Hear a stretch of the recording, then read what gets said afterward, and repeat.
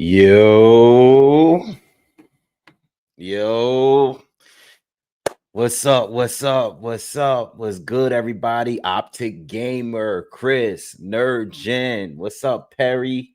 What's good, Philly Trees? Ralph, what's good with you? Mr. Tong, what's happening? We here, man. We gonna be here for like 8 hours. What's going on, man? What's going on, man? I'm hyped, man. I'm more hyped. We got a long time before the card actually started. We got the prelims. The first prelim just ended. What's up, Aquaya? What's good, Aquaya? What's good? Yo, we got a long day ahead of us, man. I can't wait until these fights later. Oh, I cannot wait, man. And we gotta confirm, like, I mean, something. I mean, I don't want to jinx it, but I mean, the undercards. I mean, at least to the pay-per-view, the undercards are fire. Like there's no bad fights here. There's no bad fights. So we should have a good time. We shouldn't have any stinkers. You know, depending on how the Haney one, that's the one that I'm like a little concerned about. But all the other fights are guaranteed to be fire, like for real. All right. Shout out to all you guys came in here early. You know, I was trying to get on as early as I can. I was trying to make 3 on a dot, but you know what? This is a good enough time, man. We still got, like I said, the preliminary fights are on.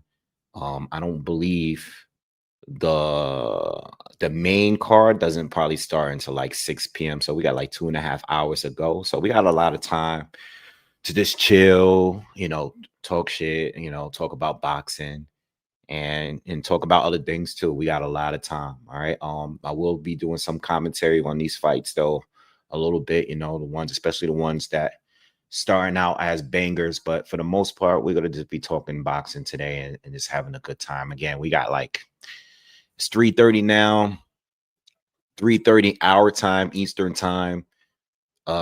David Benavidez and Anthony Yarde is scheduled to start at 9 p.m. Eastern. You know, like recently though, I've seen some of these Riyadh season cards, main events start 30 minutes before the scheduled time. Like they're not holding us up like that no more. So, you know, I think they care probably more about like who's there in the arena by the time the main event. I mean, at the end of the day, people are definitely gonna go to see the Devin Haney fight. You know what I mean? So, um, that fight starts at 8 p.m. Eastern. So, you know, we got time. We got 4.5 hours for that. Then David Benavidez, and then we go on from there. All right. And then next weekend, I'll be taking a break. I did look at this boxing schedule, nothing crazy for next weekend. So I'm probably not going to go live for next weekend. But the weekend after that, we have the Lamont Roach Pitbull pay-per-view, which I'll definitely going to be on live because that's a fire card too. Not as fire as this one, but definitely a fire card. That's a really good card as well. All right. Shout out to everyone that's here again. Optic said he's first. Chris, what's up? It's good, nerd. Optic Gamer says Haney by stoppage. I've read a few of those. I think there's some people that's really not feeling Brian Norman and think he's overhyped. But I've read a few of those. You're not the only one, but I doubt it. Perry says maybe Haney by decision, but by stoppage is reaching. Yeah, I don't believe there's a stoppage for Haney. If Haney stops this dude, yo, that's gonna be bugged out. Like we're gonna be in here screaming, running around. Like that's gonna be crazy if he can get the stoppage. Ralph got Norman. After Gamer said Norman is flat-footed. Y'all sleep on Haney too much. I don't know if there's a fight that I ever slept on Haney. I will say that there's no fight I slept on him. I definitely thought the Ryan Garcia fight was going to be easy work for him, though. Even when Ryan came in overweight, even when I predicted him to be overweight, because when he pulled up, when they both pulled up to New York and they did that face off at the Empire State Building, I noticed right away that Ryan was way over and didn't look like he was trying to make weight. I still thought Haney was going to win the fight. Like, I was that confident. I think the only fight that I thought he really surprised me is I knew he was going to beat Regis Prograis, but I didn't think he would do it as easy as he did. It probably looks easy now because Prograis kind of fell off, but at that moment, I thought Prograis was similar to how I felt about Brian Norman Jr. Like, I mean, I think Devin Haney got outboxed Prograis, but I know Prograis was like a dangerous puncher and all that. I didn't think Devin Haney was going to make it look so easy and drop him and all that, you know? Turn this fight up. Yeah, so I think that's the only time, like, with Brian Norman, I'm definitely not underestimating him. I'm just more like, yo, let's see what skills, like what boxing skills you can really bring out, you know? I want to see if he can do more than what, I guess, in the sense that based on what I've seen from him, I think Devin is definitely a better boxer.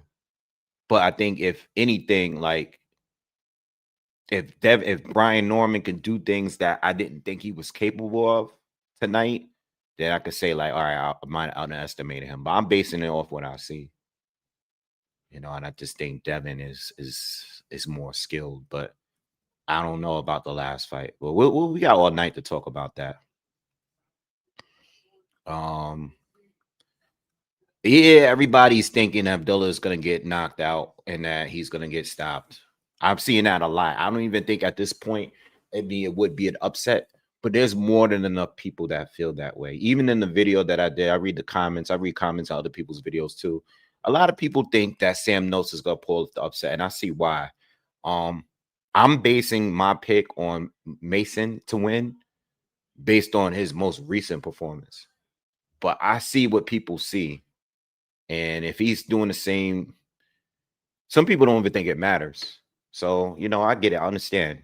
If you got Nooks winning and you put money on Nooks, you know, I think it's the last time I checked, Nooks was like a plus 350, you know, so I don't think it's a bad bet at all. Silas said Norman's gonna spank him.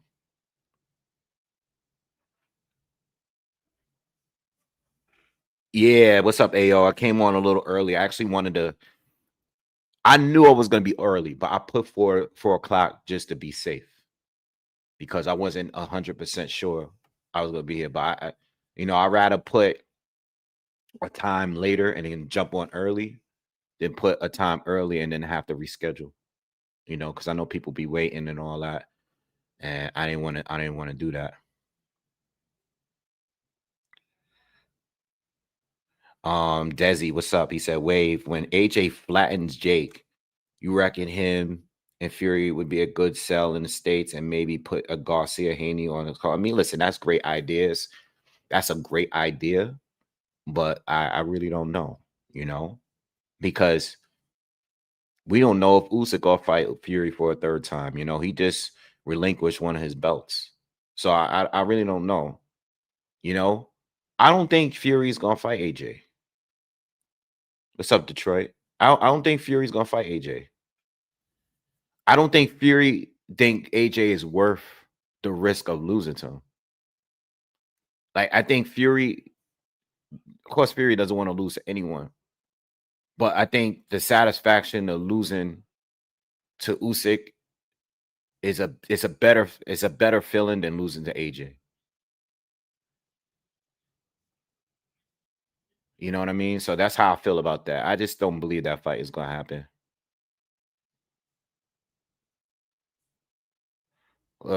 I'm assuming this guy Al Muhammad is from Saudi Arabia. I'm talking about the two guys that's fighting right now. That guy Siobhan that's in the ring right now look like Chocolatito a little bit.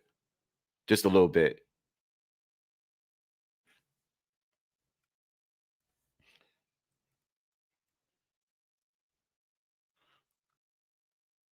Yeah, so I don't know. I don't know what is gonna go down with AJ. But after I got off the live yesterday, I went back and watched the presser with AJ and Jake.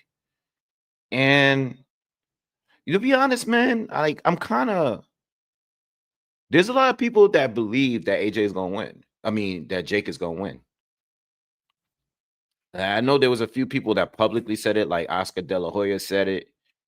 I think there was a few people that said they got Jake winning by knockout. But I was reading the comments, and there's a lot of people out there that think Jake Paul is gonna low key beat AJ. Few things that I took from that. AJ did say that he's been training with Team Usyk. You know, I think at this point, oh, this guy's about to get knocked out. He's about to get knocked out. Over a minute left. This guy's about to get knocked out. This little dude is getting stopped right in this round. But this dude Muhammad is missing, man. He can't close the show.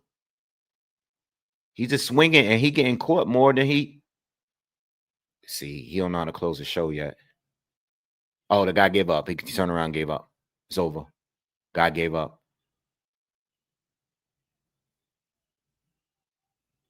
Yo, I don't know if y'all saw that, but if he was fighting someone with a little bit of power, like that, like Mason was against Vasquez last year, that guy would have got dropped trying to get the stoppage. Because he took about 3 or 4 shots in that exchange, and he missed a lot. He lucky he ain't fight nobody with no power, because he hurt him. It was a good shot he landed, but he didn't know how to finish. It was like it would have been one of those AJ Daniel Dubois situation where AJ rocked him, and then AJ was just being too aggressive trying to finish him off, and then he ended up getting caught. That guy, man, that guy just turned his back, man, and he wasn't even landing that good. Oh, it was a body shot. Okay, no, my bad. He landed a body shot. That put him away. But he missed a lot of punches before he actually stopped them.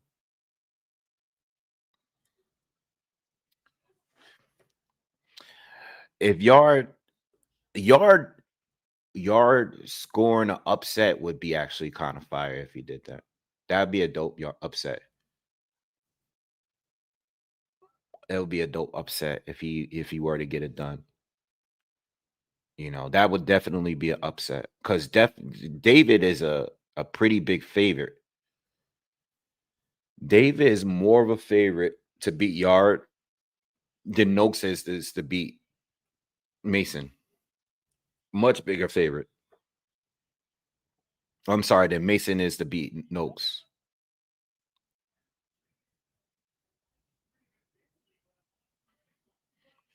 Nah, I disagree, AO.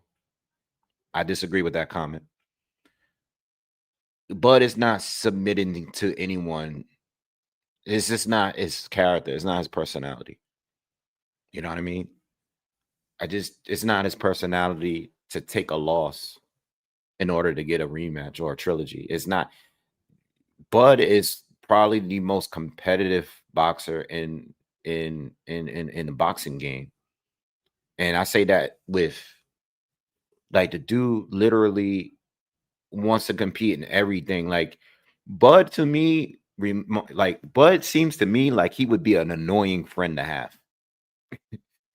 Cause he don't know how to chill. It look like he just want to compete in every little thing.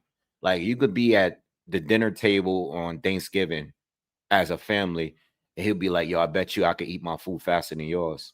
Like, he seems like he want to compete in everything. Him submitting for a bag is not even in his character, especially with the kind of money he's making in and out the ring. Like, nah, he wouldn't do that. I think because I did a video yesterday, right? And I talked a lot of things, but I talked more about Canelo and what he can do to prepare for a rematch. You know, just to be fair, like, I don't think he's gonna win, but just to be fair, I talked about coaching. I'm talking about things that he can expand on to do better in a rematch.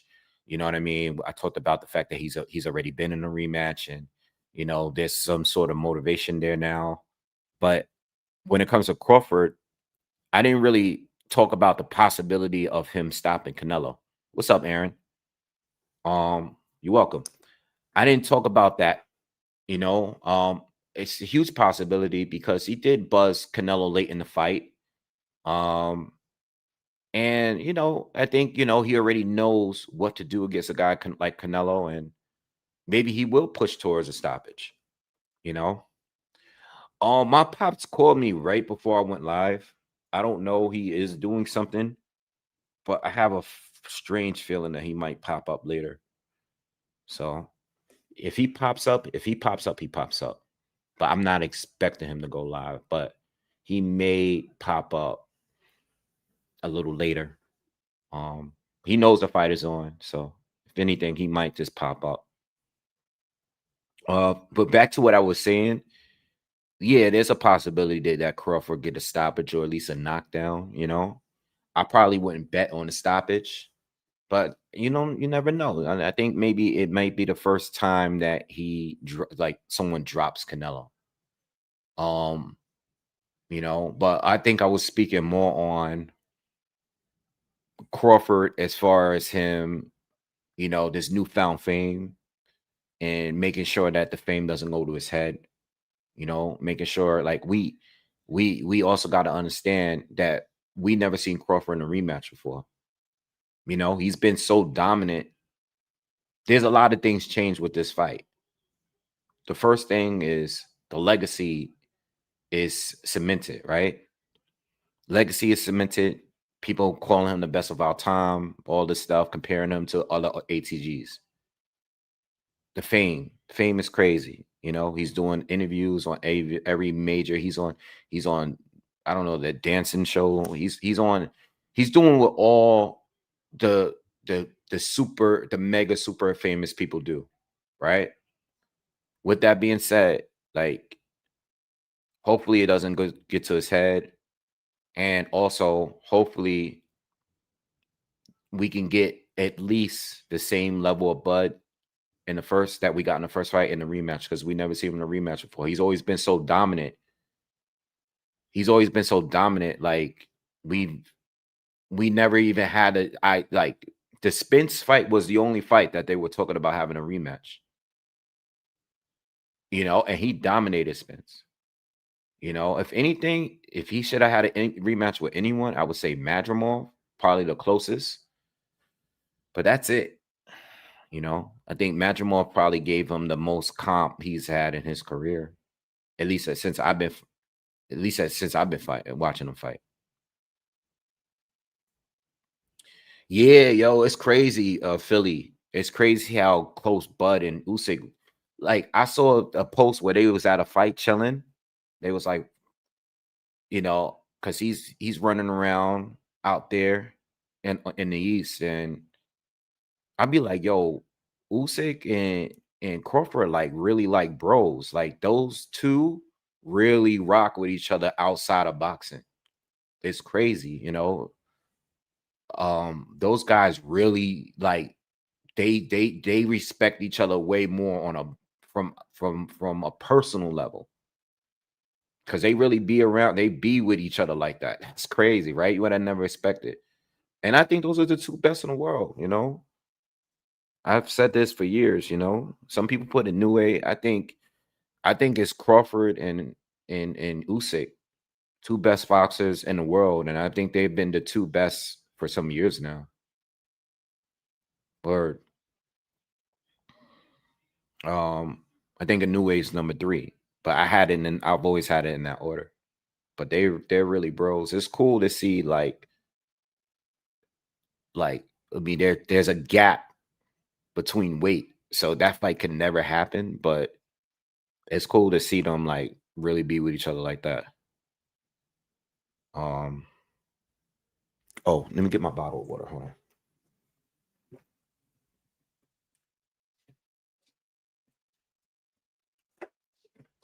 Yeah, so as far as the rematch, man, as far as a rematch, Canelo, changing coaches, probably a good idea. It's probably a good idea for them to change coaches. And if you guys didn't see the video I did yesterday, I was basically saying like Canelo's been with Eddie Reynoso for like forever, right? He's been with Eddie Reynoso for a long, long time.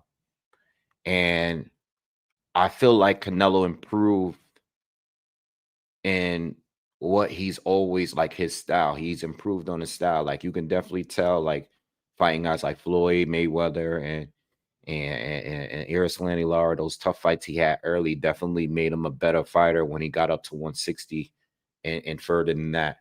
With that being said, he's improved on his style, but I don't feel like he's expanded on his style that much. I think he's just been so successful fighting the way he fights that he didn't really change that much. Like he might have strategically changed that a little bit, like he did in the Triple G rematch. Cardio was definitely better, threw a lot of jabs, you know. And that was his peak. I think the peak of Canelo was at the tail end of 160. When he fought Triple G in a rematch and when he fought Danny Jacobs. I think those are like, if I could take two fights and say like, all right, this is Canelo. Like I want to show you what the best of Canelo. I'm gonna show you those two fights. Those are my two go-to fights that I like to go back the most and watch Canelo in his prime. I don't think even at 168, he probably was in his prime too in those earlier fights, but that he was already peaked at that point. You know what I mean? Um, so I think when it comes to Canelo, I think he needs another coach because at least maybe expand on what you're already good at. Expand on it, like do something new. You got to do something else because Crawford was able to read him too easily. You know what I mean? Like Crawford winning wasn't shocking. It was just how easy he made it look. You know, even taking some good shots from him. So what's up, Caleb? I didn't do a breakdown in a separate video, but I did do a breakdown live yesterday. And I got Bam winning by stoppage. I'm looking in between the 5th and 8th rounds stoppage of Puma. Like I said yesterday, I think the first 3 or 4 rounds are going to be very entertaining. But I think Puma way too flat-footed, way too flat-footed. He doesn't really set anything up. Kind of reminds me of Gustavo Lemos, Kiko Martinez. Not really no jab there. Bam is going to have his way. I think Bam's style is all wrong for Puma's style. I understand Puma's undefeated, beat a couple good fighters. But I think Bam is going to stop him within the 5th and 8th rounds. Yeah. Actually, did I make my bet yet on that? I'm going to do it now if I haven't. I don't think I made my bet. I placed my bets for that fight. But I got Bam stopping him somewhere in between the 5th and 8th rounds.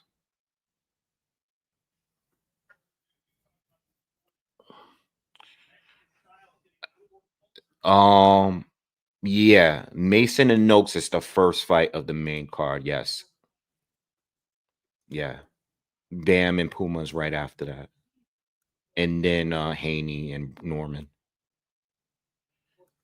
Puma's fun fighter. He's strong, man, but the skill set between the two is not even like comparable. So like I said yesterday, like I thought it was a good matchup until I start doing film something. And that's what happens to me sometimes. Like doing this as a content creator and not just doing it as a boxing fan, like doing it as a true analyst. Sometimes it takes away from the fun of the fights because before I started doing film study, I was like, oh, I can't wait to see that fight. And then I'll rewatch the Duran Cajas fight, and I I rewatched a little bit of the Yoka fight with Puma, and I'm like, man, I watched Bam against Gallo, you know, and I was like, yo, Bam is gonna wash this dude. Like, what was I thinking? You know? STJ, thank you. Appreciate that, man. Yeah. Have I heard from Dixon Maez from New York? I don't know. I gotta let me look him up real quick and see because the name, the name didn't just pop up.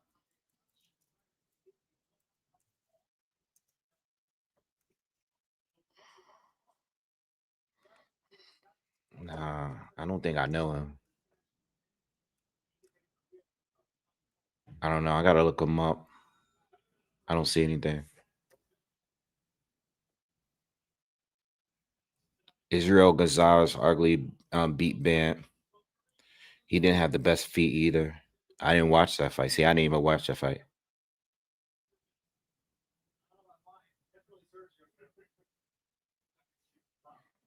I didn't watch the fight. So Jake Hyde, the gamer, was good with you.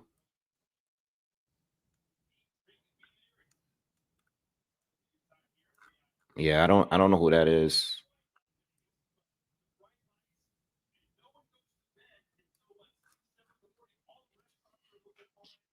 Yeah, so oh, you know what? Let me put in a bet because I think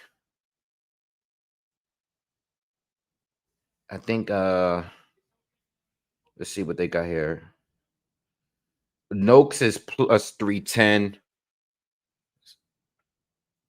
Uh I don't know about this one as far as like I was thinking putting Mason on a points decision, but I just don't know, man. I don't know how durable Mason is. I don't know enough about Mason as far as durability. I mean, I am leaning towards him, Mason, winning on points. Yeah, I think I'm gonna just go. I think I'm gonna put Mason on points. But I do think Mason could stop him late if he's really dominant in the fight. It's just that whole 12 round thing, right? Never went past 6 rounds. Risky bet to me. They got Noakes plus 1100 if he wins on points, plus 420 if he wins by stoppage. I think if Noakes beat Mason, he can beat him either way if he does win. You know what I mean?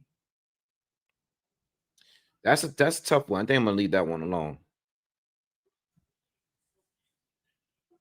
Uh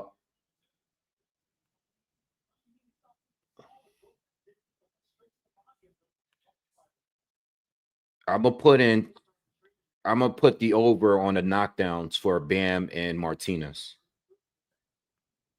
Yeah. I think it's gonna be at least 2 knockdowns in a fight. I think if Bam stops him, it's probably gonna be from a body shot, but I don't think he's gonna take him out in one knockdown. You know?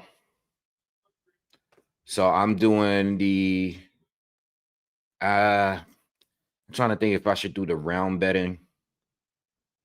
Like I said, I think I'm expecting of rounds 5 to 8. I'm thinking rounds 5 to 8. Do they even have that option on here? Yeah, they do. They got it for plus 220. I think Jesse wins in between rounds 5 to 8. I think that's what I'm gonna go with.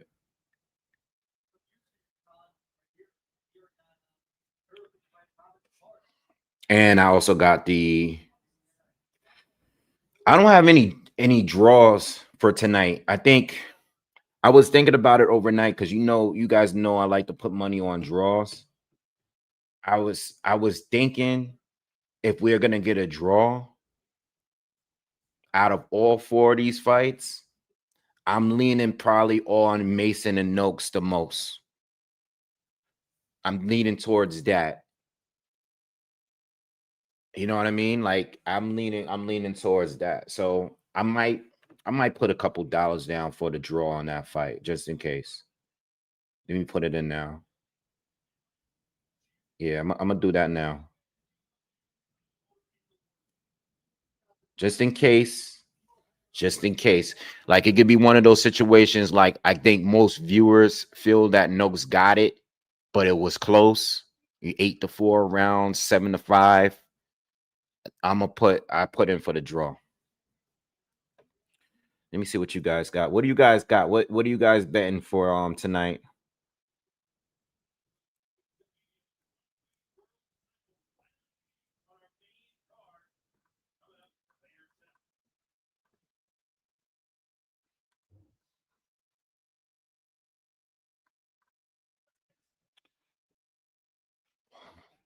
What time for the main? The main card starts in 2 hours exactly, Geo. So that would be 1 p.m. Eastern for y'all. Hey, there's a lot of you guys in here, man. I can't go back and read all the comments.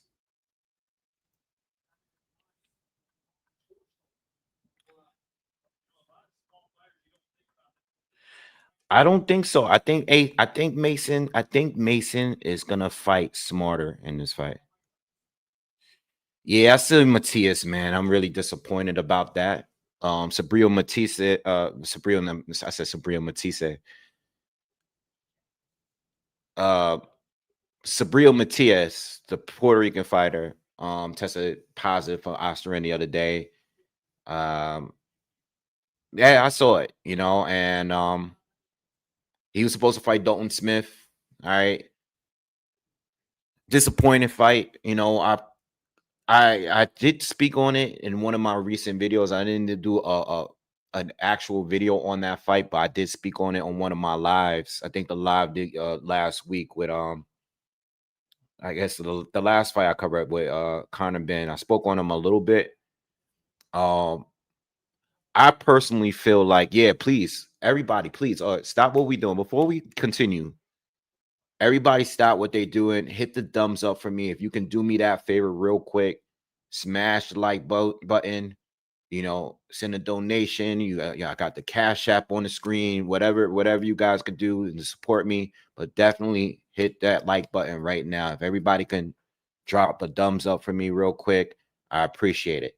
Now, what I said is that I think Sabrio Matias is gonna get knocked out soon, bro. I mean, how many more fights, how many more wars is he gonna just continue getting punched in the face like that and not get knocked out?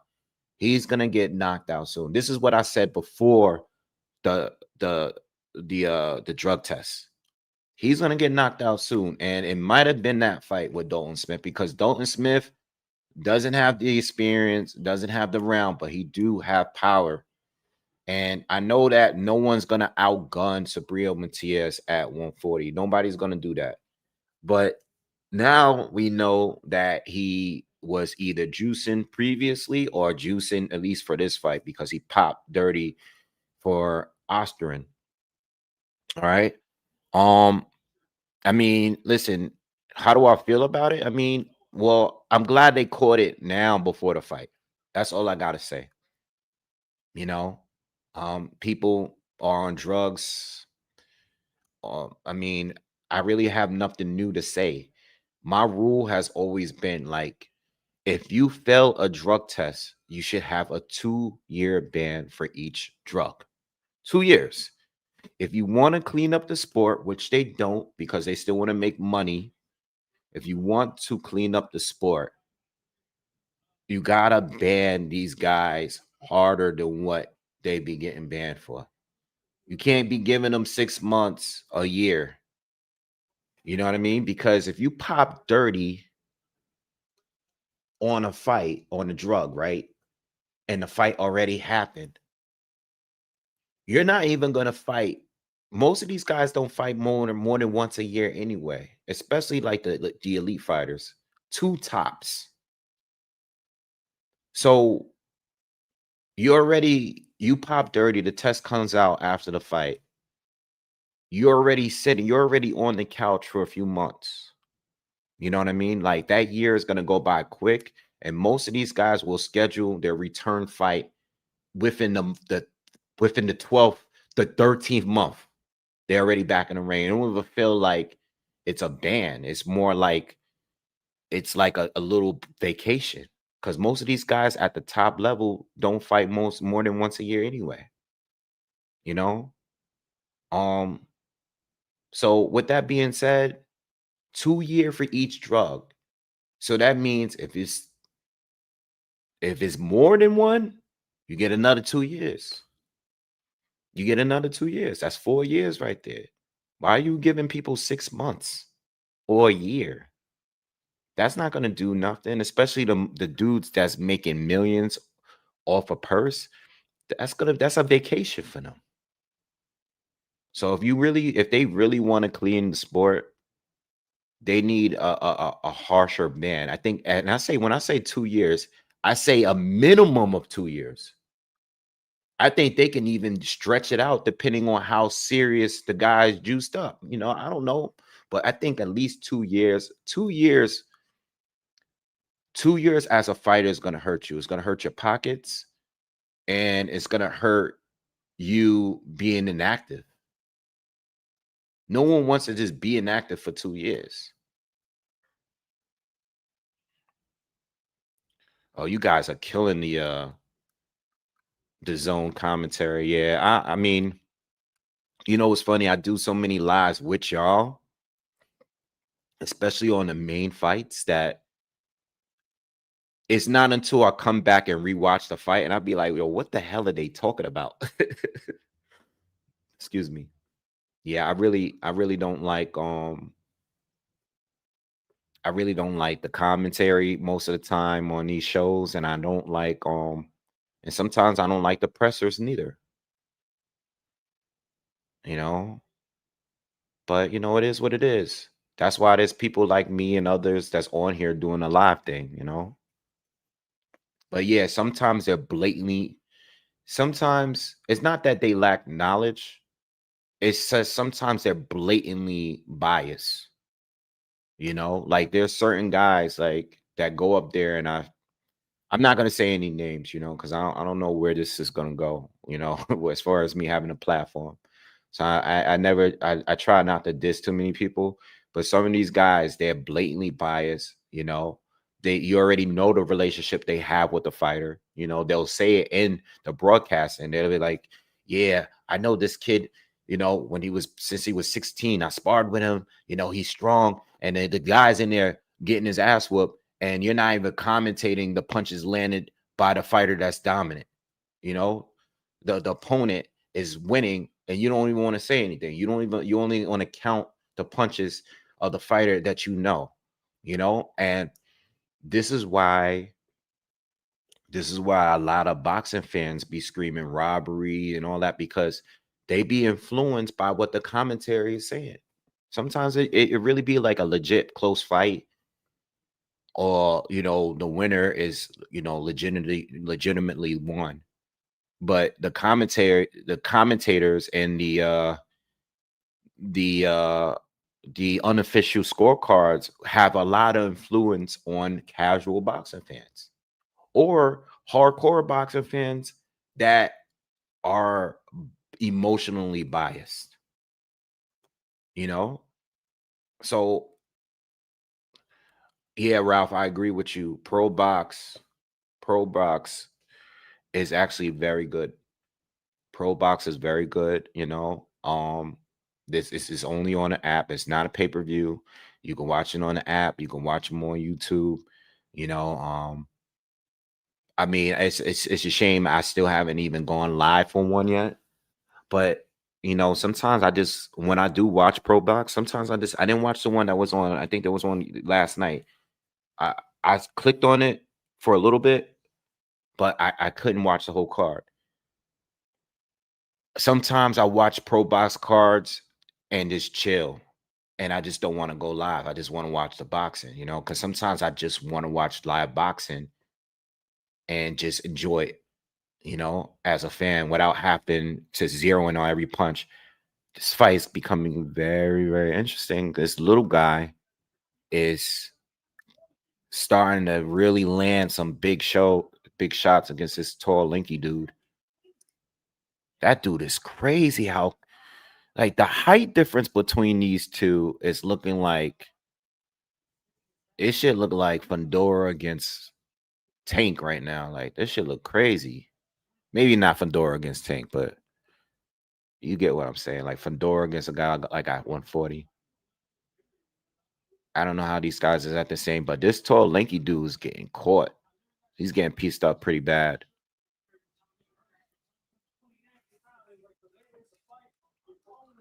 Yeah, I don't like most of the analysts. You know, like there are certain analysts. I think every analyst has expressed bias. Let me just make let's get that out the way. Yeah, this is on the zone pay-per-view. This dude in Penda is smacking this guy around, bro. Yo, uh, everybody that commentates, whether you're on the zone, whether you're on Top Rank, ESPN, PBC, whatever. Even back in the HBO and Showtime days, everybody was somewhat biased, right? But I would at least say like at least there were majority of the fights. Some of the commentators will just call it as it is. Every once in a while, they're gonna have a fighter in there that they just favorite. Cool, but on here, I just think that these guys they're just a little too biased, man. They're a little too biased. I don't know. I just don't compare. I just can't compare them to the guys I grew up listening to. I just can't. And they don't even get the excitement into a fight. When a fight is going crazy, you want to hear some emotion from the commentators. You know, you want to hear something. You want to, I'm not saying they got to be jumping out of their chairs, but you know, even when I watch an MMA fight and there's like a crazy knockout or something, you want to hear the emotion, like really hear the emotion of from the commentators. You know, I don't really feel that from the zone, you know. I don't really feel that from some of them. Now I know the commentators are different every night, but I don't know. I just don't hear, I don't feel it from these guys. I think they're just, you know, giving a good boxing assessment when they're not being biased, but they don't have the emotion that I remember hearing from HBO and Showtime back in the day. You know, you know, Jim Lampley and what's his name? Jim Lampley and what's the other guy's name? Who's the other guy name on Larry Merchant? Yeah, I mean I like Kellerman too, but I wanted to go before him. Jim Lampley, his motion is unmatched. Jim Lampley emotion, that man cry all the time. And listen, Larry Merchant is going to sell whatever he's going to sell. One thing about Larry Merchant is that whether he was being biased or whether he was being a straight up hater, he's going to sell whatever which direction he's going. He's either going to be he's either going to one thing about him is he's going to hype some shit up. Right? Like Larry Merchant to me is great at just selling whatever is happening. And Jim Lampley is great at being overly emotional about whatever's happening. You know what I mean? I miss those two. You're never gonna get that back. And even of boxers that was guest with them when you had Roy Jones, you know, or when you had you know when you had Roy Jones, you had George Foreman, when you had Emmanuel Stewart, you had so many boxers or coaches with that team, and they brought something extra to their commentary, you know. So I think those are the best guys. You're never gonna get that again. Even the guys on Showtime were great too. Again, none of them were perfect. None of them were perfect. All of them displayed some kind of bias certain nights, but I f- I would never watch a fight on mute unless I'm studying the fight, because I love hearing that commentary just as much as I love watching the sport. D-Flex said, if I was 50 years older, I mean, if I was 50 years younger, I'd kick your ass. You ain't gonna do shit. You ain't gonna do shit. He's referring to Floyd Mayweather, I think, when he who did Floyd beat that night? I forgot who he beat. I forgot who he beat that night. Who Floyd beat that night? And Larry Merchant always Larry always Victor Ortiz. Well, it was Victor Ortiz, right? Because they was mad. They was more mad at Floyd than all the cheating that Victor did. History repeats itself too, because you're still getting the same with Ryan and Devin, but that's a different conversation. Yo, they didn't even care this guy was doing leapfrog headbutts and all of this shit. But that moment was hilarious, man. Larry Merchant loved getting on Floyd. Every post, and Bernard Hopkins too. He loved pissing those two off. Bernard Hopkins and Floyd Mayweather. I knew they hated to speak to Larry after every fight. Because Larry gonna say it. And sometimes I'm not gonna be acting like he's straight. I mean, he's a hater, but sometimes I agree with him because I'm a Floyd fan. Yeah, I know I'm a Floyd fan, but I was one of those Floyd fans that used to be mad at certain people he fought, because I wanted to see him fight certain people. There's certain people I wanted to see him fight for real, sometimes it wasn't his fault, but sometimes I was like, yo, why are you fighting this dude, but yeah, Larry Merchant, man, that guy, and Jim Lampley too. Jim was always crying over somebody. Jim Lampley always crying. Like he really loved it. Wasn't he supposed to do the commentary for the Crawford fight with Canelo? What happened with that? I mean, Max was there, but wasn't Jim supposed to share and do it with him? Oh, let me see who wins this fight. Unanimous. They all scored the same 57 to 57. Oh, draw. Oh, there goes my draw for the night.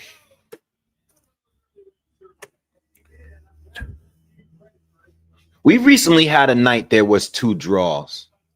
I think it was this year. There was a card that I covered live this year. There was 2 draws on the card. There was 2 draws.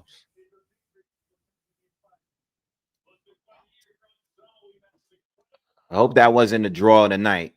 I want to get that. I want to get. Well, I mean, I'm only putting a draw in for Mason and Nooks. I think that's the only one. I think that's the only one I'm gonna do tonight. Let me put this out of the way.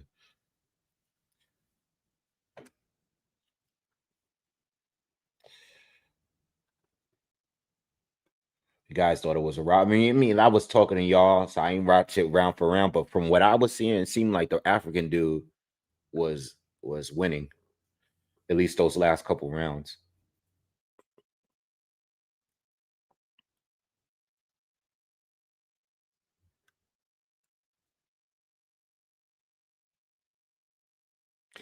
Yeah, yeah. You know what? Before he left HBO, he wasn't sounding so good.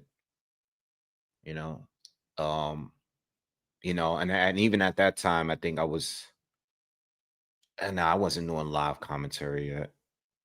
But I remember towards the end, Jim wasn't, like he was definitely past it.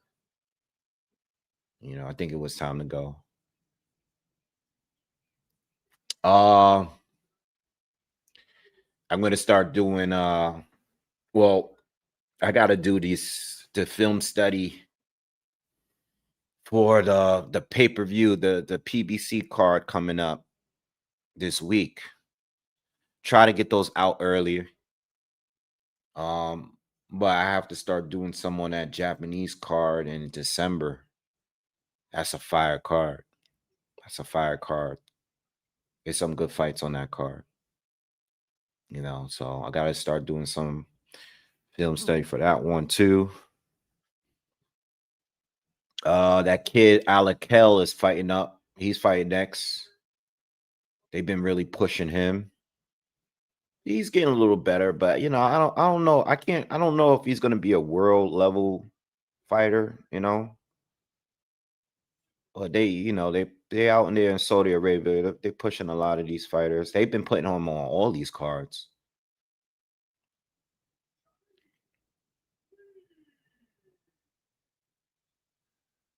You say Yarde is more of an underdog against Jake Paul against Joshua. I, what's crazy, bro?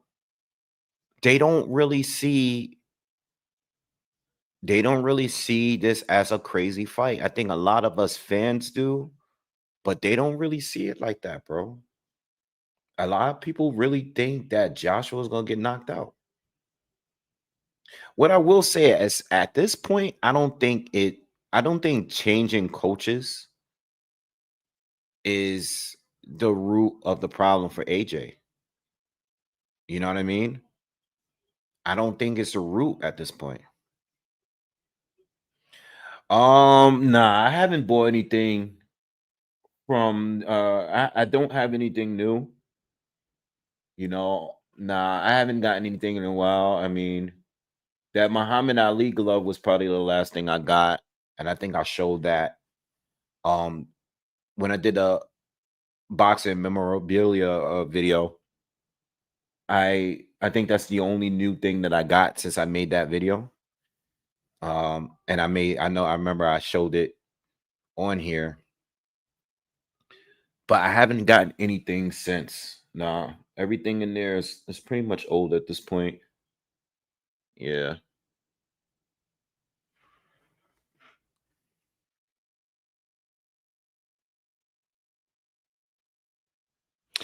I don't know who I got, Aaron. I don't know. That's a good fight though. That's definitely the best preliminary fight. I don't know. I don't know. You know what? I just see all the back and forth between them two. They're both really fired up. I saw the little incident they had. But I really didn't have time to even look into that. You know what I'm saying? So I don't know. I don't have anything. I don't have any bets or anything or any predictions on the fights in the preliminary card. So the AJ, I'm gonna tell you right now. There's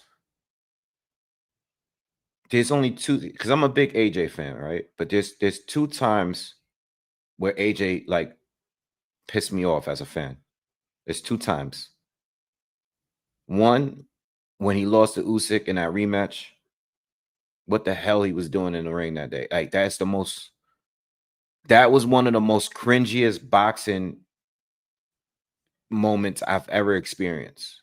Right when he took the mic and started drop these guys' belts on the floor. That was the worst. The second was losing to Daniel Dubois the way he lost.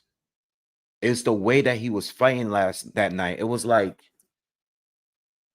why was he fighting so laxated? Like, what? Why was he fighting like it was an easy fight? You know what I mean? Like, none of like that was literally the worst AJ to me. I know he got stopped by Ruiz. I was there. Saw it live. Cool. It happens. He lost to Usyk. You know what I mean? Like the Daniel Dubois fight and the way he fought in that fight with his hands down and shit. I hate watching that fight. That fight makes me so angry because of the way AJ was fighting in that fight. Like he's so much better than that. Even if he lost to Triple D, if he still lost to Triple D, cool. I can live with him losing. It's the way he was fighting, though. I hated that his hands were down all the way from the first knockdown all the way to the last. I was just like, what is AJ doing? And then I hate when dudes is getting rocked and they looking into the crowd and they smiling and talking shit. I hated that version of AJ. That was the worst version of AJ to me in a fight.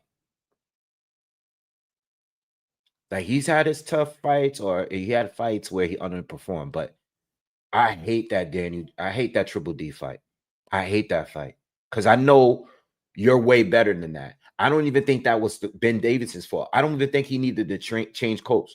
It's like I've seen you fight so many different times, which with much more caution.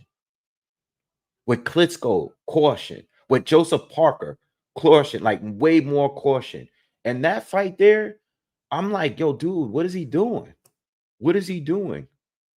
I hate going after that fight. I never ranted like that about him, but every time I have to go back and watch that fight, like when I had to do film study for that fight, for Triple D's next fight, which was against Usyk, it pissed me off when I rewatched that fight. I hate rewatching that fight.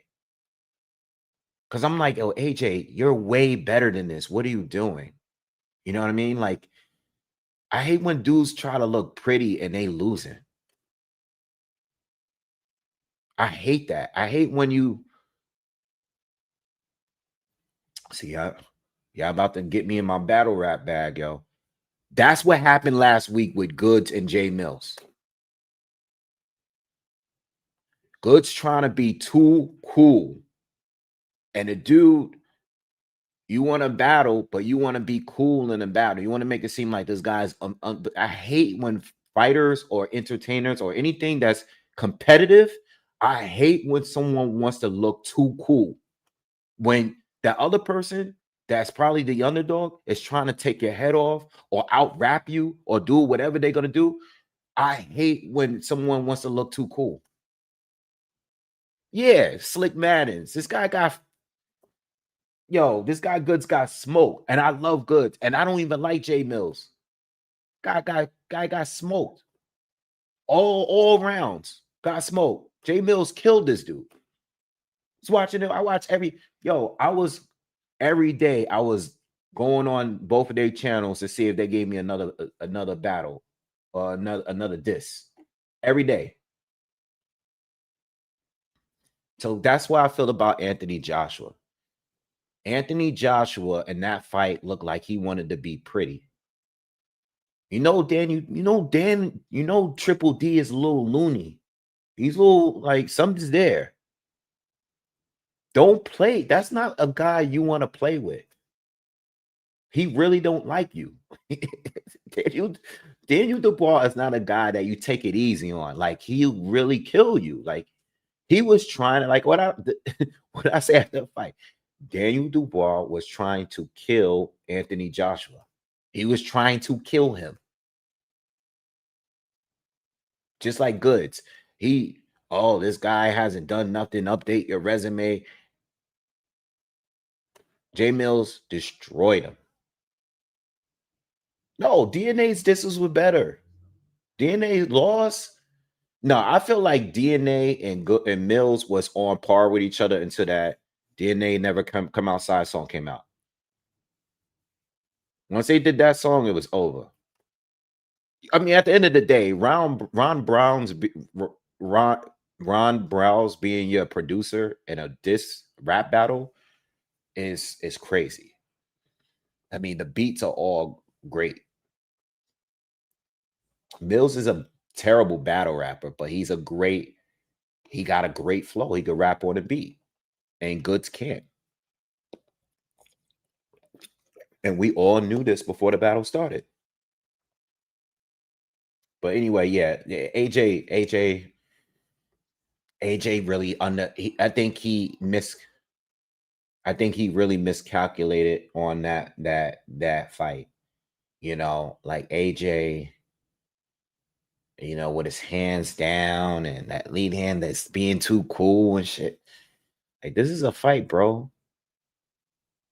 This is a fight. This guy Triple D is crazy. You can't play with Triple D. Like, flaws and all. You can say whatever you want about him. You can say whatever you want. Like, he's stiff, or he don't, he only has power. You can say whatever you want. Just know that if you fight him, you gotta be on your A game.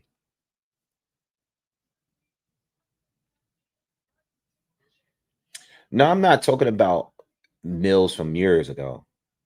I'm not talking about Mills in the Mook battle, or the battle with Ness and all that. I know who Mills was back then, even before even before Smack. I'm talking about Mills that returned to battle rap, to battle K Shine, and after that, every battle is pretty bad. He's trash today. I mean, but on a beat, he's not trash. It's not trash. But in a regular battle rap, he's terrible now. What division is Alec Hell fighting at? Because is he at lightweight? If he's at lightweight, that's not good. I feel like lightweight, like if you're trying to be a champion, yeah, he's at lightweight. Lightweight is always going to be difficult, but I think that there's room more so now than ever because everybody's moved up. Tank is only going to fight who he wants to fight. So even if he stays champion, he's only going to fight who he wants to fight. Shakur, we don't even know if he's going to come back down from 135 when he fights Tio. Keyshawn already moved up. He's gone. Ryan's gone. Devin's gone. I don't even think you got Andy Cruz, you got Abdullah Mason, Sam Nooks. You still got Floyd Schofield. I mean, I don't even see him. I see. I think it's slowing down, like as far as the talent, just a little bit. But I don't see this guy fighting for like a world title or anything. I mean, he could fight for a world title if the sanctioning bodies move him correctly, maybe for a vacant title. But I can't see him.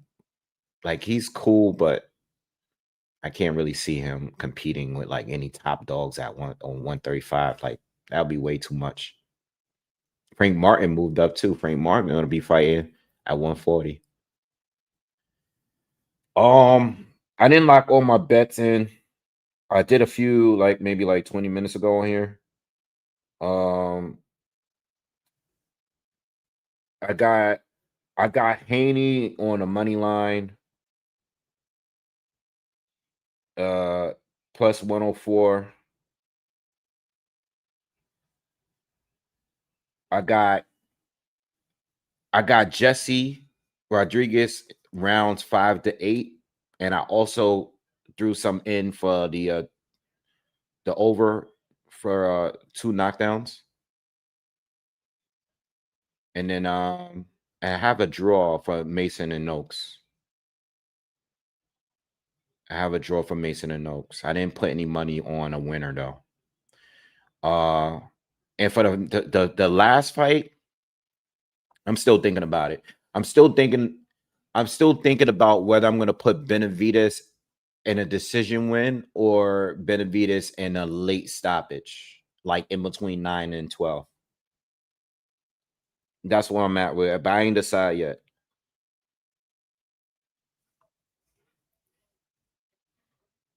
Now, I don't think it's gonna be a draw, bro. I just think that if there is a draw tonight, like I put in draws every card, and I think that is the most likely to be a draw if we're gonna get a draw tonight.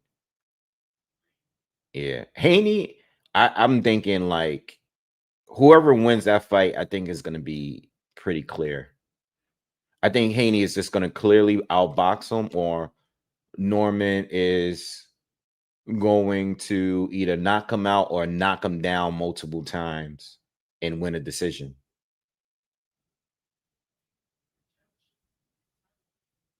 Yeah, Perry, you're right. I did say that for that fight. Perry said, that I said that for the Usyk and Fury fight. Yeah. Because you know what it is, man? Some of these guys care more about not making it look like they're struggling in a fight. They care more about no, I'm talking about, because I've mentioned battle rap before, but competitors don't want to make it look like they're struggling. So even if they're losing, they can always say, like, I wasn't at my best. I didn't try as hard. I underestimated them. And if they win, even if it's close, Alkel about to take this guy out. He's beating him up. Even if they win, it's like, yeah, you won, but it was tougher than it should have been. You know what I mean? And that annoys me. That really annoys me. Like, listen, be at your best. Don't play around. Tyson Fury was under a lot of pressure in that Usyk fight, because we all know he didn't really want that fight. He didn't really want the fight. And with all the things that he said about Usyk being a middleweight, Alkel about to stop this dude. He need to go over the body again. The body shot is what it is. That's where you're gonna get this guy. That first body shot was what hurt him. But he keep headhunting. Use a jab. Use a jab. Use a jab. Where's the jab? Throw something. He should be probing. Oh, good right hand. He should at least be pro. Yeah. Yeah. Yeah. Fury didn't want that fight. And after all the things he said about Usyk, because he was making this seem like Usyk wasn't worthy of the fight. Similar with Canelo and Crawford. Canelo, they go on these interviews and Canelo's talking about who he beat. He only beat Errol Spence. Fans was running with that, making it seem like all the other guys that Crawford beat weren't good. And sorry about that. And people were running with it until they actually fought, and this guy beat him. But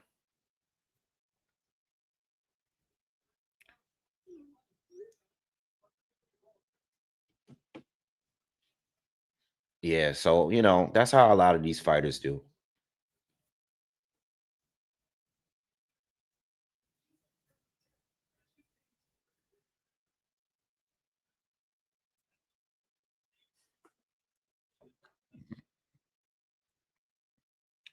Yeah. Oh, listen, I hope Mason wins, man.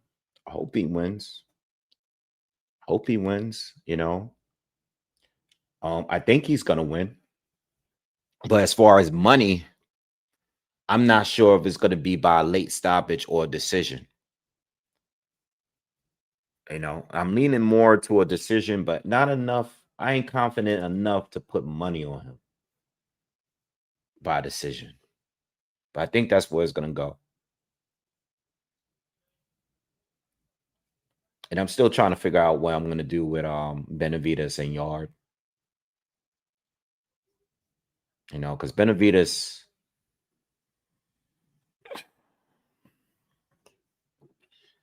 I know Benavidez is going to try to stop him. I know he doesn't like the fact that he has to keep hearing that he's not the same at 175.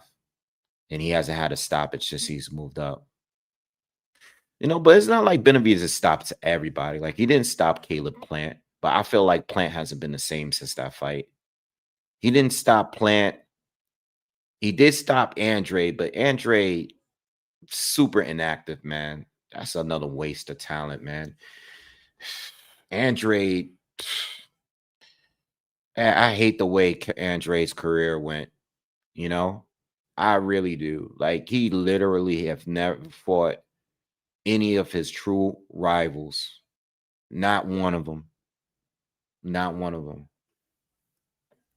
Andre did not fight. Not one person I really wanted to see him fight. Not one. Some his fault. Some is his fault, though. He really didn't fight a lot of people, man. Andre fought decent guys at 54 and 60. He never fought Charlo. He never fought Charlo. He never fought Lara. Not fighting neither Charlo or Lara is crazy to me, with the history behind all of those guys. Lara being Andre, and yeah. But going back to my point, I don't know if David's gonna stop. I think, like, stylistically, he should be able to stop Yarde, but I'm thinking stoppage comes from this Yarde being overwhelmed, you know. But some people got Yarde pulling off the upset, man. I think if Yarde can either knock him out, or, I mean, obviously there's only two options, but Yarde winning by points would be based on Yarde continuously hurting David and slowing down his momentum.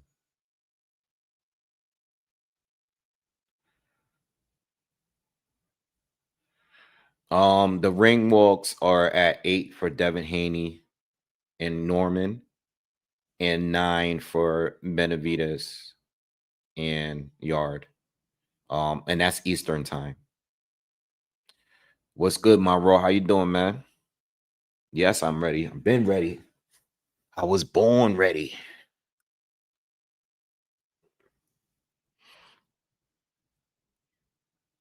Yeah, I think if Yarde gets stopped, it's gonna be him just gas and taking too many punches without following up. I don't think David just knocks him out or anything like that. Like, I think he is just gonna get tired of getting hit, and the ref is gonna jump in, and it'll be a TKO. But I'm still thinking about it. I might put a couple dollars down on that. Uh yeah, David got dropped by what's his name? Not Porky Medina, the other Mexican guy, down when David was like 20, 21 years old.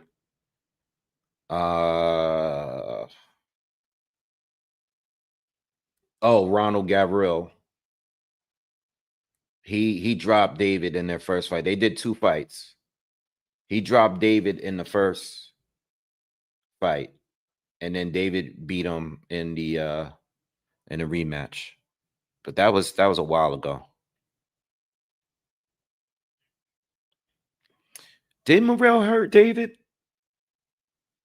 Did he hurt David? I didn't rewatch that whole fight.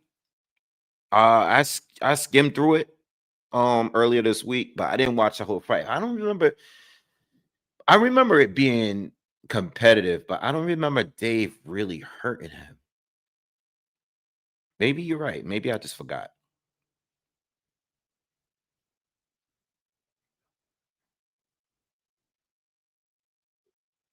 Pepino said Yarde to score a knockdown is 425. That's not bad. That's not bad. I like Yarde's chances of knocking down David more than Morrell.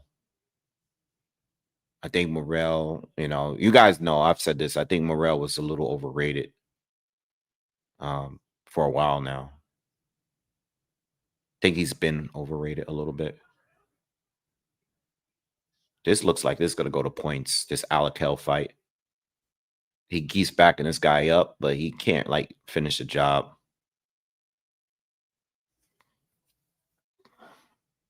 You know what's weird with Yarde? He only looks good on the best fights. And 2 of those best fights, he was stopped. I don't like watching Yarde in the fights in between, you know? I like Yarde. I really like Yarde in the Kovalev fight, the Beterbiev fight, and the last 2 fights with who's the other guy that he beat? Oh, that beat him. Oh, what's his name, man? Always forget his name. Lyndon Arthur. I like the second and third fight. Even though the third fight went to decision, Alakel got a knockdown in the 5th round.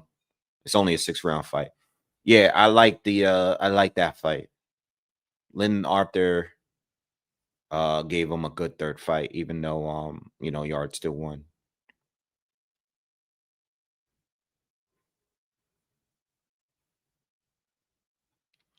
Solid thinks Morrell would beat Yarde. Maybe. I don't know. I think that, yeah. Yarde, yeah, I don't know, man. That's a close one. If they were to ever fight, that's a close one. I think both of them are a little bit like I'm more of a fan of Yarde, but I think they're both a little overrated. Both of them.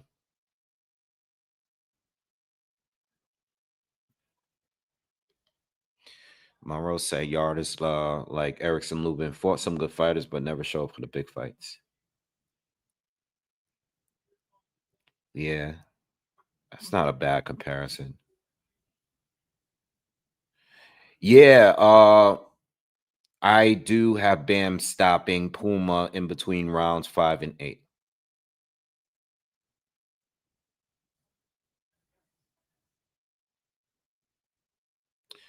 Morrell and Callum Smith is a good fight. That's a good fight. That's a very good fight. I don't know. I see Callum Smith dropping him. I can see Callum Smith dropping him. I can see Morrell winning more rounds. I think that's going to be a close fight if that happens. Morrell's going to get dropped, though. He's going to take a little punishment in that one. But he might be a little bit more consistent than Callum Smith. I put Morrell, what I'll say is, because the Joshua-Dubois fight was pretty competitive with Callum, but I rate Morrell over Joshua-Dubois. And I'm not just saying that because of that horrible fight he had the other week. I just think Morrell was better than him. Even though I think Morrell is overrated, I think Morrell is better than Joshua-Dubois. I think Morrell, Yarde, and Callum Smith is around the same ballpark, right? I think those 3 are around the same ballpark as far as talent. And I think, Benavidez, I don't think Benavidez is on a level of Bivol and Beterbiev, but I think he's like in the middle. Get that stoppage, man. 50 seconds to go. He got him hurt again. Get him out of there. Get him out of there. Ref is right there. He doesn't want to. I mean, I can't get mad at the kid. He's being smart, but I still think that those body shots is what hurt more. Oh man. Yeah, so I think like it when it comes to light heavy, I think like Callum Yard and Morrell, whatever way you want to rate them, I think they're around the same. I think Benavidez is like an inch above them in talent, but he still has to prove it like tonight. And then Beterbiev and Bivol is right there. But Benavidez is challenging them at the right time. Beterbiev is in his 40s. Bivol not as old, but has a lot of mileage, just coming off of surgery. Benavidez, a lot of people are talking about Benavidez going up the cruiserweight, but I actually think that he's at the light heavyweight division at the perfect time. I think he has a great chance here to become undisputed by 2027 if he is to be successful from here. I think at some point, even Bivol, I mean, like I said, Bivol, he's had his wars now. He's coming off of surgery. I still think he's better than Benavidez, but I think if Benavidez has a chance of beating him, it'll be now, you know. So that's the way I look at it.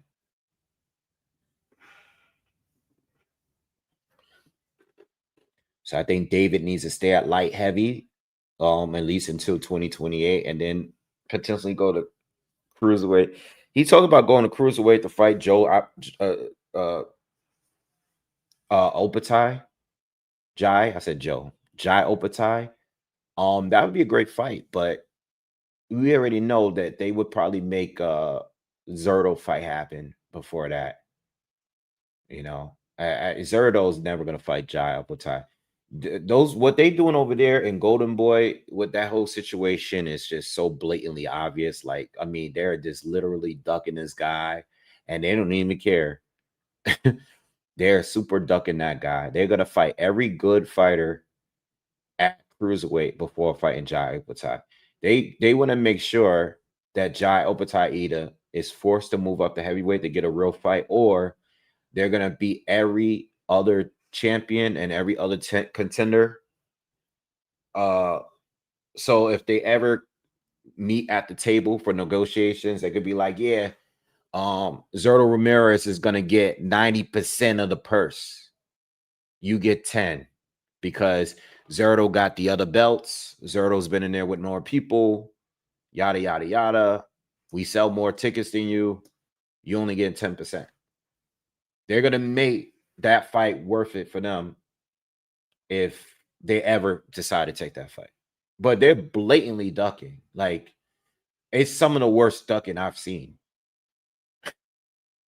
I mean, they don't even want to consider fighting that dude. Jai, unfortunately for Jai, it's a weaker cruiserweight. Yo, I would say since the Muhammad Ali, I mean not Muhammad Ali, I would say since the Vanna Holyfield years, Muhammad Klawi, all like those years, I would say that the cruiserweight division was at its peak since then. The years where all of the Eastern Europeans was running that shit. When all of them were undefeated and they all had the World Boxing Super Series shit with Usyk, the first and second tournaments, especially the first tournament, when they were all undefeated and Usyk like beat all of these guys, that was the best time. Jai Opatai, unfortunately, came after the second tournament. Yeah, he beat Breedis, but Breedis is the only guy that was still really relevant and in their prime still at cruiserweight still. Everybody else moved up to heavyweight or got old. So Zerto, who was barely at 175, took the opportunity to jump up there and clean up because there's not much comp there. All the comp is gone. And the one comp that's there in Jai Opatai, and that's funny. And you mean to say this. I don't even think that like it's definitely like Jai's definitely gonna destroy him because I still think Zerto is better than everybody else he faced. Like I would say he got the end, he got the Jai got the tail end of Breedis, and Breedis gave him everything. Like Breedis broke his jaw on the first fight. The second fight was still close. Like,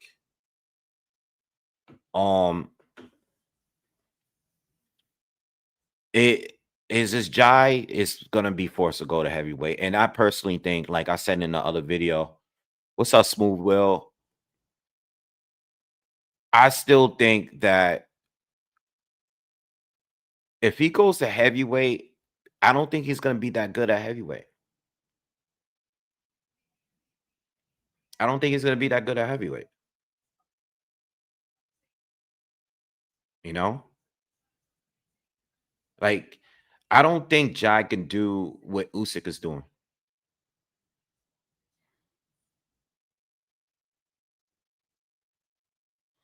You know, and Golden Boy, they know that that that's the only fight that people want to see at cruiserweight. It's literally the only fight. That's the only fight. Badu Jack is about to fight Noel McKelly again for another rematch with the WBC. No one cares about that fight, bro. Let's be real. Like no one cares what. I like Battle Jack, yo. He's dope. He's a good fighter and everything, but that's not what people are talking about. You know, there's only two guys. There's two guys at the division that are the best two guys since the last gen. Last gen is done. It's only two guys left. All the other fights that's happened in like Bill Smith, he beat Bill Smith. Cool. Like you got him out of there. You got to him first. Because Bill Smith didn't want to fight him. Bill Smith didn't want to fight Jai neither. Like at this point, what are we doing? What are we waiting for? There's only one fight that the people want. And they're going to fight every other person that's there except the other one person. And it's going to be okay. Sad. But yeah, Jai is wasting his career at cruiserweight. But as a heavyweight, do you really see him competing against the top heavyweights? I don't. I don't think he can do what Usyk did. I don't think he can. I mean, he's definitely going to bring some speed and athleticism to the table. But I don't know.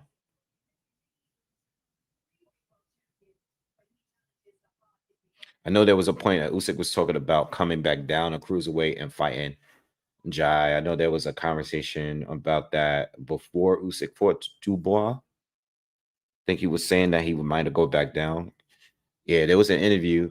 I think I talked about this before. There was an interview where Usyk was basically saying he still has to eat to make the weight he's coming in at heavyweight. Like he says he's naturally smaller than heavyweight. Conor Ben, the interviewing Conor Ben. Conor Ben got the super craziest tan I've ever seen. This dude is literally, dude don't even look the same. Nah, Usyk dropped one belt, the WBO belt, because they were mandating the fight with what's this guy that this one Fabio Worthy.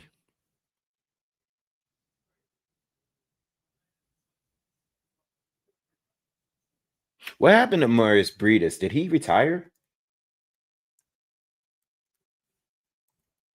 Did he retire? I mean, I think he did retire. I think he did retire. Not saying he should come back. He hasn't fought since the loss to Opatai. Excuse me.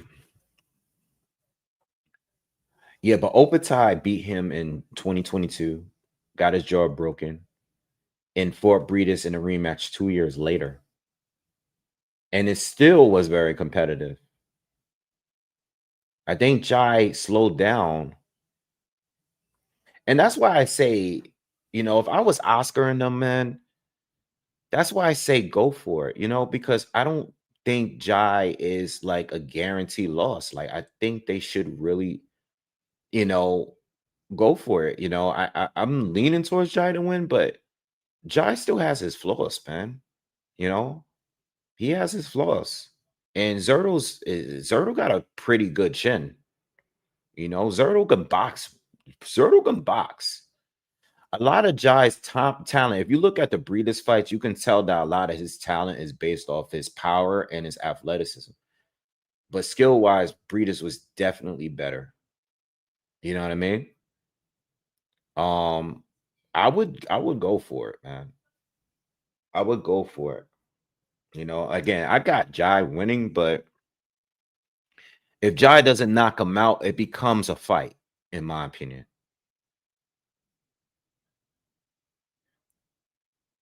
You know, Larry, I think Conor Ben should move to 154.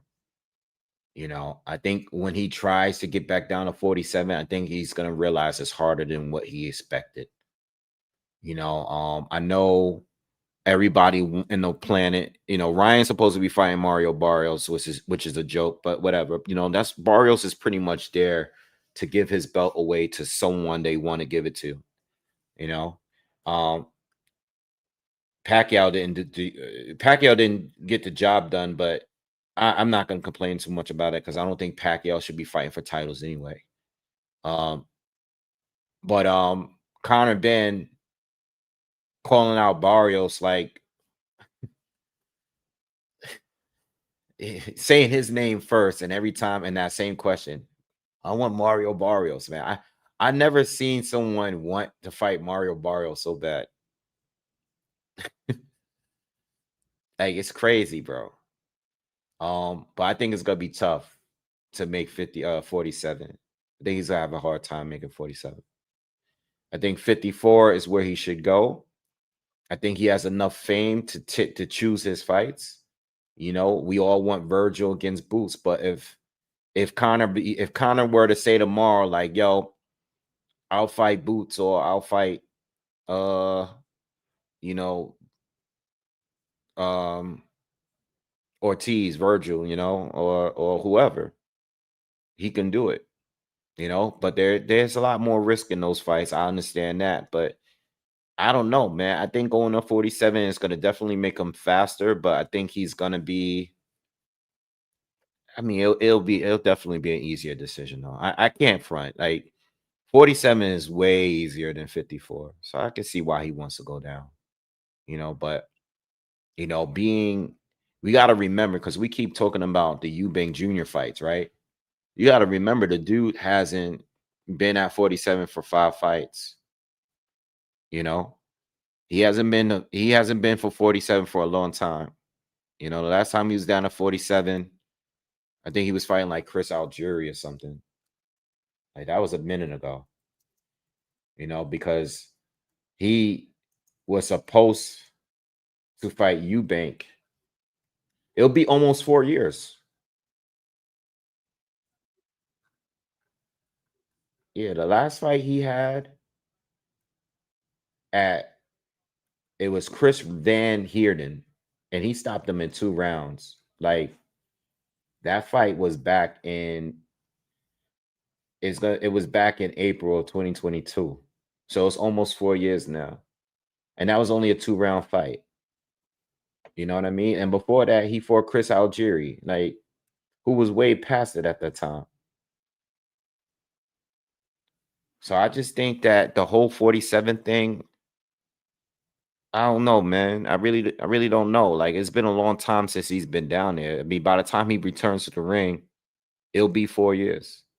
So I don't know, man. Like, I know he's still young.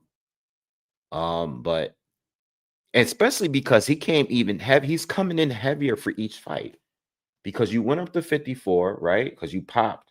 You went up to 54, had your 2 fights up there, right? One against Peter Dobson and one against Roscoe, who you didn't stop. You didn't stop neither one of those guys, right? Then you went up to 160 to fight Eubank Jr., but you came in lighter for that fight. You came in at 156. And then for the rematch, you came in at 150 live. Now you just were right under the weight limit. So to get all that extra weight and still be the faster, more powerful man, stronger man, and all that. We know Eubank was a little bit drained, but you got to go back down to 47. I don't know. I don't know, man. We'll see.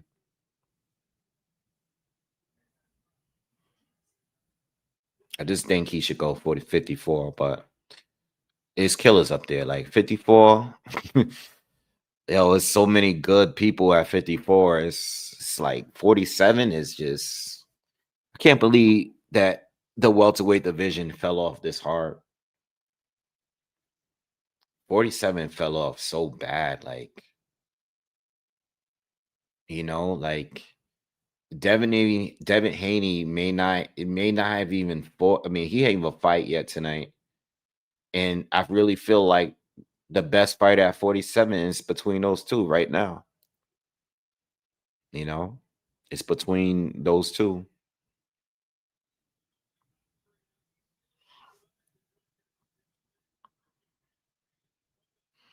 Nah, Demetrius Andre retired. He was just calling out who he's just calling out. He was just calling out Crawford. Just because the reason why he's not ranked is A, he just lost, and B, once you don't fight for a year, they remove you off the rankings, like on BoxRec. So that's for anybody, even active fighters. If you're not fighting for a full year, they just take you off. But he's not retired. He's never announced a retirement. He was just recently calling out Bud Crawford.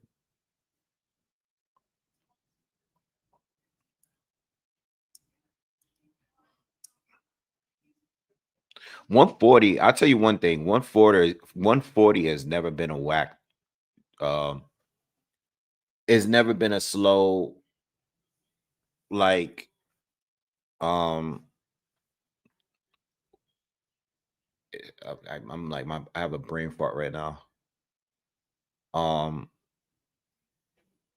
Division 140, the 140 division is always good. It's always been good. It's always been good. 140 is fire right now.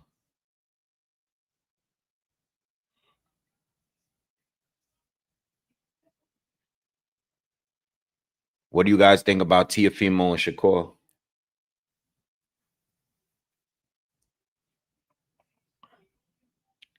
What do you guys think about that fight?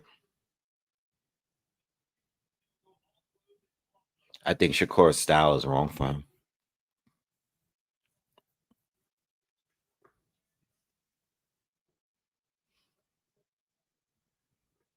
I think Tio struggles against guys that he is forced to be the initiator. You know,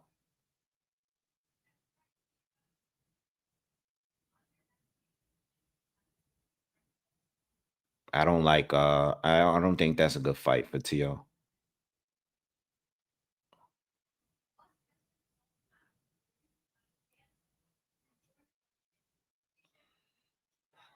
Well, malnourished, that might be true, but I think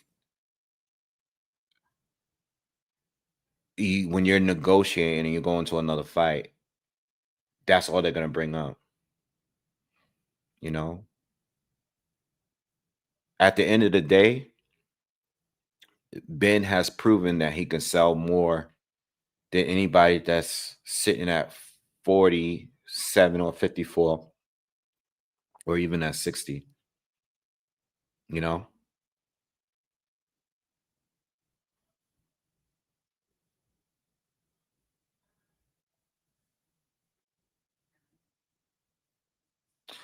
I think with Lomachenko, because I would say in that fight, T.O. was the initiator and he did well.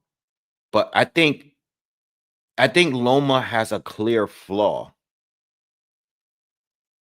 I think like to beat Lomachenko, distance, work his body, get him out of your space. Like distance, movement, and body shots. Disrupt his rhythm. He'll back off, continuously make him continuously reset himself. Once you're tired, that's when Loma is going to pick you apart.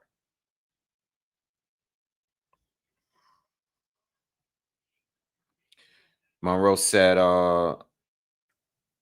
Wave, I do like the idea that you mentioned Bozy training Canelo. Canelo always wanted to be a slick boxer. Canelo was never into the typical Mexican style. Yeah. I think if Canelo ever changed his style, it was after the Floyd Mayweather fight, But I also feel like he never really fully expanded on it, And I think I said Robert Garcia only because he's Mexican too. He's a Mexican American fighter. He's highly respected, and he's built so many fighters from the ground up. So I said Robert Garcia because I would expect him to go there. But if he were to go to Bozy, I think Bozy is going. I think Bozy is just going to work more on what Canelo do, putting those punches together and all that. Canelo might be stuck in his ways at this point. I don't even think it may, I throw out ideas because I like to look at every possible outcome of everything. But Bozy is, being that Canelo is already a puncher, I think Bozy might just show him some new angles, some new tricks to just. At the end of the day, Bozy is gonna make you still gonna be a puncher, He ain't gonna make him completely fight like a slick style or anything like that. But I'm just basing it off his current camp, Um, he's not a defensive coach, you know. He's not a defensive coach though. So on that end, Canelo won't improve, but I think with just giving him more angles or working on setups and traps, and that might be a good look for Canelo. And the same with Robert. I think Robert is just going to give him different ways to apply pressure, you know, different ways to apply pressure. This is so I think this is the last preliminary fight, y'all. And I'm gonna do commentary on this fight.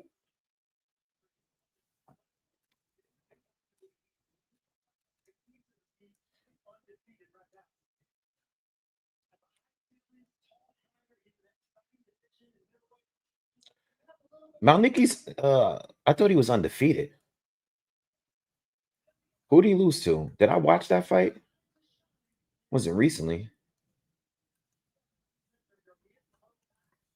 Oh, he lost earlier in his career. He lost 2021. A majority decision. All right. I thought he was undefeated.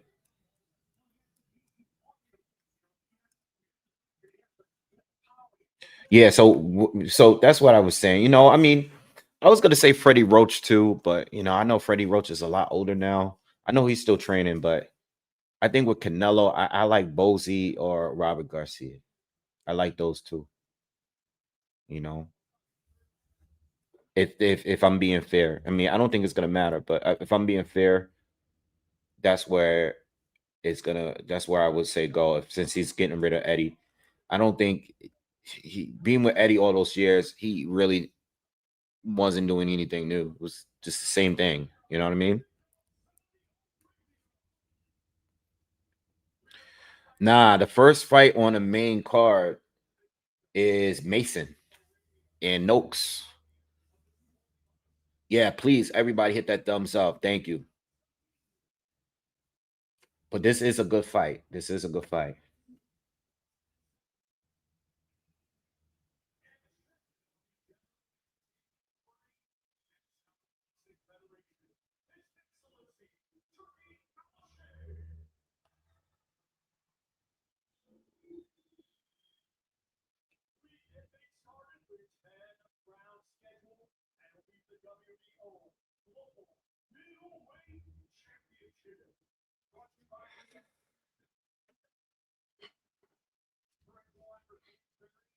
Oh, they cut him off on YouTube?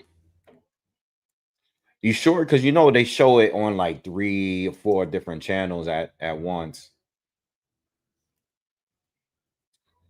Damn, showbiz, yo. Showbiz be killing them, bro.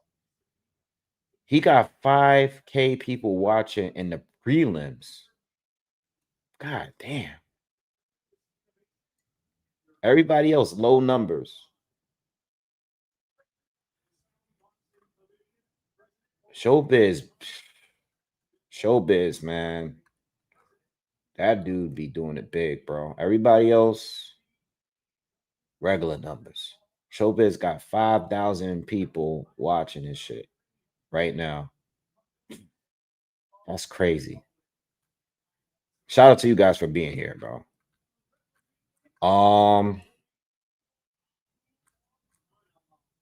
Yeah. I think yeah, I guess they did turn it off. Nah, but he had those he had crazy numbers before he signed with the zone.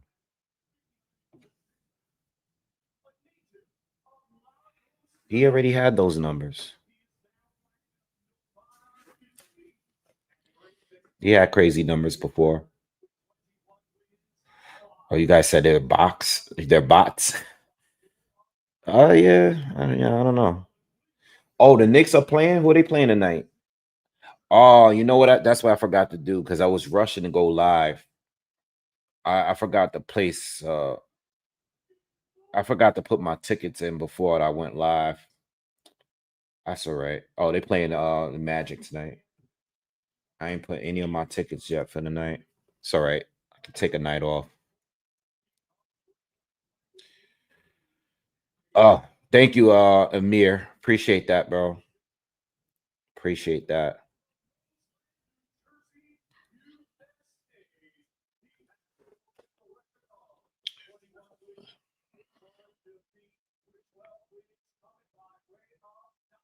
Thank you guys. I appreciate you guys supporting.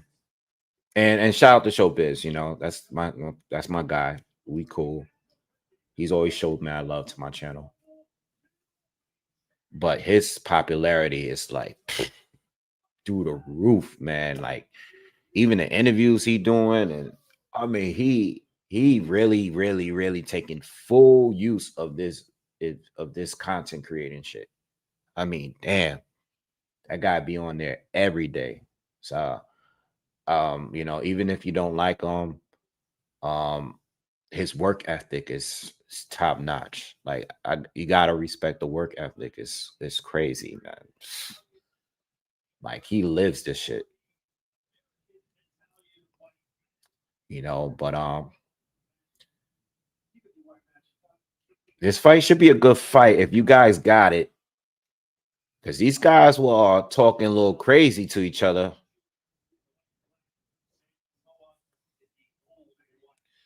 I didn't put no bets on this fight because I really had no time to do any film study. You know, the only reason why, I mean, I've seen Mount Nicky. I really didn't know Moa, but I saw all that energy with between them two. I was like, oh, okay, these guys are real fired up. So I was like, all right, they was pushing each other and all that. But I didn't have time to really check this dude out. So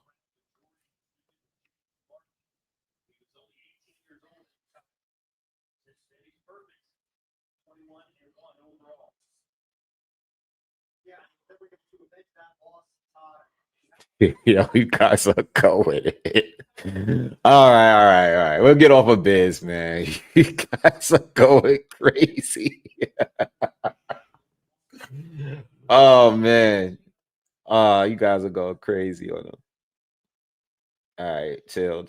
I want you guys are crazy. Nah, that's my dude. I don't got no problem with him, man. He he he's the best channel, man. He's guy is that guy, his work ethic is crazy. Seriously, he's highly entertaining.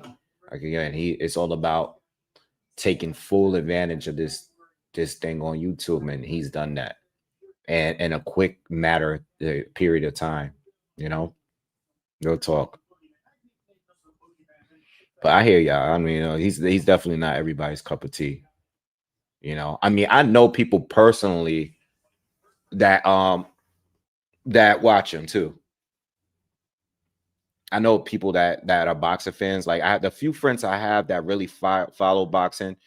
I say half of them do watch him too, and the other half don't like him at all. And I think that's one of those things. Like he's you either like him or you don't. Like I don't think there's any in between. Like the people that like him love him, and the people that don't like him hate him.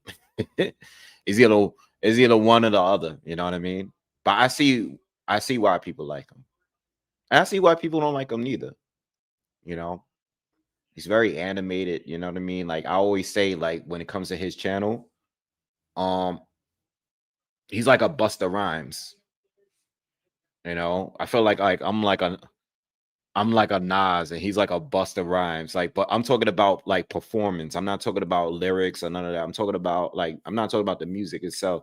I'm talking about like if we were on a stage, I feel like I'm like a Nas, and then he's like a Busta Rhymes who's like super animated and all that. Like he's crazy. He's crazy. I'm not. I'm really chill. Like I'm really chill.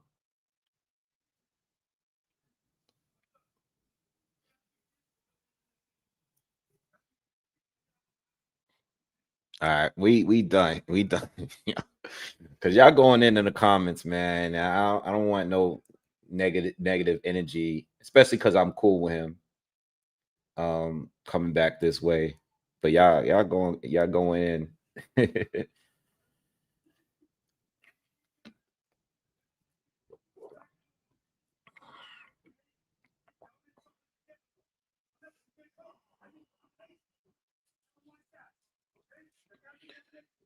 Looks like Melnicki is looks from what I was seeing, looks like Melnicki was doing a better work in the first round. Nothing crazy though, no huge shots. This is a 10 rounder. It's a middleweight fight as well. I'm not gonna lie. I'm looking more forward to the Janovic fight with Laura than I am with the Pitbull Roach fight. I don't know. Maybe it's just me, but I'm looking way more forward to that fight because I want to see what Janovic could really do. And I know Laura's old as hell, but I don't like none of the people that Janovic fought up to this point. Like no one. Like 160 is terrible. Now Nikki caught him with a right hand.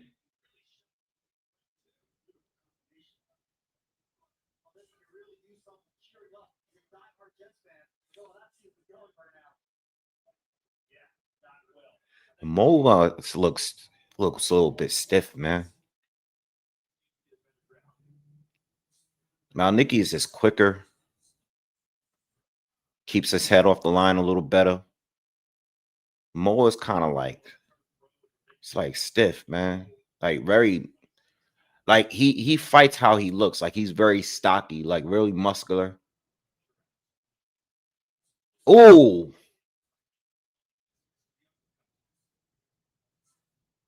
that right hand and land super clean, but you heard the power behind it.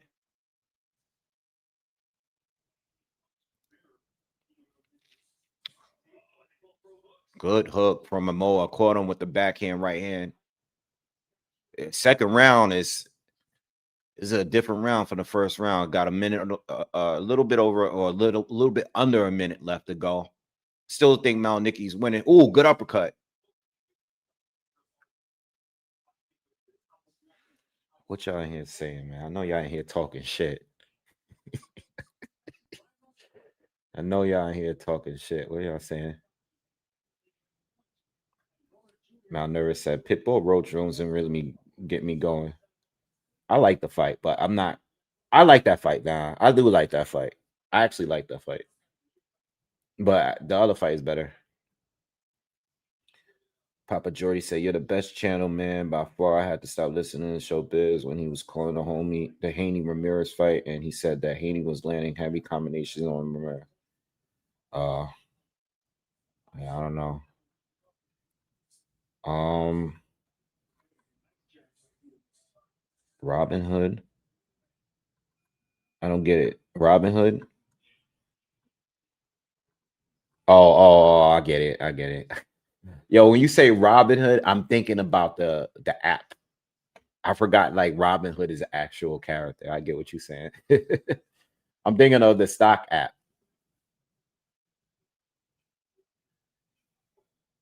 Yeah. Yeah, he's not for everybody, man. But I still think I still think that there's a reason why people love him. You know, he does I think his personality is gonna draw in the numbers, man. You know. What I will say is though, I think his interviewing skills are very good. You know, I think his interviewing skills are excellent. Like those little sit downs he be having with the fighters, even the ones that don't like him, he has a way of making them feel very comfortable. And not everybody can do that because there's a lot of people that's out there that's doing interviews and stuff. Um, but I think he has a way to in for a guy that doesn't do like because there's channels that's just all interview based. They whether they're in the gyms, or whether they're doing the live streams where they have guests come. There's a lot of people that do interviews, but I don't listen to most of people because it's more like they do interviews with people, but they don't really challenge them on anything they say. Like I like that he can actually get up there and be face to face with some of the people that don't like him and still give good interviews with them. You know what I mean?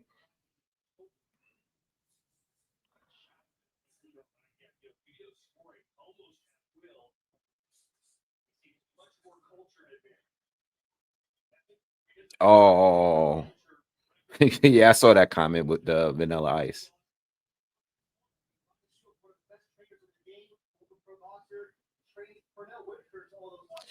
Papa said he think Crawford is going to get the knockout in the rematch. That would be great. That would be great. Um, that would be great. You know, I think if that were to happen to Canelo, I think he's definitely done with boxing. Oh, I love Ward and uh I like Ward and Roy Jones' show. I don't watch like every show. It depends who's a guest. But I actually like Ward just as a content creator now. You know what I mean? As a personality, I think Ward is built for this shit, man. To be honest. Out of there's a lot of fighters that have podcasts now, you know. There's a lot of fighters that's doing a podcast thing, or they have some sort of platform. But I think Ward is a natural when it comes to just giving his views and also having guests. I think he's excellent at his interviewing skills and being able to relate to it as a fighter himself. I think that's the one advantage that the fighters have over us, YouTubers and stuff that you just go, they can pull from their own stories and their own like real experiences, you know. And I think he's good at doing it. I don't think all of them can do it, but I watch his stuff, sometimes. He has his, just like everybody else, he has his views on certain people that we already know he don't like. But you know, at the end of the day, like I think he still makes great content. Um, you know, I listen to Paulie and Algieri every now and then. I like Algieri a lot. Paulie's like, you know what I was saying about Ward, you know how he feels about certain people, so you already know what comes with that. But when Paulie doesn't like you, he's gonna remind you in every interview, and every time there's a microphone or the camera is on, he's gonna remind you how he felt about that person every day. But I still listen to Paulie every once in a blue. Um, I like Algieri though. I do like listening to Algieri. Algieri is, you know, pretty respectable. You know, I watch Tim Bradley all the time, yo. Yo, I think Tim Bradley having a YouTube was the most, like I had no idea that Tim would be this animated on YouTube. Like I never expected Tim, even with all the years of doing commentary, I did not think that Tim would just take over this shit like the way he did. Like Tim took this shit over, man. Tim YouTube is he don't do nothing. He's not doing nothing. Like he's not setting up a. He's gonna turn his phone off. He's gonna walk around his neighborhood, and he's just gonna talk his shit. And it's always gonna be, oh, Mount Nicky got him hurt. Fourth round. Whoa.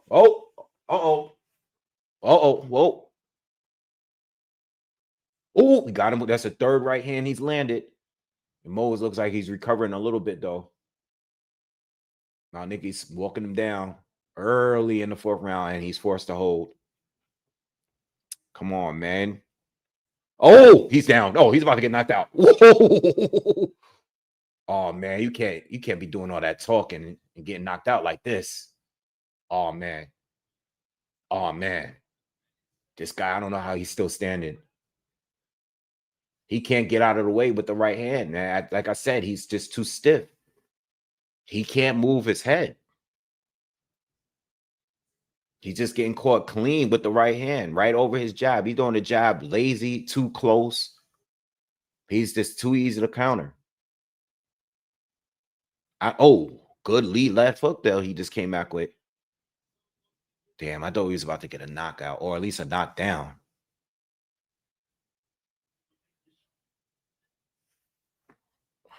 All right. False alarm. Yeah, I still listen to Teddy sometimes. I like Antonio Tarver. I think Tarver, when he started doing commentary for the PBC, I thought there was a little bit nervousness in the way he would talk sometime. So people would like try to say that he was punch drunk and all that. I didn't think he was punch drunk. Like I think now he sounds much better when he's giving comment. I actually like Tarver. Tarver, I'm not sure what else he's doing outside of the commentary, but I think he is another guy that should definitely have his own thing. Like he's dope listening to, and he has a lot of knowledge as well. MAW, thank you for the donation. He says, salute boxing fans, wave in chat. My small contribution to the appreciation fund. Subscribe, share, smash, and like button, please, folks. Thank you. Thank you always. Thank you for coming through. And I really appreciate that. I haven't been on a round table in a while. It's been a minute.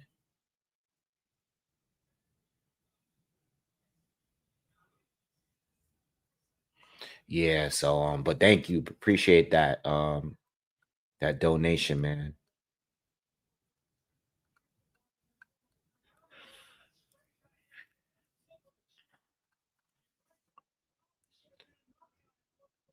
Yeah, Teddy does a lot of MMA stuff too. Teddy does a lot of MMA now. You know, the thing with the fighters and even the trainers like Teddy, they're gonna stand on how they feel on a fighter. You know what I mean? Like I think Teddy Atlas, I think I heard him pick against Joshua for like every single fight. Like every fight. And, and we all have the like there's some people that I be wrong a lot for. Like I'm wrong a lot for Daniel Dubois. Um I'm wrong a lot for Joseph Parker. Um, there's just certain fighters that I either underestimate them or overrate them. You know what I mean? Um, I mean, I was wrong. I was right for Dubois both times he fought Usyk, but I was wrong against Joyce. I was wrong against Hergovich. I was wrong against oh, that's a knockdown. And Moma hit him. He's saying it was behind the head. Malnicki went down, but the ref didn't count it, man. We got to see that in slow mo, man. That looked like it was clean. It happened. It was quick.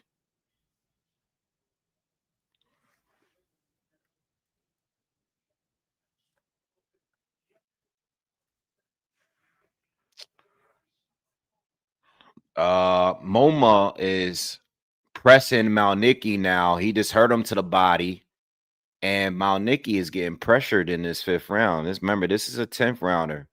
Malnicki just came off his best round, and now he's getting walked down.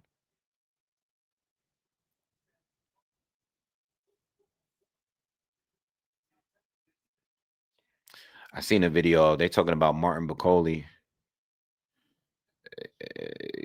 Martin Bacoli looked like he's getting in better shape now. Saw some of his videos on Instagram. Looks like he's getting back in shape. He needs to. He needs to get back down to like 280. 280, he's still bigger than most of those guys. You know what I mean? He there's no real reason to be 300 pounds. He's a big guy. He has fast hands. I think he, you know, he just overdid it with his size. And that size is all that's around his stomach. You know what I mean?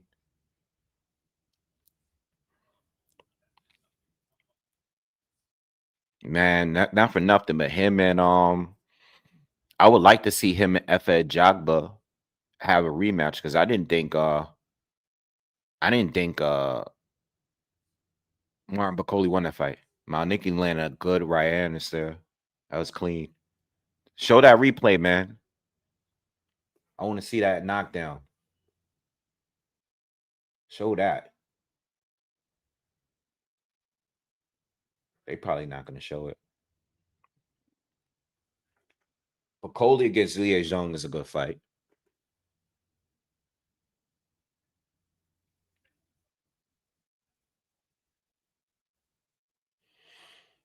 Oh, my top 5 favorite active fighters right now. Right, like right now. That's a good question. I mean, Crawford's easily number 1.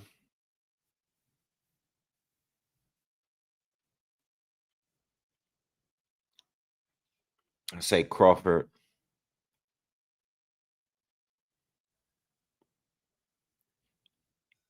I'm telling you my favorite. I'm not telling you who I think is the best. That has nothing to do with who I think is the best. I enjoy watching them. I say Crawford. No order too. Crawford.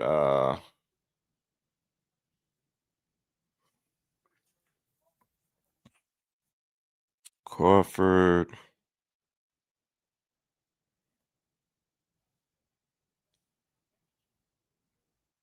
Boots.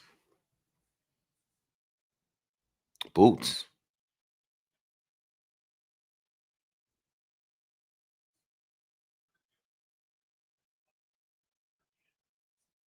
Um, I might have to give you more because I'm trying to keep it at 5, but I have a bunch of names in my head.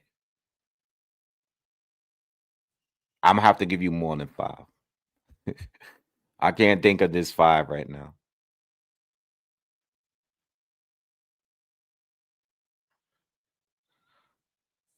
All right, so Crawford, Boots, Usyk. Crawford, Boots, and Usyk, definitely 3. Um,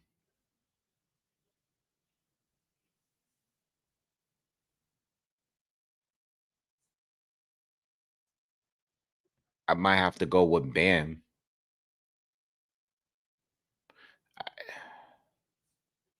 Nah, I gotta go with Inoue before Bam. So that's 4.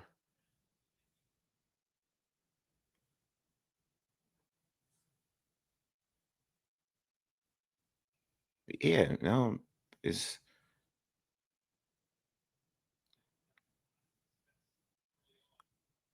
Shakur.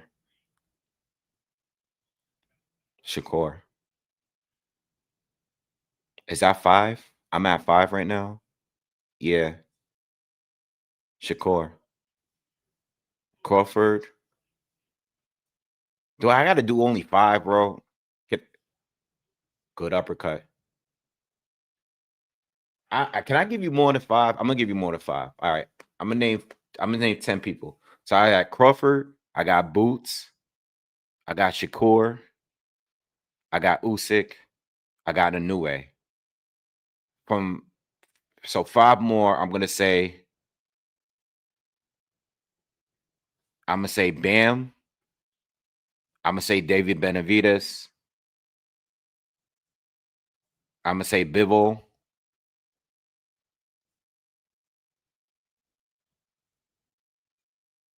That's 8. I'm gonna say Nakatani. And then number 10, last one. I'm thinking of every division right now.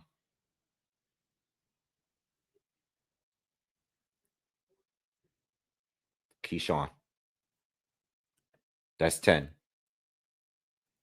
All right. That's 10. I'm gonna stick it. I'm gonna stay there. Oh, I'm bugging.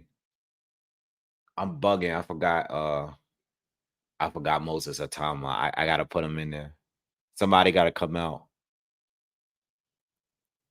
I gotta say Moses Atama. I gotta put him over Keyshawn. Yeah, I gotta put Moses in there somewhere. I like watching him fight. I mean, Keyshawn is in there too, but I have to think the order over. I like watching Bivol though. Bivol's definitely in there. I Usyk is definitely in there. Inoue is definitely in there. Junto, Inoue, yeah. I don't know. It's between Keyshawn and this dude Moses. Yeah. Even though Keyshawn did his bullshit this year, I still like watching him fight. I still like watching his fights, you know. But I like Moses a little bit better. Yeah.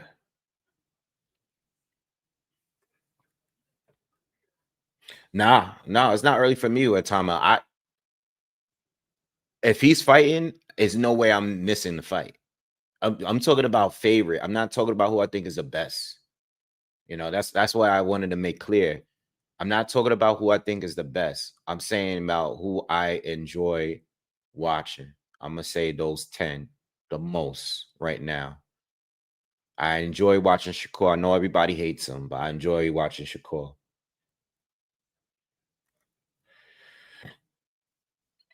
Perry says, I also love how you break down fights. I love when Teddy starts to rant about boxing being cooked. Yeah, especially back in the day. Back in the day when he was on ESPN, it was way better, especially when somebody got robbed. Oh man, Teddy Atlas will go to war. Thank you for donating, man. Appreciate that. Caballero against Atama. I don't know, man. I don't even know. I don't know enough about. I don't know nothing about Moses, man. I don't know what he can really do. I don't know what happens when he's in there with a guy that could go rounds. I really don't know what he can really do. You know, when he's forced to get in his bag. All I'll say is that I think Caballero is top 3, and I think Caballero is going to push him to go into his bag of trips because Caballero might end up stopping him. You know what I mean? If he ain't careful. So, you know, but Caballero should be fighting for a title right now. And that's what I don't like about this whole situation that's going on. I think me personally, I think it should have been Joseph Parker fighting Caballero and the winner fighting Usyk. I think that's what it should have been. But it doesn't even matter because Joseph Parker popped on cocaine. So I keep talking about Parker like that didn't happen. I keep talking about his loss to Fabio Wardley, but he failed the drug test anyway. For even though it's cocaine, it's still cocaine.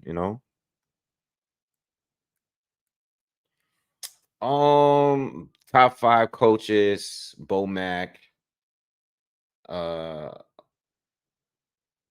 Robert Garcia is always going to be there for me. I like Robert Garcia. I like Bomac. I like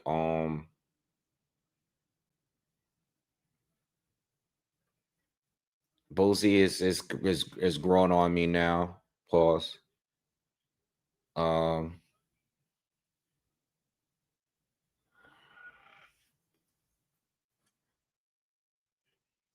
um, yeah. Um, hmm.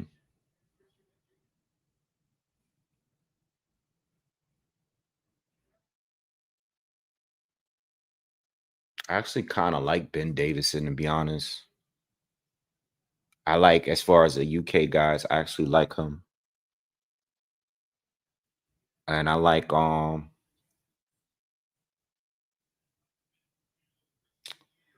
trying to think of a fifth right now.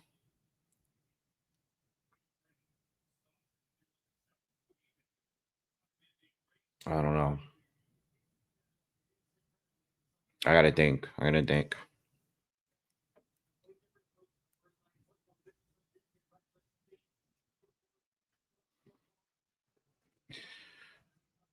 Yeah, well, Wardley's dangerous for anybody because he can just end it when he wants to end it. You know.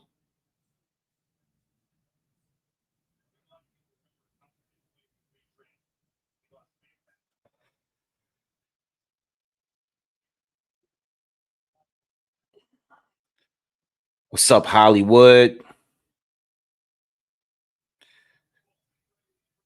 Yeah, Caballero is top 3 for me. Period. Wherever you have him. Um, I know he don't have the biggest name though, out of all the top dudes, but I want to see. I mean, Cabello, I know Cabello has looked like the Terminator in his most recent fights, but he's been down multiple times. He's been hurt. Malnicki just landed a good right hand again. But it seems like whenever he hurts this dude, he doesn't really he can't finish his work. Like he get caught. They both traded a right hand just now. I feel like Malnicki, what's his issue is that he lands a clean shot and he kind of admires his work a little bit. You know what I mean? Like you don't see it in his face, but he always pauses. You know, I like Andre Rozier. I'm not a big Derek James fan. Um, even when the hype train was going, because he did have a great stable at a short period. But I'm not a big Derek James fan. You know, and that's simply because I've seen him working with guys and showing them showing videos of him prepping with certain guys, and I just seen them just like him not checking them for like mistakes that they were making in preparation and stuff like that. And it kind of makes me like, I don't know, you know, I'm not, I've never really been a huge fan of him, to be honest.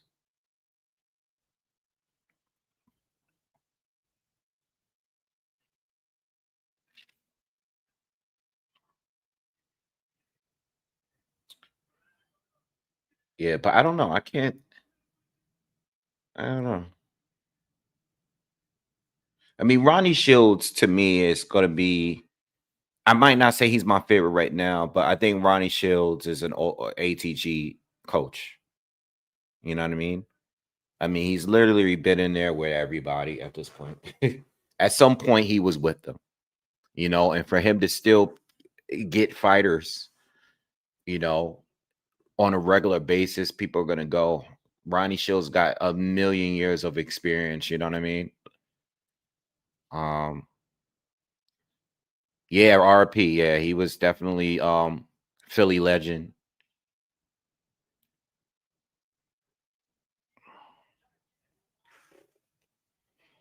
Yeah, people are split on Don Charles, you know, but I think a lot of it has to do with the recent stuff with Daniel Dubois and all that.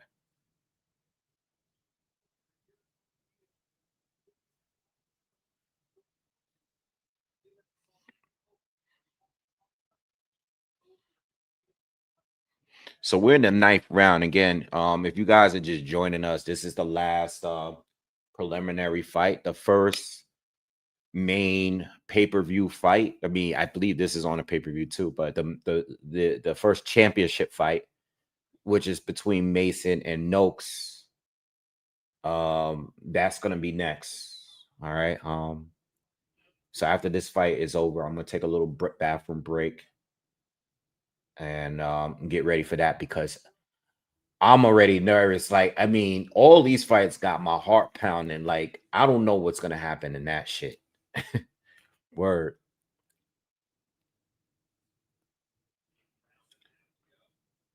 Uh, I don't know. I don't know who Sugar Hill's training right now. I really don't know.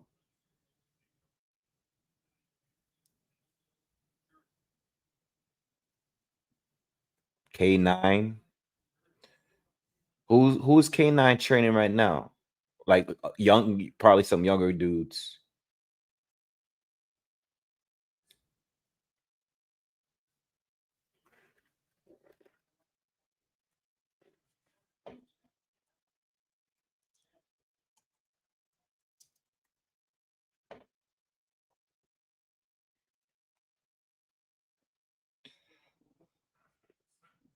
Um, oh, Andy Lee is Andy Lee. I mean, you know, for a guy that hasn't been retired for that long and still got a lot of years to go, he's been doing a great job as a coach. Yeah, shout out. I mean, I liked him as a fighter though. He has some pretty dope knockouts. He's been you know, he's been knocked out himself a couple of times, but Andy Lee has been doing a phenomenal job as a coach, and I've been seeing the differences in his a prior in his fighters before they went over and started training with him. So I definitely got to give him a shout out too.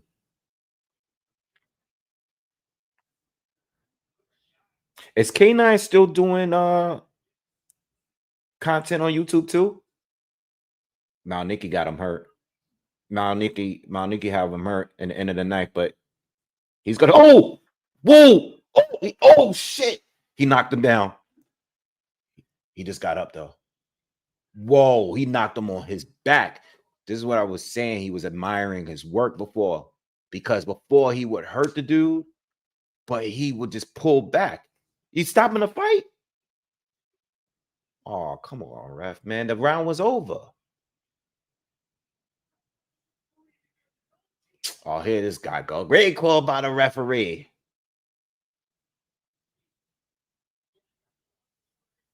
Oh man. All right, whatever. I couldn't see his face, but that was a spectacular knockdown. I was waiting for this dude to do that. Every time he had him hurt, good combination at the end.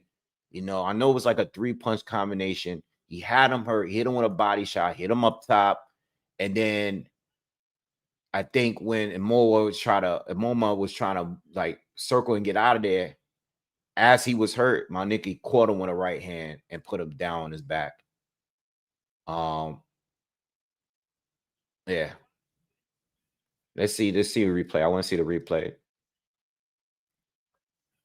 Let's see the replay. Boom, caught him with that counter right hand over the jab. All right. See, the first right hand again. I mean, he waited, threw another right hand, but he blocked that one. Left hook. Left hook put him down.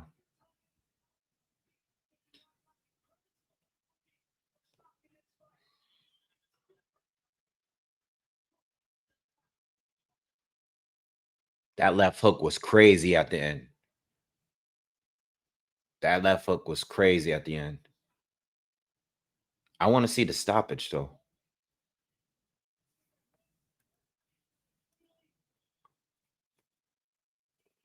I'm saying, like, the round was over. Dude got out quickly.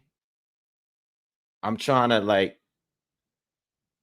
I don't think the ref should have stopped it. They showing it. Sergio Mora, he be on his bullshit.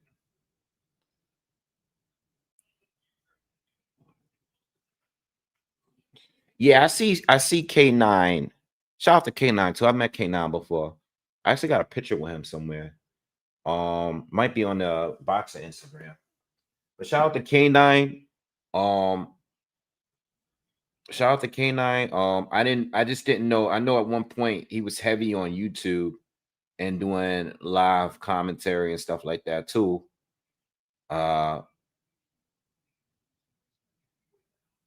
Yeah, but that's good that he's still doing his thing.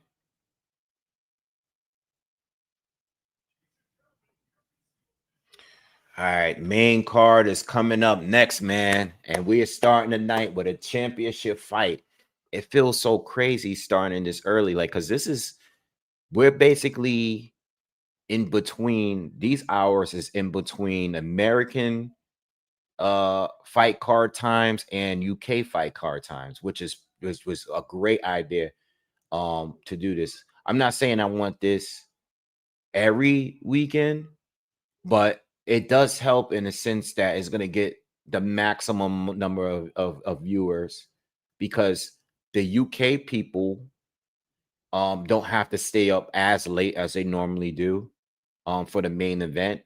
And then, you know, the West Coast people, it's still really early in the day for them, so it's really early over there. And for the East Coast people like myself, it's not too late. Like, you know, the main event starts at 9 and you have time to still, it's a Saturday night, you have time to still go out and do what you want to do.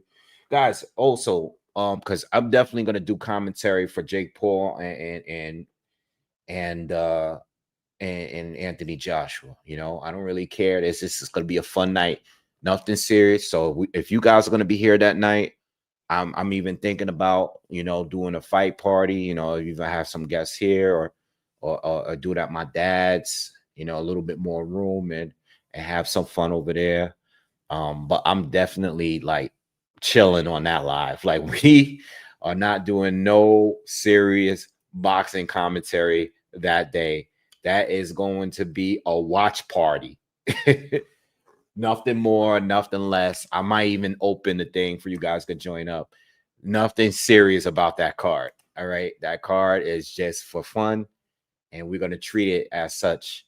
But yeah, but that's on a Friday night, you know. So make sure that, like, you know, if you are gonna be here or if you are watching a fight, Jake Paul fights are normally on off nights. They're usually like on Sunday nights or Friday nights. He likes to have fights on different nights of the week instead of Saturday. But yeah, that's not a card that we're doing any serious boxing commentary, man. We're gonna probably have some food. here, just gonna be having some drinks and just enjoying it, a fight and just having fun, you know.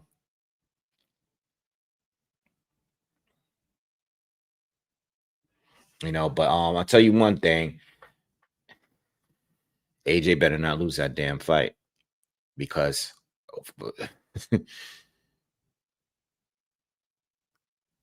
I'm gonna be like looking like at that meme where it was Snoop Dogg cursing from losing a video game.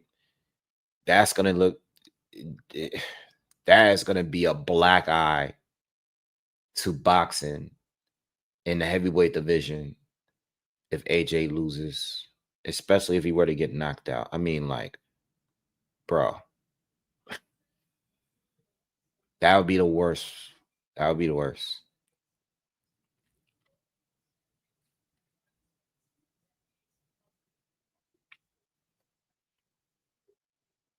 Yeah, I'm going live for that. That's gonna be a party, man. We're gonna have fun. We're gonna have fun. And I already checked. Like I'm available. You know what I mean? If I wasn't, I wouldn't cancel my plans for that. But I'm gonna be on that Friday. I'm available. Definitely gonna be on for that. But yeah, AJ should be able to. I mean, no one just I watched the live the press conference. Everybody believes that it's a scripted fight. You know what I mean? That's how everybody looks at it until the fight happens, until they're both in the ring. People either think it's a scripted fight, or B, they believe that Jake Paul's gonna pull out before the fight. Like, people don't believe it's gonna happen. They think all of this is still fake. Like the whole presser and everything, people still believe that it's just fake.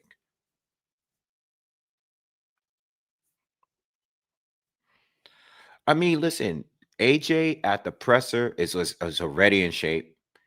And the way he was talking, he was like, yo, I'm training with Usyk for this. Like, I'm training as hard as I can and do this, that. He's talking like it's one of his regular fights. I don't know if they're doing it to sell the fight, but at the end of the day, like, I would rather, when you say you'll be mad if AJ trains, I would rather him train and not underestimate this guy.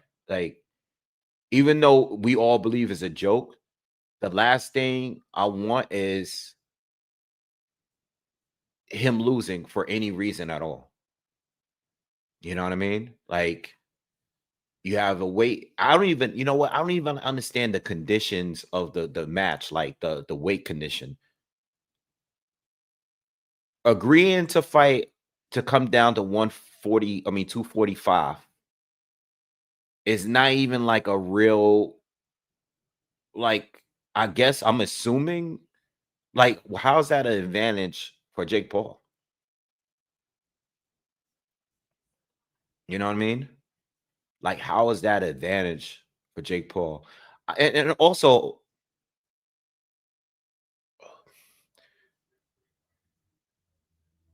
oh, he said that Jake Paul said that Usyk said yes, not Usyk, Crawford.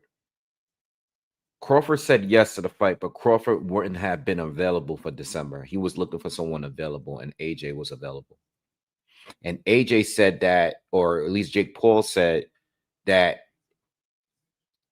he's currently in camp with the fighter that AJ was supposed to fight in December. That's what they said. What's up, Keith?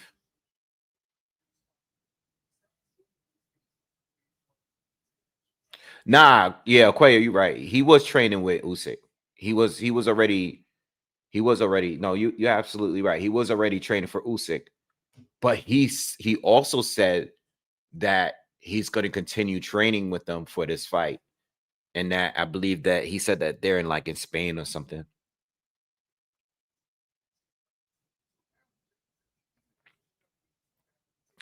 I would have expected Jake Paul to fight Deontay Wilder first.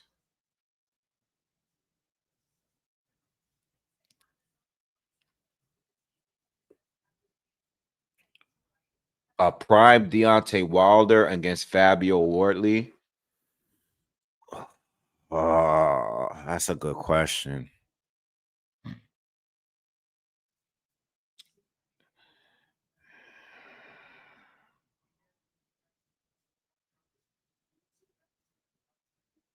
Oh, that's a good question. That's a good question.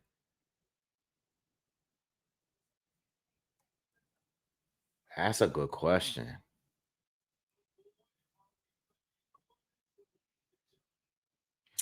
a good question.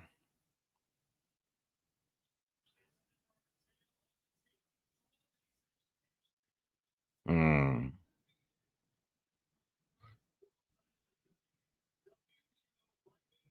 that's a good question.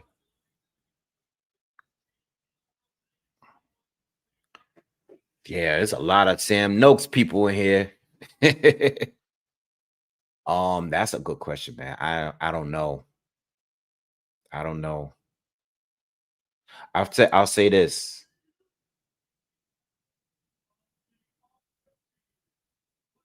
I'll say this. I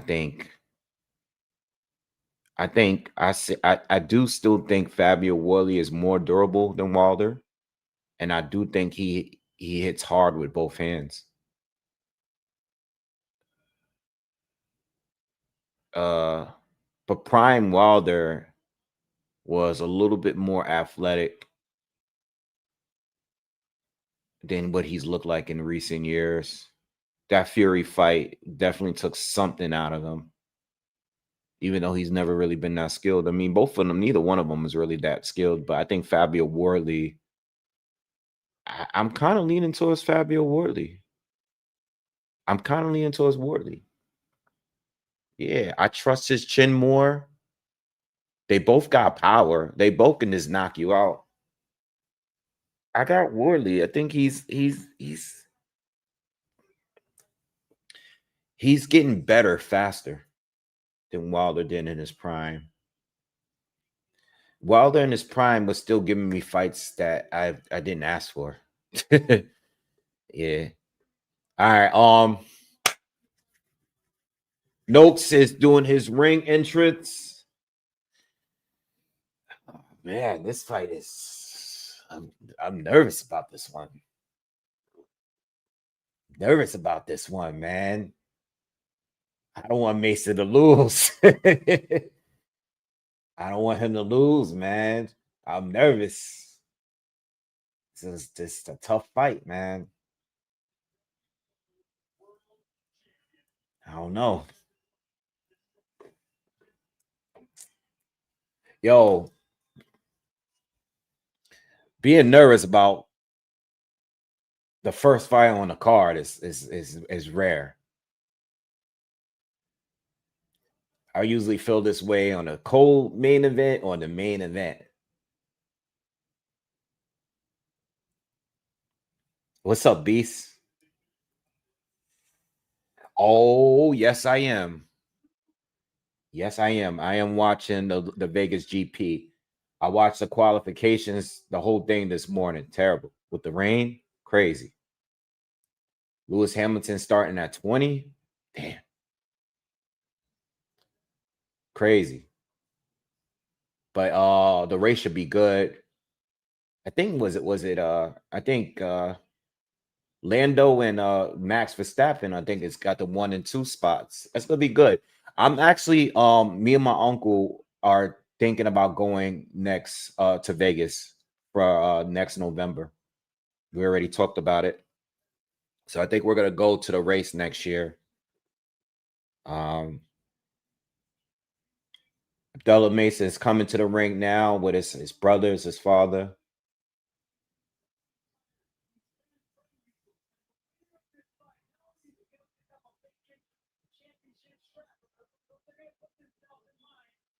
Yeah, it's over for Piastri. I don't know what it was, but he fell apart.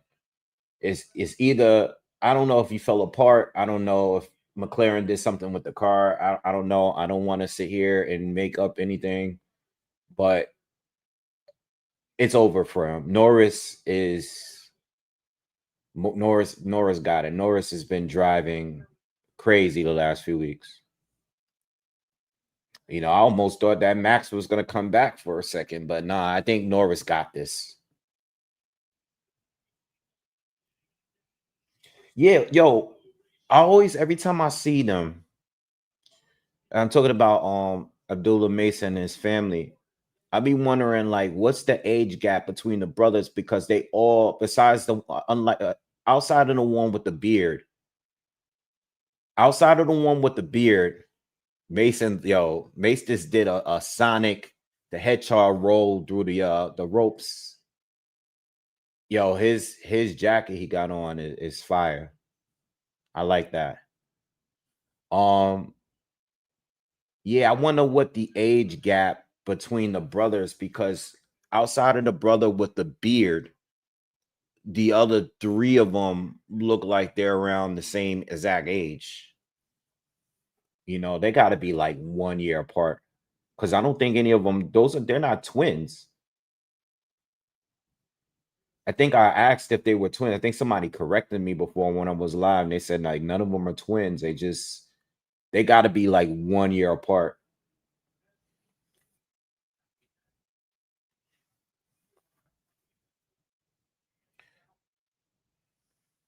All right, Monroe, come on, man. Like chill. I don't want to. Let's. I'm nervous about this fight right now. I can't be thinking about what Devin Haney got going on. I just want Mason to get through. My palms are sweaty. What Eminem said? Arms are heavy. Something palms are sweaty. Damn, man. Got me nervous in here for this fight.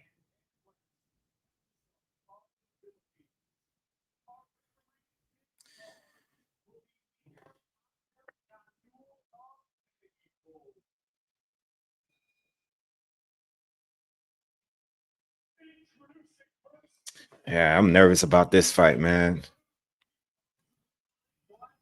Can't even talk about Devin Haney right now. That one, I might have to have a shot or something because that fight, I ain't nervous about the next fight with Bam and Martinez. I already know where that's going. You never know. You know, yeah, I don't want to totally underestimate Puma. Maybe Puma can connect in between, in an exchange, but I definitely think it's going to be more than one knockdown. Like you gotta go with the over with that. Now the round stoppage is the gamble that I went with right there, but there's definitely going to be multiple knockdowns in that fight.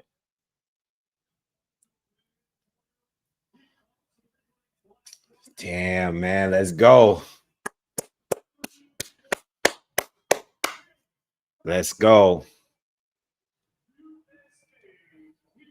Mason doesn't look nervous though, man. He looked like he's ready to go, and so does Sam Noakes. Noakes looks like he's ready to go.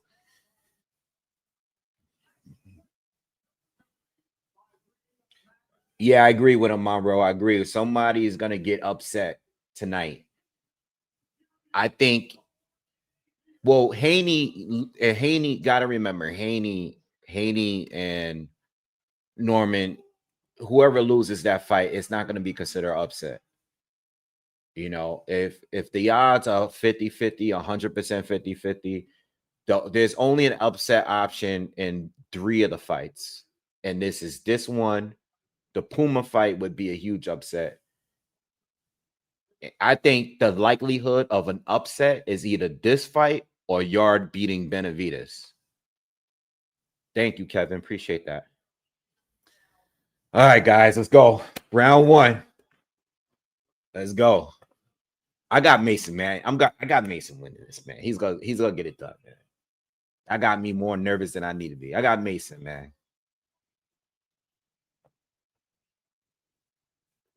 Good jab from Mason. Start the round.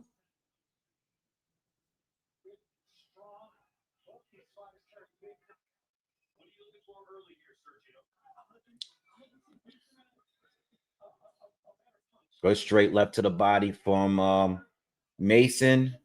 Tie it up a little bit. Nooks leaned, started pushing him down a little bit.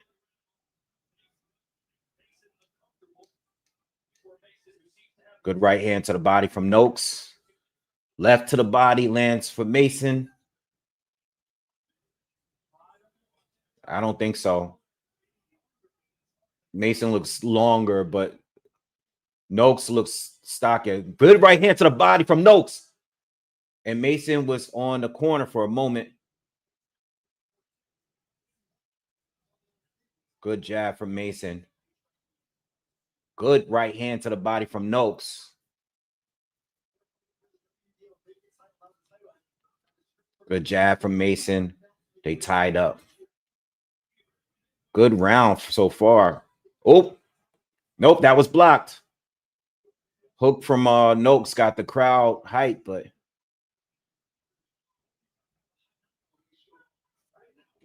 yeah, they both have a 90% knockout ratio. But they both haven't fought nobody that good. Good straight right hand from Nooks. Oh man, we halfway through, man. It's a good round.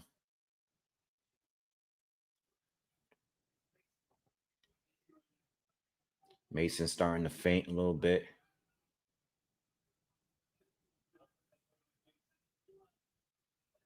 Good jabs from Mason starting to use his distance now.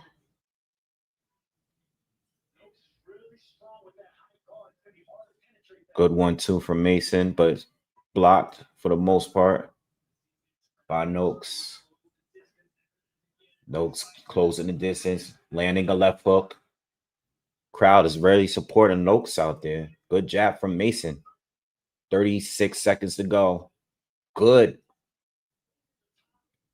Good left hook. Oh, good uppercut from Mason. That was the best shot he landed this round so far. Good jab. Another jab from Mason.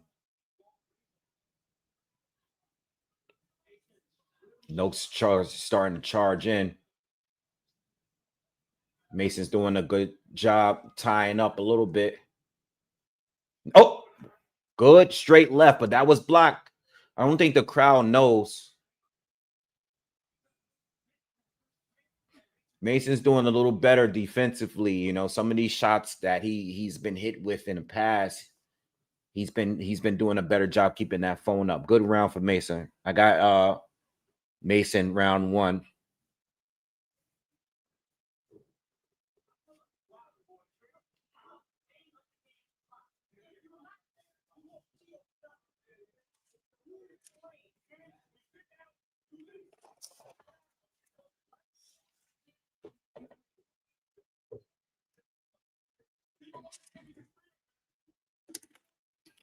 That's a good round to start off this fight.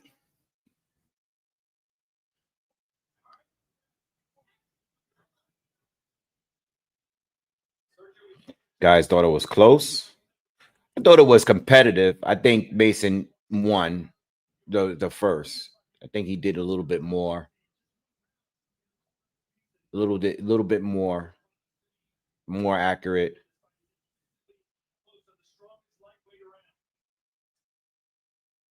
All right, round 2.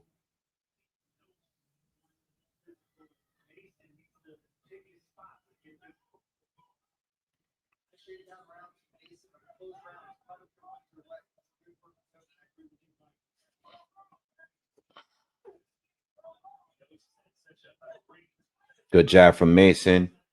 Check right hook didn't land though. He's starting to jab more. I hear like Mason's corner screaming. I felt like all the brothers are screaming at the same time.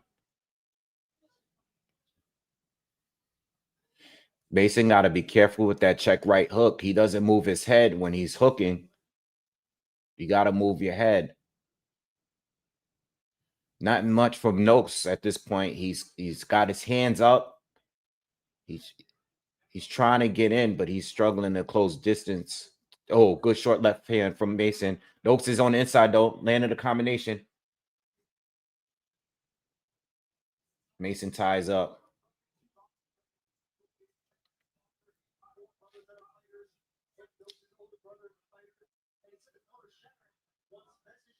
Oh, big left hand from Mason. Wobble. Nooks is hurt.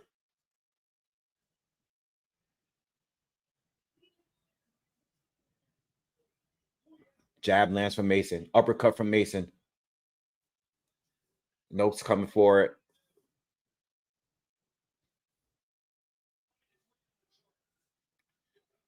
By the way, Mason landed a straight left that buckled. Oh, good shot from Nooks. He returns a right hand, but it buckled his leg. Almost looked like he was going to go down. Good straight right hand again from Nooks, and he's on outside. Nooks has turned things around for a moment. A minute left in the second.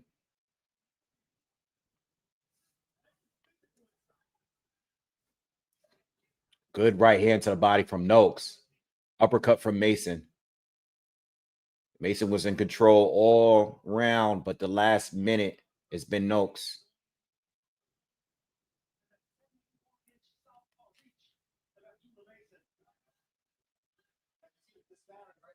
Good jab from Nooks.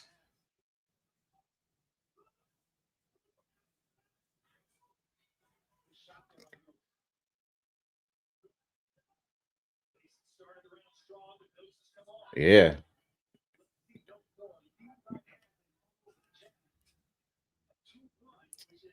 It's close round, man. Close round.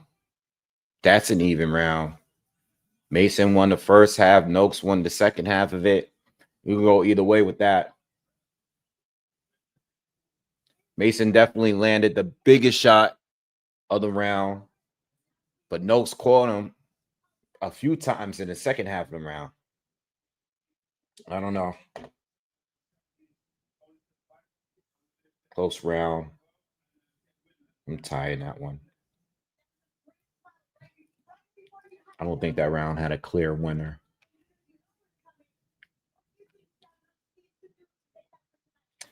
From what I'm getting in the 2 rounds, and it was a lot of action in both rounds, Mason is still, as you can see, he's still a work in progress, man. You know, and I know this is a championship fight. You could tell that Nooks is also really having trouble with his speed and his jab. You know, Nooks is kind of stick, you know, doesn't have the greatest legs, kind of dashes straight in. But Mason, as well as good as he moves, like he does have, like just now, he goes straight back. You know what I mean? He doesn't really circle out that well. And that's why Nooks is able to keep up with him, because Mason just goes straight back a lot. But Nooks looks good this third round now. We just started landing a couple right hands so far.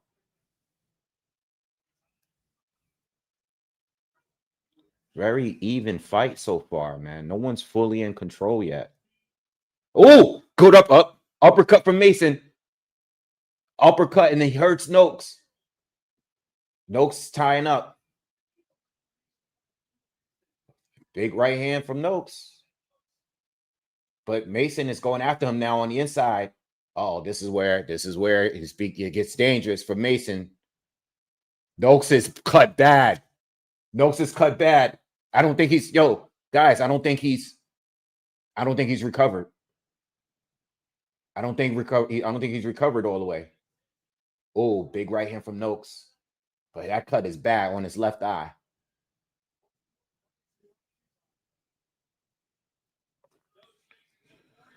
Oh, this is a fight, y'all. This is a fight, y'all. I mean, I'm talking about back and forth. Referee. Oh, that's a bad cut. That's a bad cut. I don't think they should stop it now, but they're definitely gonna let them clean it up in between rounds if it gets there. Yeah, he's good. All right, good. Yeah, don't stop it now. Oh, it was a headbutt, y'all. It was a headbutt. It was a headbutt, y'all. That sucks, man. I thought that was from a punch because he did land that super uppercut, but that's not what caused the cut. The cut is really bad, though. I see the blood streaming. That's not a good cut. And Mason just landed another uppercut. Wait. They said, ref, if you're going to tell them to break, get in the middle of them for they can break. Uppercut again from Mason. Mason starting to throw combination. Nooks is doing the rough physical work. And Mason, yeah, Nooks is doing a good job making it physical. Like tie him up and hit him in the face with that clean hand. Like that's what he needs to do. Is Mason bleeding now? Or is that Nooks' blood on his left eye? This is a great fight. 3 rounds of action nonstop from these two. I didn't know this was going to be the war that it's become. Yeah, Nooks got to keep it physical. He got to be physical. That's what he does his best work. Yo, this is a good fight. I hope the corner can take care of this cut because this is a really, really good fight so far. Yeah, Mason won that round, though. He won that round. Definitely won that round. Oh, you know what? That was an accident. Yeah, that headbutt. He threw, Noakes threw a left hook and it went around the head of Mason and he pulled them in and they both clashed like that. It was totally accidental. But that uppercut from Mason was the punch of the round.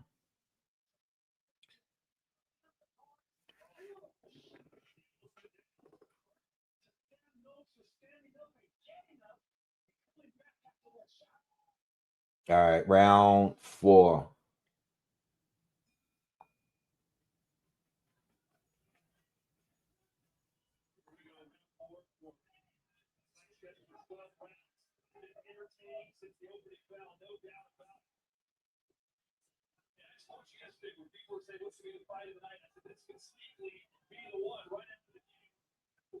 I feel like a head clash might be their heads come together.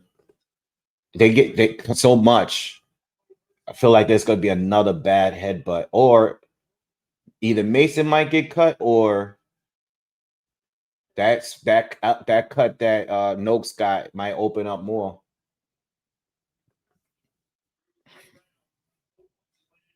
When there's distance though, it's all Mason. It's all Mason. Watch the head, Sam. The ref needs to say something about that.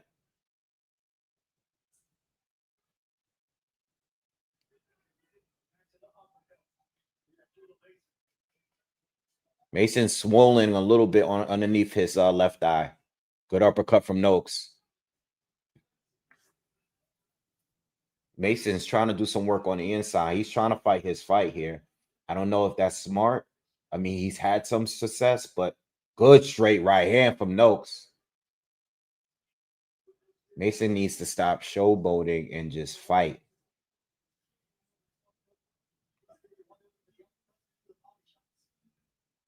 Good straight left hand from Mason. Good ref hook from Noakes. All right, we are about minute 10 seconds to go in the 4th round.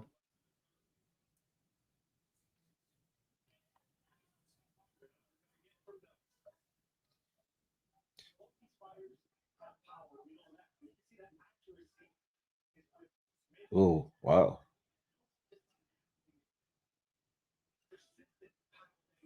Good counters from Noakes this round. Mason's been on the inside with him for the majority of this round, and this is why I don't think he's winning this round. He wants to land that uppercut so bad, which he just did, but he's relying. Whoa, big right hand from Noakes. Mason lost his balance, and Noakes took that opportunity to just catch him on a big right hand when he wasn't paying attention. Good uppercuts from Mason. And Noakes uppercuts him back.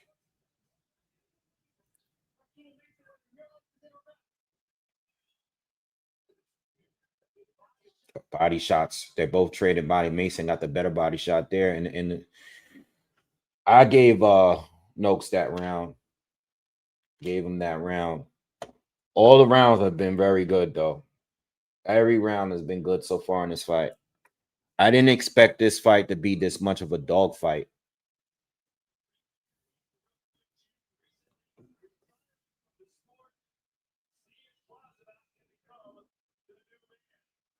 I didn't expect it to be this much of a dog fight this early. I don't know, Philly. I don't know. Mason is I don't know. I said this in a breakdown, I mean, he's mature outside of the ring, but not so much inside of the ring, I think he wants to prove that he can beat Nooks in his own fight. And they're doing a decent job trying to maintain, deal with the good left hand from Nooks. Clean. They're doing a decent job with that cut. Good body shot from Nooks. Mason's still on the inside trying to beat him at his own game. Mike Coppinger has all rounds for Mason unofficially. Mason just hurt Nooks a little bit right there with an uppercut. I'm sure you guys are going to be happy about that. Mike Coppinger. I never seen a guy so involved with boxing that everybody hates. The fan zone scorecard has it's pretty much split between Nooks and Mason. Mason's taking too many punches on the inside here, man. He's turning some of them though, but unnecessary punches he's taking here. What is he doing? What is he fighting like this for? Does he know a title is on the line? I'm convinced at this point that Mason wants to fight and beat Nooks in his own way. I'm convinced. Because he doesn't have to do this. He's just doing it. And he's giving the advantage to Nooks. Oh, big right hand for Nooks. What is Mason doing? Is it me? Am I bugging? Like, what is Mason doing? Oh, Nooks landed a huge right hand. What is Mason doing? Does he not respect his power? This guy's, what is he doing?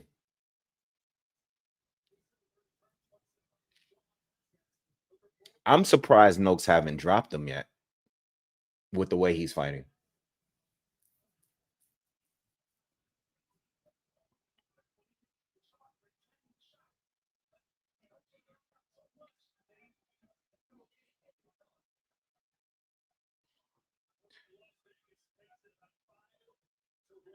Said maybe there's a fight night bonus. Oh, good hook from Nooks. Blood is still streaming pretty bad, but Nooks is winning this round again. I think he won the last round. I think he's winning this round. Good hook from Mason. Hurt him again.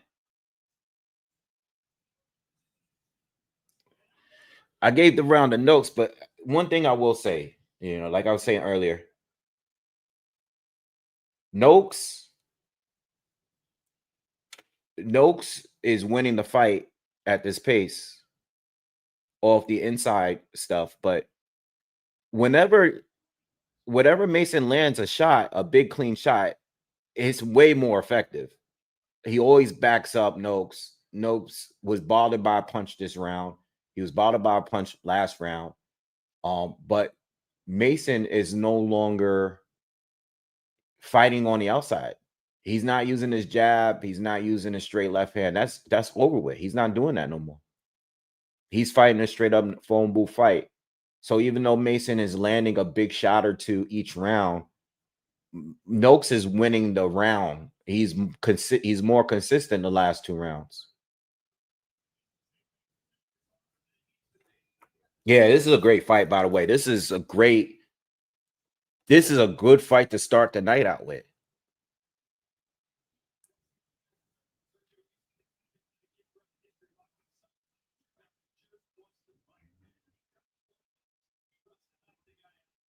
Yeah, I think Mason really wants to knock him out. I don't know if he's being influenced by what he's hearing from people, but he really is fighting.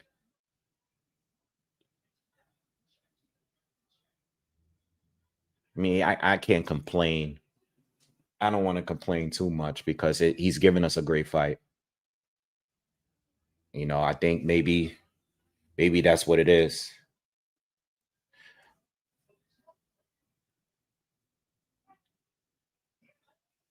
Yeah, I don't. I wonder. I'm curious to know what the corner is saying to Mason. But this is the fight they won. 3 straight lefts from Mason. Nooks, yeah, that buzzed Nooks a little. I won't say it hurt him, but it definitely buzzed him.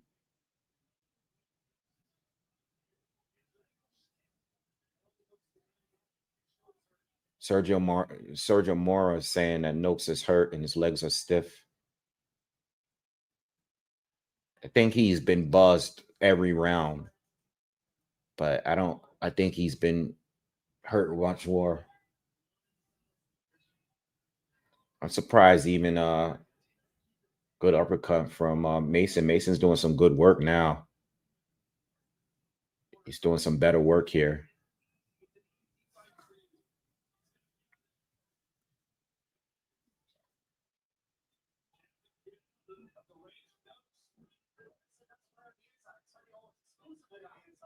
Mason's back on the outside. Nooks still got the guard up. He hasn't had his guard down at all in this fight. Big body shot from Mason from the outside. Left hook around the guard. Nooks fires back, but they tied up. 6th round, 35 seconds to go. I think Mason took control back here in this round. Nooks is starting to look like he's starting to fade a little bit. His body language looks like he's fading just a little bit.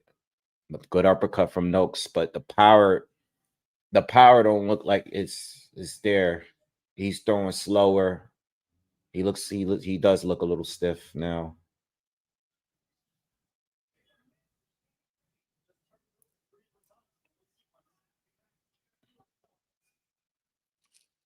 Yeah, I think Mason retook control of this fight this round. I think when he landed those 3 or 4 straight left hands early in the round, I think that took a lot out of Nooks.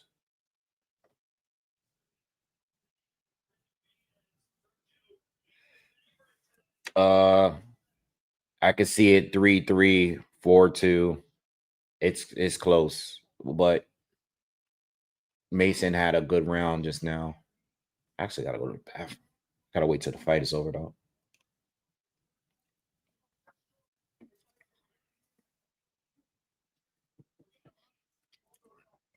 I mean, I don't know. Like, I don't know if Mason wants to be. I think Mason I think he wants to fight. I think he wants to knock guys out, man. You know, I think that's what it is, guys. I think we know what his advantages are.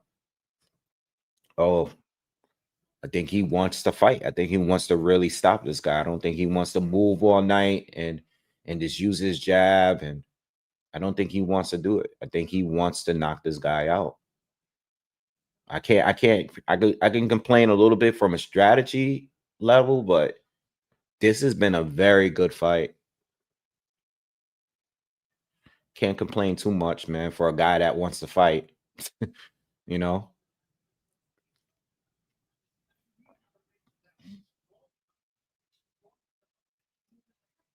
Mason looks fresh in this round. He looks sharp this round. Good right hand from Nooks. That was a good shot. Mason liked that one. Yep. That was a good shot from Nooks. Oh, oh, Nooks caught him again. Mason doesn't respect his power, though. He's not even trying to get out of the way of these shits.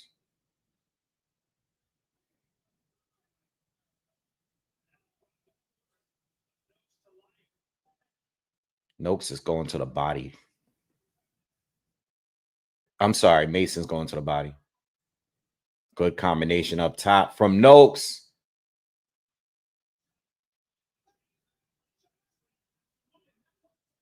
This is just, I mean, I just don't see. I'm I'm really surprised at Mason just taking this approach, bro.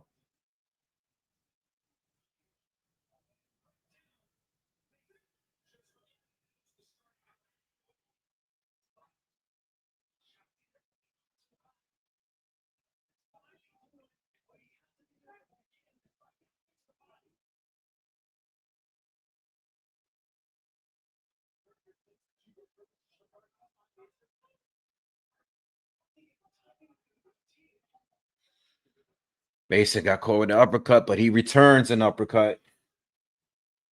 Mason hurts him more, though. He's hurting him. Nooks is showing a hell of a lot of heart, and he's hitting him a lot. But Mason hurts more when he lands. It's just like he's definitely the power puncher between the two. He's definitely the more effective puncher between the two. Nooks is his dog, though. He's landing a lot, but Mason don't respect his power, man. He just wants to go to war. Yo, this dude Mason is he's crazy, man.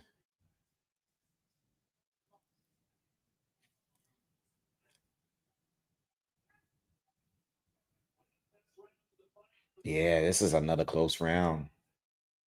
It's another close round, man.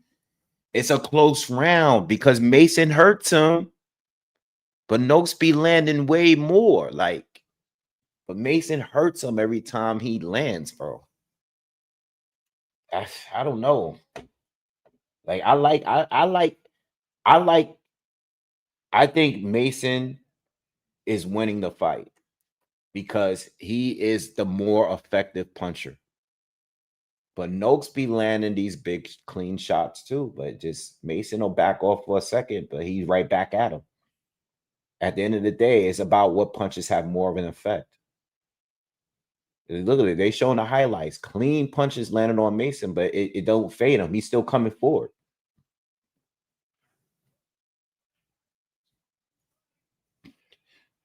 Oh man.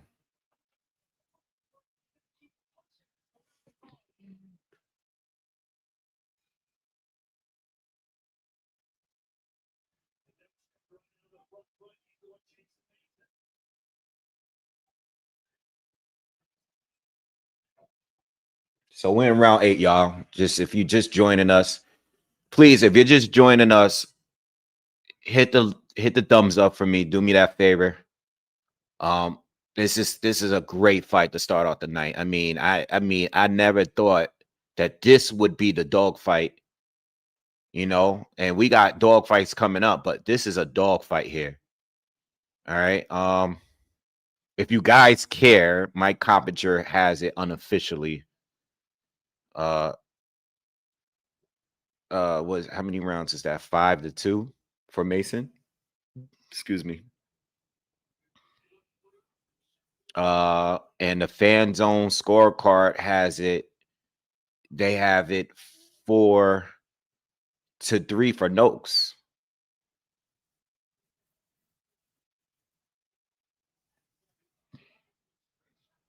As I'm saying, I don't know how these are getting scored. I don't know. I don't know how these are getting scored. I think round 7 and rounds 2 could have gone either way. Those are rounds that could have gone either way to me. Body body shot from Mason hurts him again.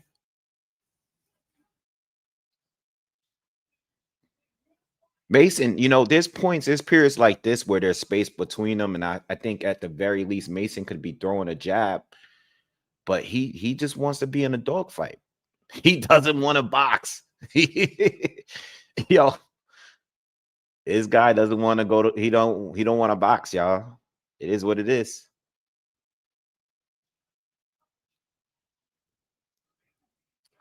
They both trade punches, bro. Oh, uppercut from Mason.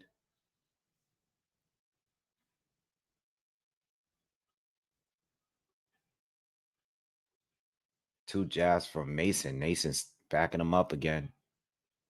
Uppercut, body shots from Mason. Mason trying to pull that guard down of Nooks. He got him on the corner. Mason, all right. Nooks is looks like he's in a little trouble here. He's in a little trouble. That left hand hurt him. He's getting wear down now. Mason's walking him down now.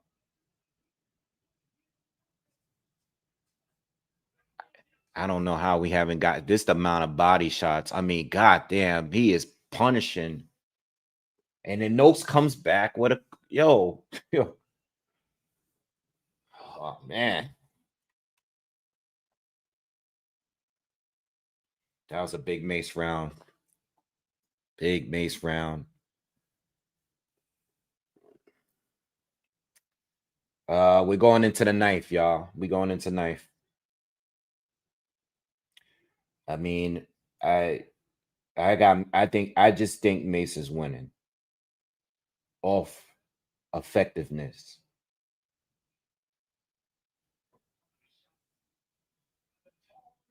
That guy Noakes is a strong dude, man. Strong guy. Very durable.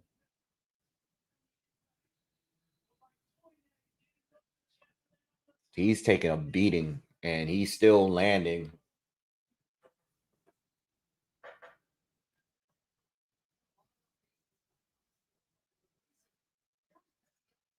All right, we are going into the knife, and Mason comes straight out, lands a left, and now they're back in the pocket.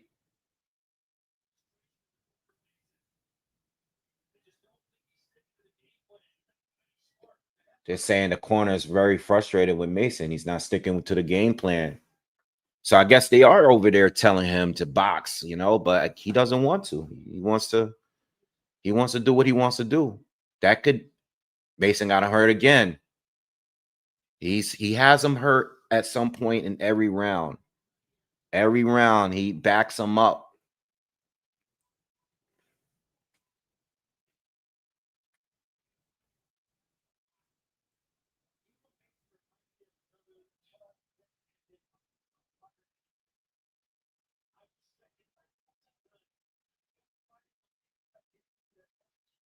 Good roll from Mason there. Oh, good combo from Nooks.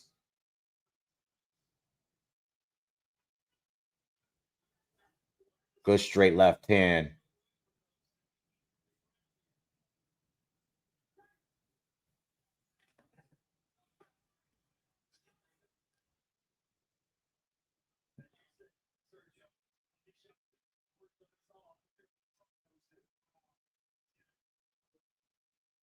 Minute and 30 seconds to go. Nooks' legs look great. They're like locking up. They're locking up. I mean, with the amount of body shots that he's taken in this fight, I mean, he's got to be. I mean, this is crazy. It's almost like Tevin Farmer and William Cepeda, where this guy, William Cepeda, was just hitting him in the body over and over again, you know? Couldn't put him down, though.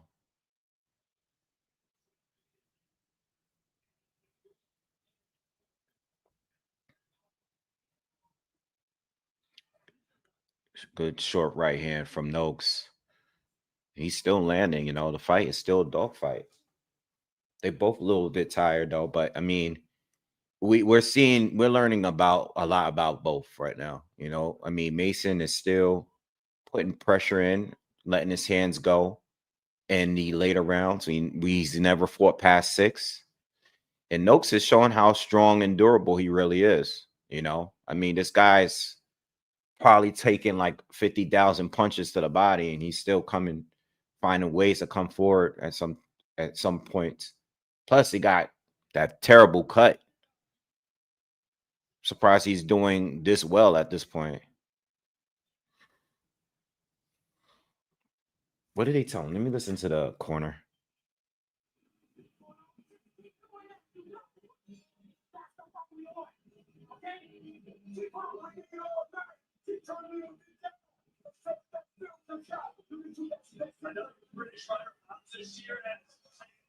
Well, they're telling him to do what he was just doing in the last round. He's showing out Hamza Shiraz right now. He has power, he has the looks, the passion, the team, excitement. That's the future star in great position. He had that game. He's coming out with a spectacular knockout.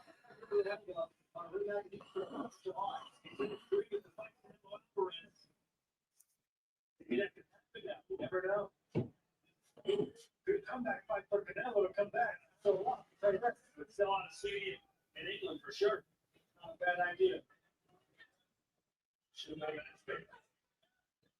Hey, speaking of 135 pounds, we have on the zone January 24th.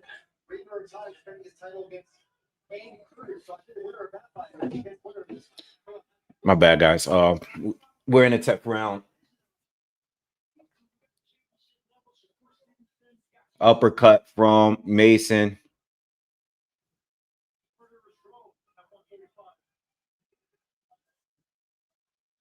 Nooks is still attacking his body as well. Good. But they're both trading. I think, at this point, in the fight, I think both of them need to go with they both need to go for it. Big right hand from Nooks backs up Mason.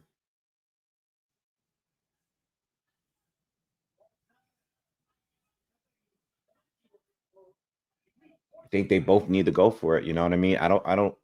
I think Mason is winning. I don't know how the judges are scoring this rounds.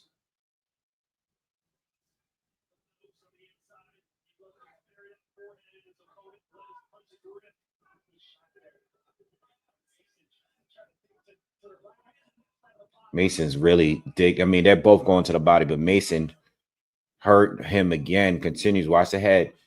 Another right hand to the body. Nooks. I don't know how Nooks is standing. I mean, he's on the balls of his toes right now. Like, you can tell, like, his legs he's keeping them locked because he can barely stand. And him leaning on Mason is keeping him standing. I mean, good right hand from Nooks, man. I don't know how he's still able to throw these punches.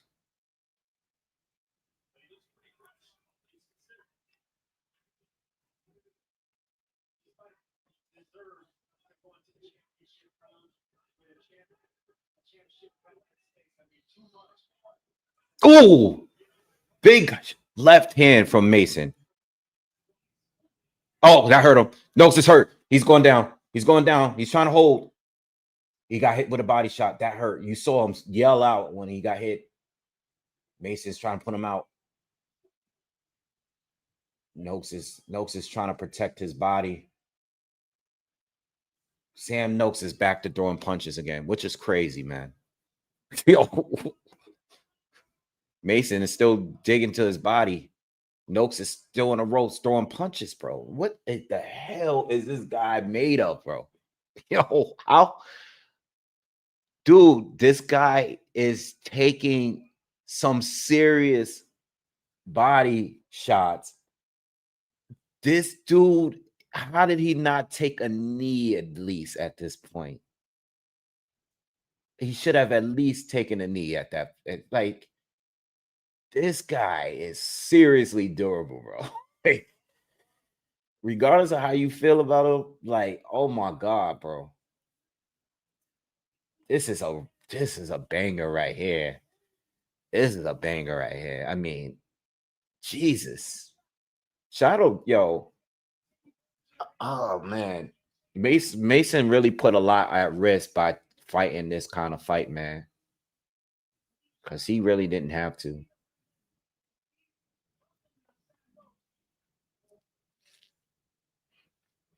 No, you know what? Nooks get hurt. Nooks gets hurt a lot, but he recovers very quickly because even in that situation, he started throwing punches back again. You know what I mean? He started throwing punches again. Like we thought he was about to get or not get knocked out, but I thought he was at least going to take a knee. Are the Knicks? What's the update on the Knicks? Oh, it's close. It's close. All right. If you guys are just joining us, we're in the 11th round in a freaking war between Abdullah Mason and Nooks. No one's been knocked down, but these guys have been beating the hell out of each other.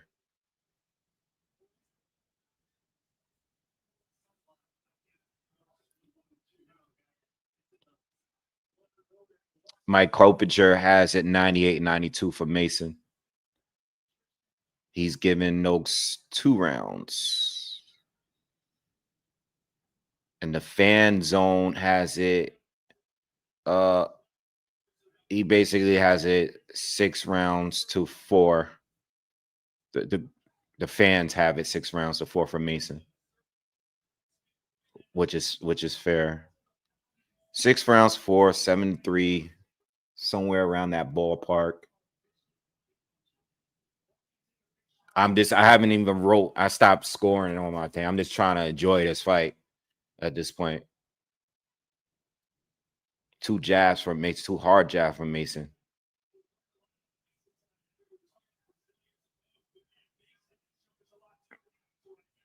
It's crazy because neither one of these 2 guys had any other fight that looked like this in their pro careers yet. Neither one of them. Neither one of them had any fight that was even close to this kind of fight.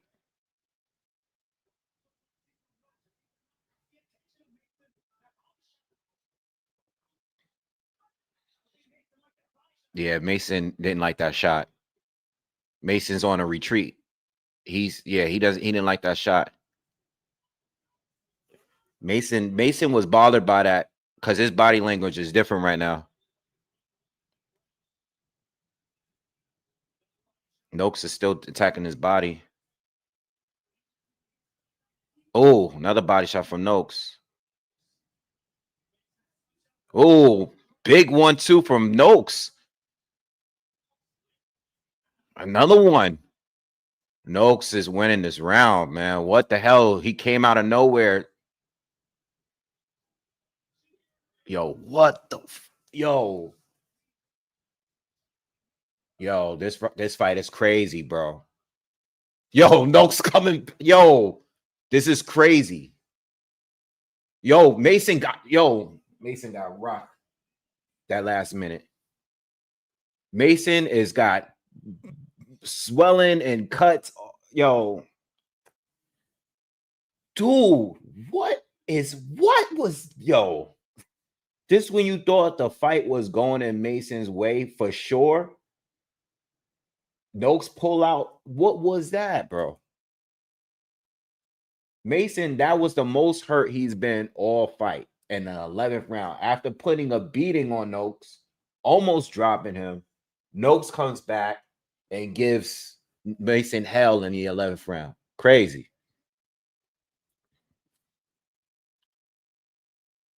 Mason got to be cautious, man, going into this 12th. You cannot sleep on this guy, Nooks, man. You can't sleep. We don't know what these judges have it. But I'm going to tell y'all right now, man, I'm glad y'all here because this might end up being fight of the night right here. This right here might be the best fight of the night. It's going to be hard to beat this fight. This might be fight of the night.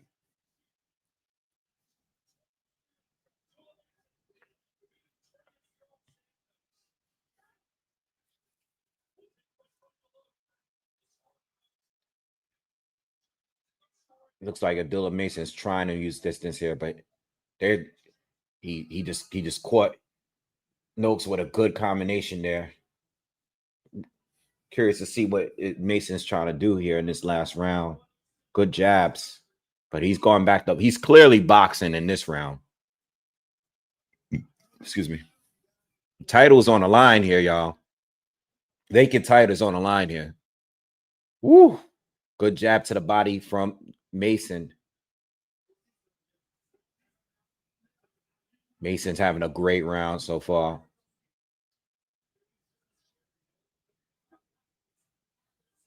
Good shot from Nooks.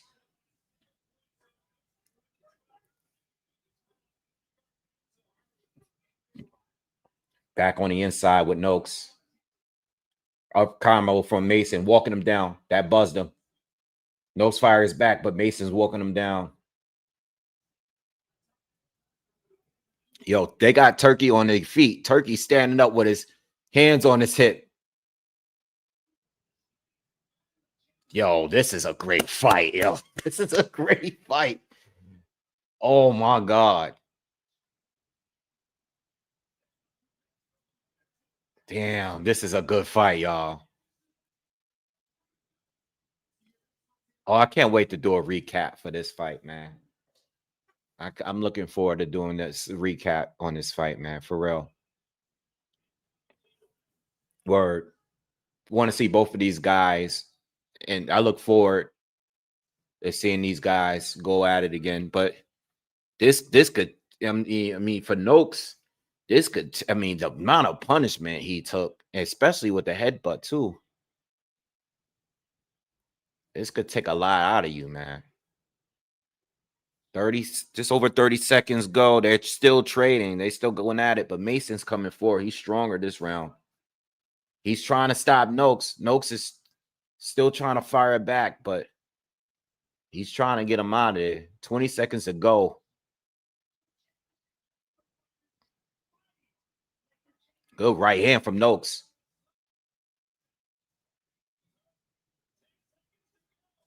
Oh, Mason came in, loaded up on those two shots. Nooks still ate him. Wow. Wow. Wow. Wow. What a fight, y'all. What a fight. That is definitely one of the best fights of the year. That's one of the best fights of the year, for sure. And definitely most likely going to be the fight of the night, man. That was a great fight. Yo, for the people that put, I mean, I think Mason won the fight, but putting a draw in doesn't sound so crazy now. This is why I said to you guys before the fight, if I see it, if a draw is going to happen, it's going to be in this fight right here. I said it was going to be this fight. I don't think it was a draw. I think Mason won the fight, but it was an absolute war. It was a great fight. I wouldn't even be mad at watching a rematch. That was a great fight. Great fight. Excellent fight from both.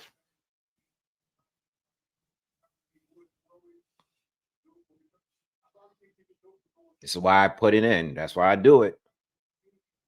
We never seen neither one of these fight. We never seen neither one of these guys fight anywhere close to this level until tonight. Well, Mason showed us that he just wants to knock people out. You know, he has the ability to box, but he showed us in this fight that he wanted to knock people out. If he wasn't even listening to his corner, this might be a problem in future fights because he can't beat all these other guys the same way. But I mean, he gave us a good fight. But it was yes, it was a stupid fight for him because he didn't have to fight this kind of fight to win. But he wanted to. He chose to. That's his choice. You know, no one's gonna say that, look what people say about Haney and Shakur Stevenson. People diss them all the time for boxing and not engaging like this. You know what I mean? He just showed that he's not like those dudes. You know what I mean? But yeah, strategically, tactically, I think it was risky to do it. Share the scorecards. They're probably going to have it wider. We go to the judges' scorecards. Judge Benoit scores it 117 to 111. 117, 111. Both judges, Dan Rex. 116, 112, probably. And Lejek, John Kobiak are in agreement. They both scored the same 115 to 113. 115, 113. Unanimous. 115, 113, 117, 111.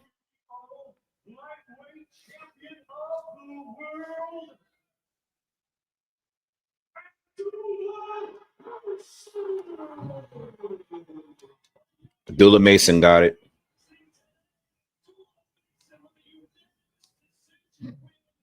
So one of the judges gave it 3 rounds. 117, 111 gave him 3 rounds. I think 7-5, 8-4 was fair.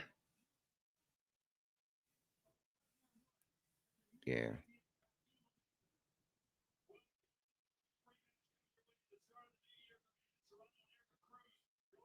That was good. I mean, it was a good fight, 117, 111, it was too wide. All right, man. Yeah, 117, 111 is a little too wide.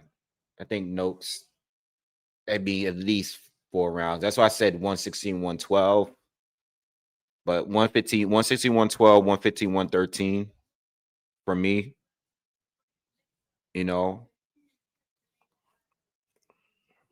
Yeah. All right. I don't know how they're gonna top that fight, man. Guys, give me 2 minutes. I just gotta use the bathroom real quick. I'll be right back.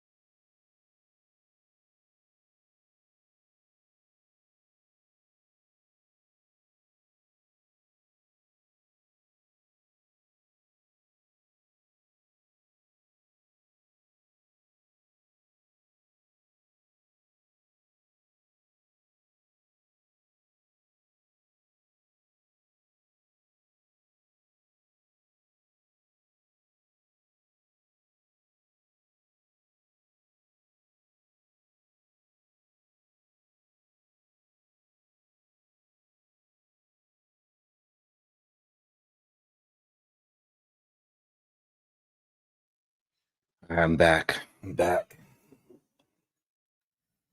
Whew, man, what a fight, man. Great way to start the main event. Even a Malnecki knockout was pretty good. I mean, I think they shouldn't have stopped it, but I ain't gonna complain too much. It is what it is. Good fight. I can't wait to do a recap on that fight, man. Really, really good fight.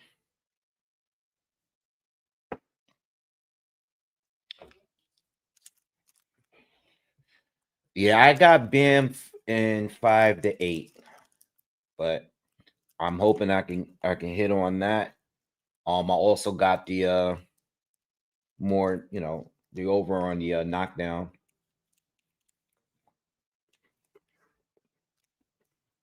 But that would be a huge upset if Bam loses. And I know Puma undefeated, he's also unified or was unified for a moment. But I think the skills between the two is a gap.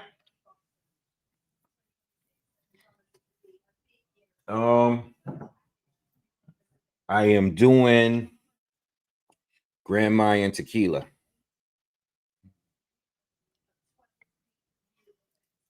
Beautiful bottle, right? Yeah. What are you guys doing tonight? What you doing, Mendoza? What you doing? Hollywood, you on the beer? Yeah, I could do a beer tonight, but I actually don't have any tonight.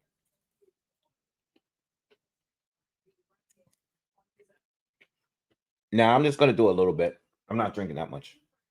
Just a little bit. Philly's gonna be smoking as usual.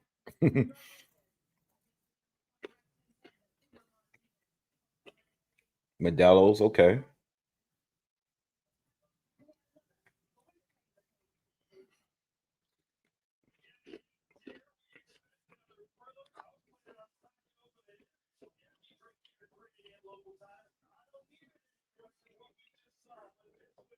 Coffee.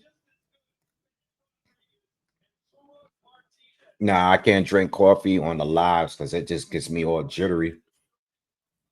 Especially for the fights that I'm nervous about.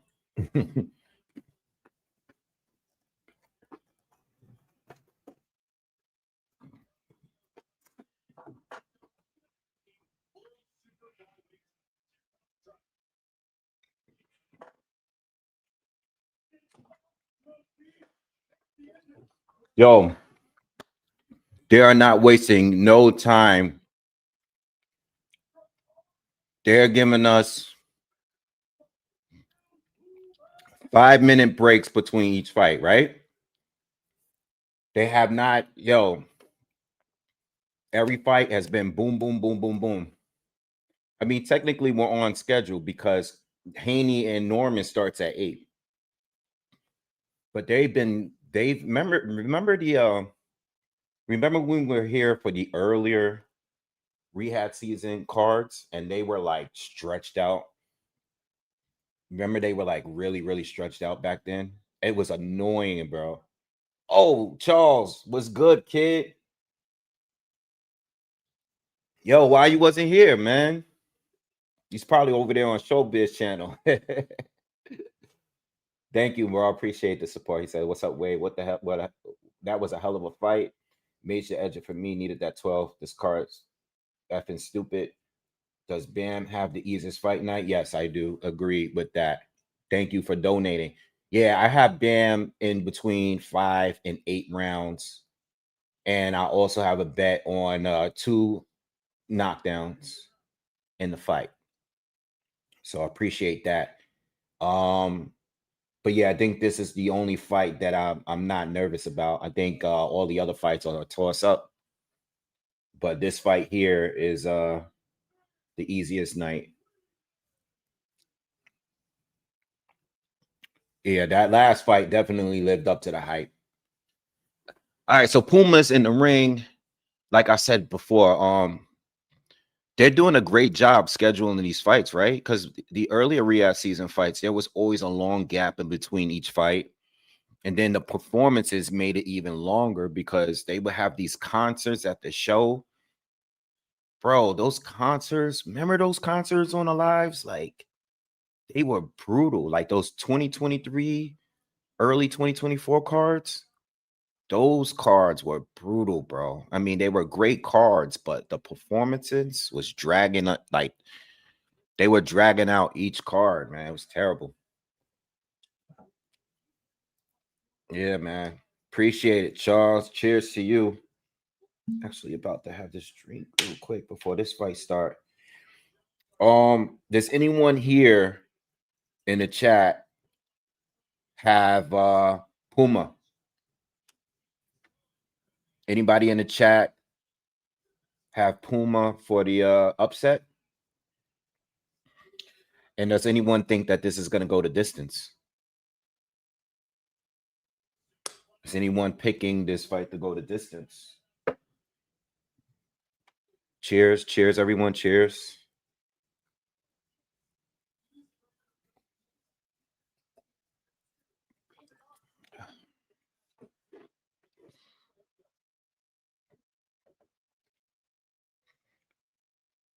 Give me 1 second. Let me get an ice cube.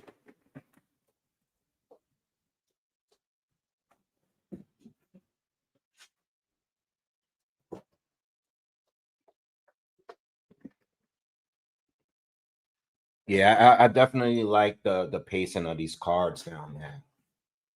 Much better than before. You know, even the preliminary fights, right? First fight started like right on time. And then every fight that ended, even the stoppages, they bring the next fighters out. They're not dragging this out, man. I love it.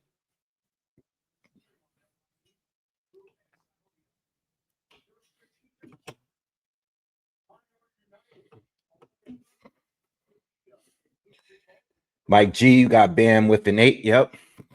Pretty much the same as me with an 8. Yeah, nobody got Puma for the upset. Listen, Puma wins tonight. That's a monstrous upset, right? It's not even, it's no comparison to any of the other fights on this card, respectfully, you know. Yarde has a way better chance of beating David Benavidez. You know, I already think Norman and what's his name is Devin Haney is even. I can't even be mad at, you know, I know in the prediction video I had picked Mason to beat Nooks on points, but I'm not mad at the fact that I didn't put my money in for it, because that was very close. That was a close fight. I didn't know exactly how Mason would fight, you know. I didn't expect him to fight like that. That was the last thing I expected. I thought he was going to fight smarter than that. I'll tell you one thing, though. I mean, he's probably not going to do it, but if Mason fights Floyd Schofield, the winner of Andy Cruz, Murataya, I don't think he should fight that way against him. But there's a good chance he might fight that way against them. You know what I mean? Like, I think at this point, he might be a little bit unpredictable for me, you know?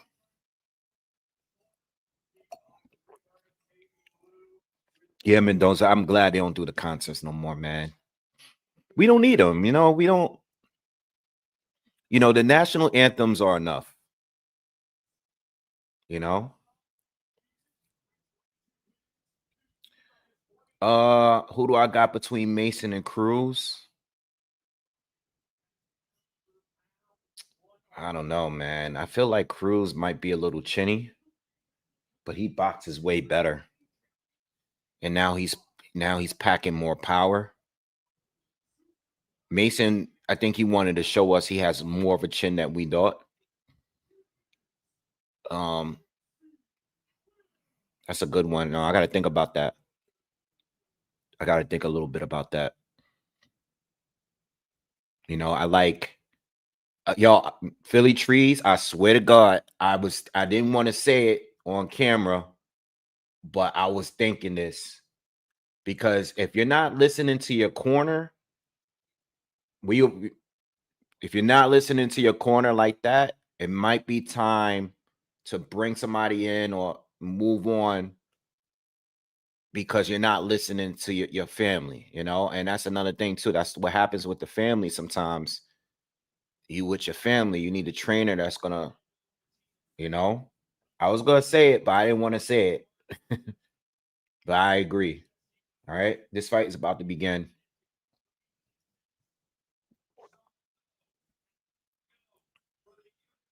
All right, round one. We got another southpaw. Got another southpaw against an orthodox fighter. I think the key for Bam is his legs, his movement. That's going to be the problem for the most for Puma. His feet is going to be what's going to neutralize him. But so far, Bam, ooh, big left hand from Puma. Good right hand from Puma. Yeah, he's been very arrogant, and the fight started, and Puma's still fighting very. He's looking confident, you know. I was like, let me see how he looks when the bell rings, but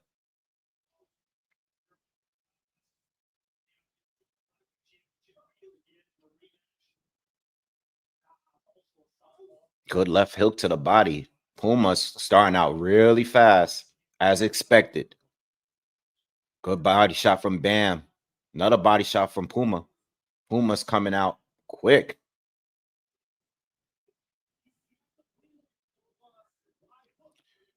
Bam is boxing, but Puma is throwing these wild punches from different angles. So that could be a little problematic for Bam.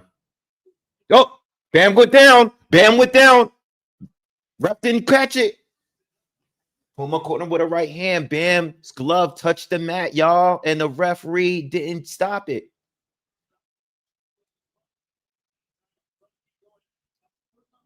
Was that a slip? I don't know. Oh, Puma goes down off a push. I don't know about that one, y'all. I don't know. I saw a punch and I saw a glove on the ground.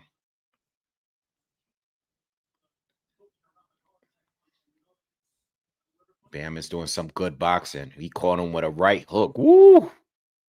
Those angles. That's where Puma don't want to be. Just standing right in front of him, squared. It's not where you want to be. That was a knockdown in my eyes. I don't know what that was about. We would like to see the replay. Excuse me.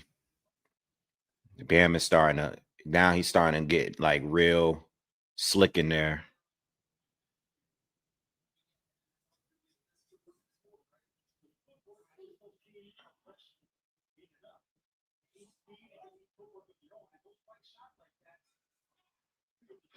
Let's see this rematch. I mean, this replay, y'all, because this is, I mean, I'm trying to understand why that wasn't a knockdown. I mean, even if you get knocked off balance, there was a punch that connected and your glove touched the mat. But I want them to show the replay. They got to show the replay because they can overturn it. They can just say like, no. They can tell the referee like, no, we're scoring that as a knockdown. And it is what it is. Listen, I mean, I think Bam won the round, but not if it was a knockdown. He didn't win the round. I mean, it was a good round. Puma did good that round. They didn't show the replay, so it is what it is.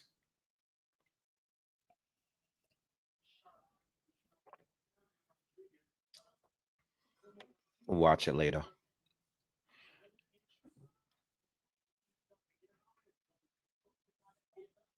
Good jabs from Bam to start off this second round. Martinez is lunging in with some power shots. Good uppercut, but For the most part, Bam is blocking and oh, nice counter left hand from Bam. Like, wait, yo, Bam, wait into the 5th round, bro. Wait into the 5th round. Don't go crazy yet.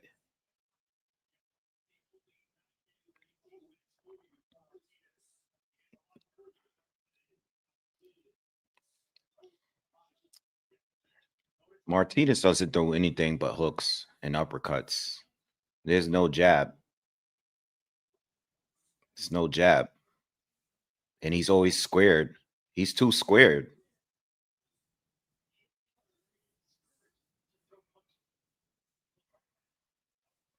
Smash that like button, y'all. Smash that like button real quick.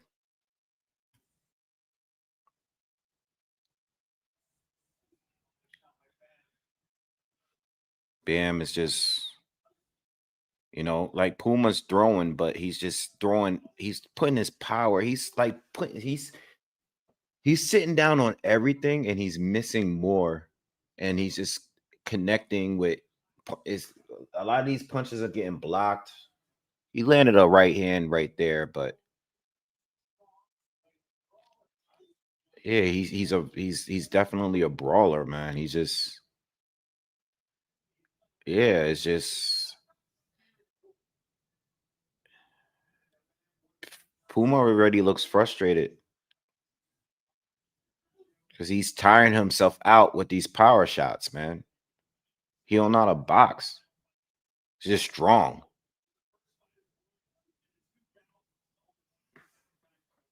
Oh, come on, yo. Bam, don't knock him out so early, please. Please.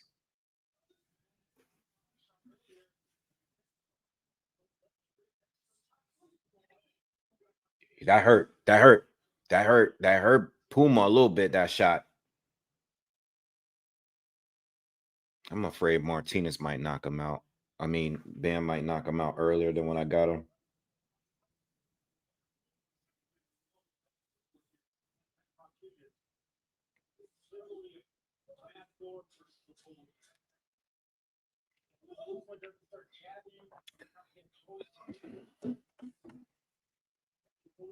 Come on, man. All right, good round, man. 3 more rounds. Yeah, I told you guys this is the one that's like the easy fight. Like, on paper, it's a good matchup because you got 2 undefeated fighters. It was almost supposed to be an undisputed fight, but Puma got stripped of one of the titles. But on paper, it was a good fight. But stylistically, it's all wrong for Puma. You know what I mean? The only thing with Puma is that he does throw certain punches from some wild angles at time, but it didn't look like it bothered Bam a little bit in the first round. But in this second round, it looked like he shut all of that down. It's almost like it's supposed to be an action fight. Like people would say, like this is going to be the fight in the night, but it's not because it's just one boxer that's so much more superior than the other one.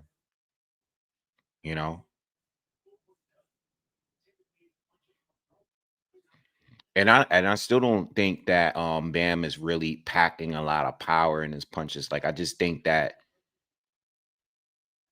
think he's still just he just wants to have this. He just wants to land and use his speed advantages. His feet, a suit like his feet. Look at his feet. He's dancing around this dude.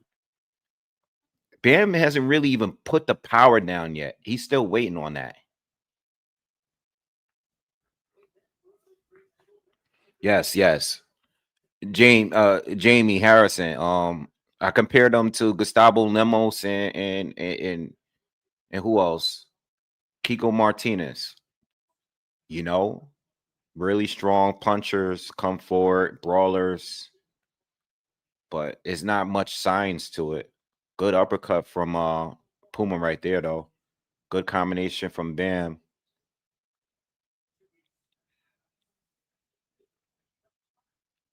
Yeah, the commentaries are saying that now, and it's like, yo, is this too easy? Like, the crowd is not into it. I haven't heard any not like the last fight, you know. They saying what I'm saying.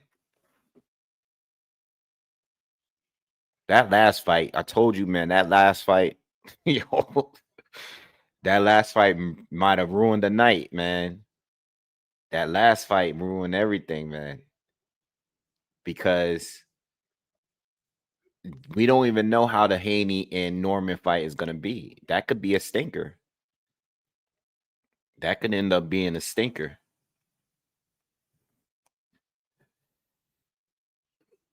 Yeah, that last fight, y'all, they saying this.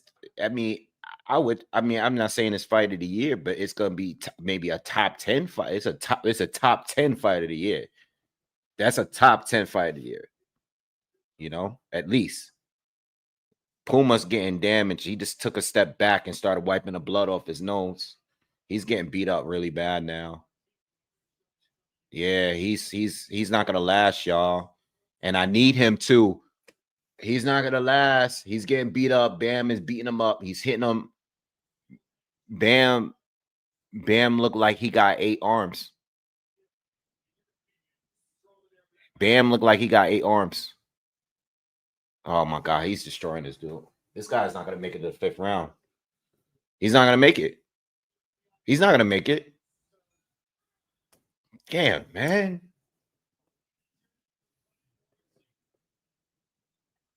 He's not gonna make it, bro. Puma just got hit with 100 punches.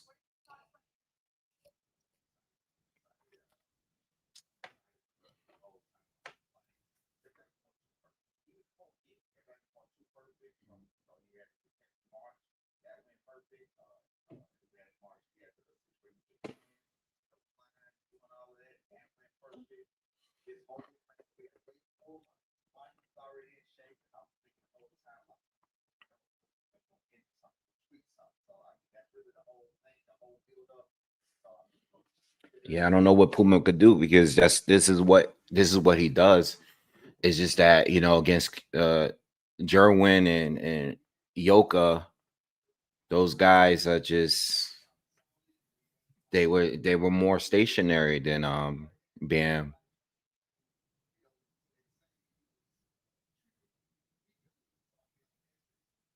Bam is too good, bro. I would really like to see him step up at some point and fight a Nakatani or a Inoue, you know.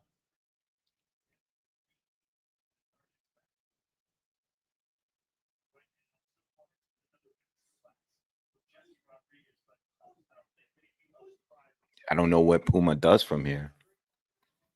He doesn't have the feet, and the blood from his nose is really bothering him too.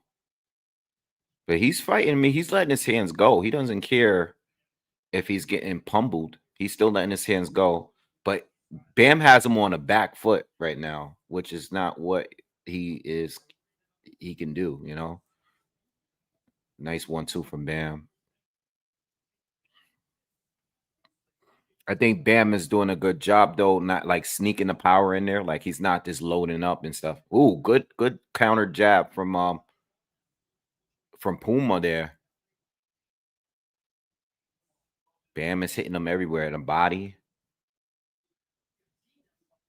Slipping and rolling, countering, hitting them with angles.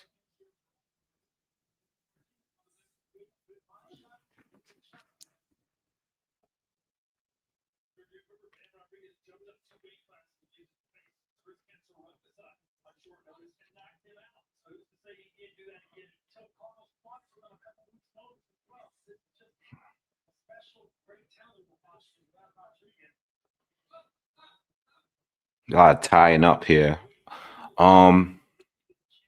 Just over a minute left in this 4th round. March Bam is destroying him right now. Now he's starting to style on him crazy. Puma can't land. Bam keep him off balance. Bam is still not loading up. Like, I think he's not like hitting him with really hard. He's just hitting him. I think he's hit him with like at least 10 shots in a row without getting a response.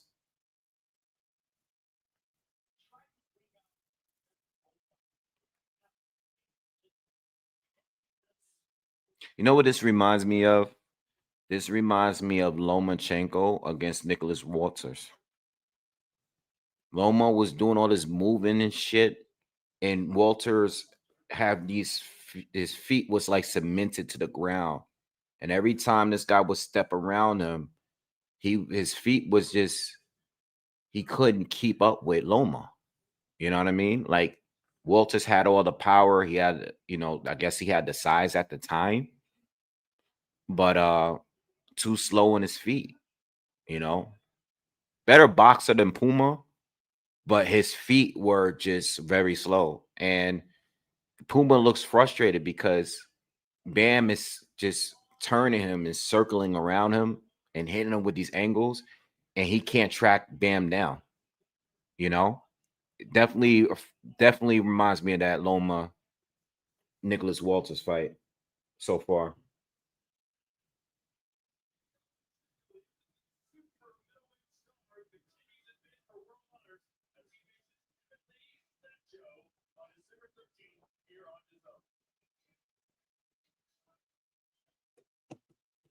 Yeah, he made Walters quit fight. Didn't Walters come back? Whatever happened with that? Didn't Walters come back and fight for like a WBA, like some sort of international title or something? You know how many titles they got? They got like 15 titles per division. Oh, he was stopped earlier this year in the 3 rounds, so I guess that's done. He did beat Joseph Adorno though, which was a solid win. I remember watching that fight last year.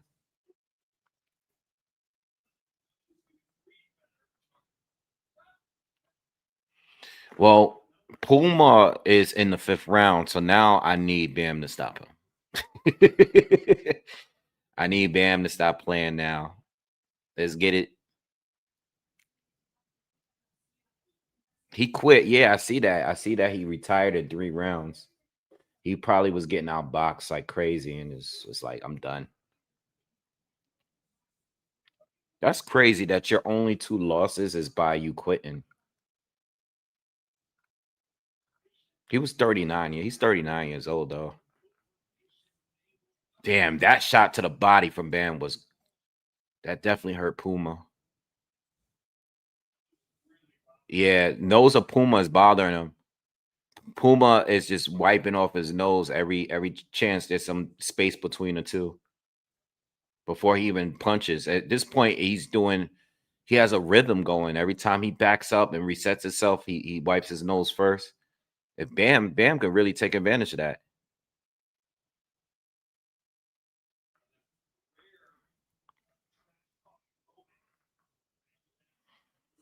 Oh, good combination from Bam. Yeah, Bam is tearing him up. This is a boring fight though. It's a boring fight because this guy is not on his level.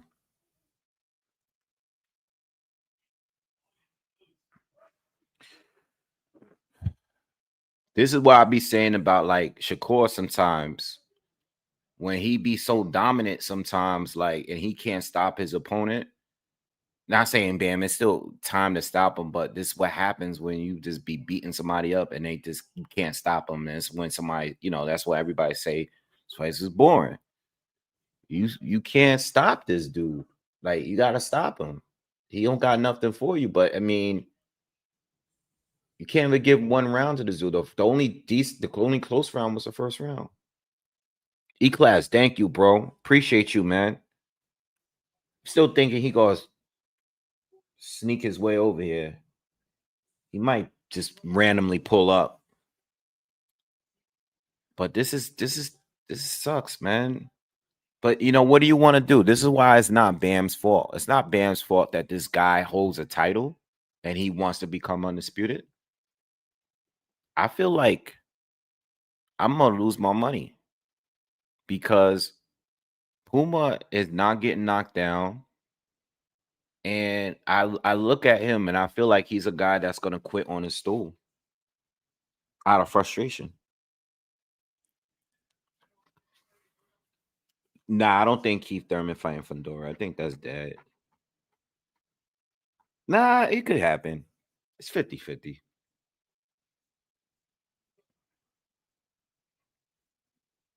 Man, there's so much going on at 54, bro. I don't even think people care. Like with Keith Thurman, I think listen, people getting tired of fights getting rescheduled. You know what I mean? Like, whether it's you, your opponent, they ain't doing the ticket sales ain't good. It's just like every time you lined up for a fight, something happens, bro. I think people don't care no more. I know I me speak for myself. I don't even care no more, bro. I'm just tired of like delays in Keith Thurman fights, man.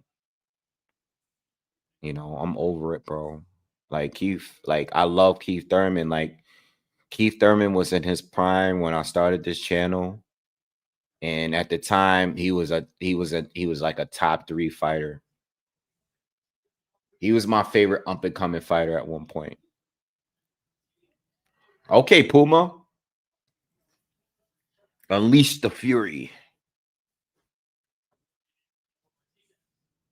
Yeah, like even though it wasn't like recently, and it said that Fundora was injured, but like I don't think anybody cares at this point. Like, man, we don't care.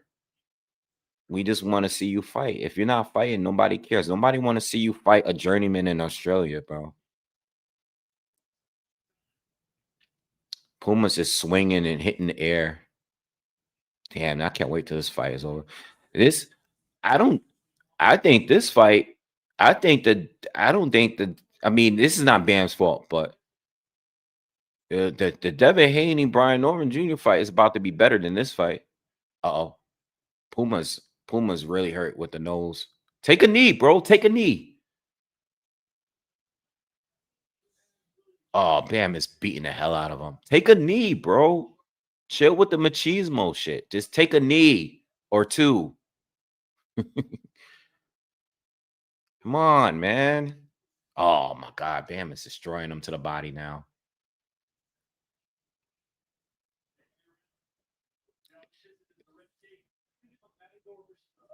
Bam's doing the Matador. He's showboating now. He's hitting him.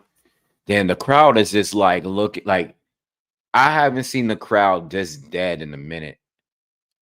This took all the steam out of the fight, of the energy out the room.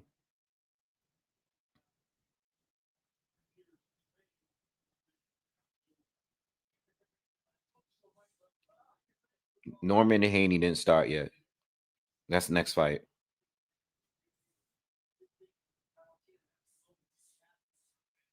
Damn, I'm gonna lose my money, bro. Bam can't stop this dude.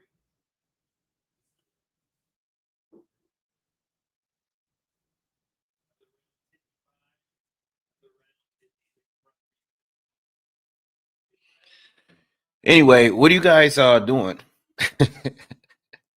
Since this is the most boring fight of the night so far.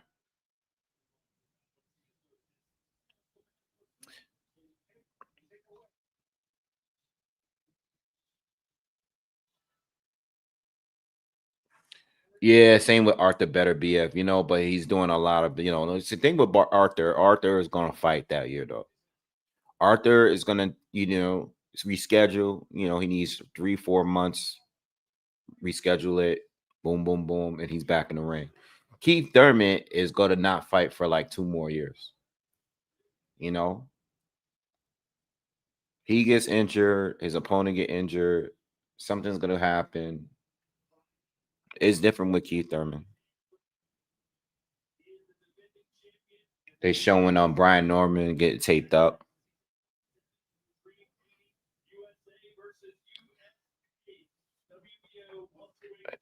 He's ready to go, but he's all wrapped up now.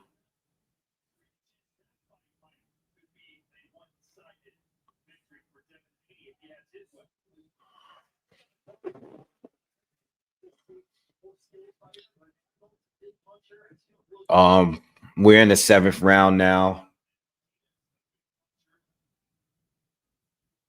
I mean, Puma's a tough dude, bro. I mean, one thing I'll say is that he's still letting his hands go, but I mean, it doesn't mean anything.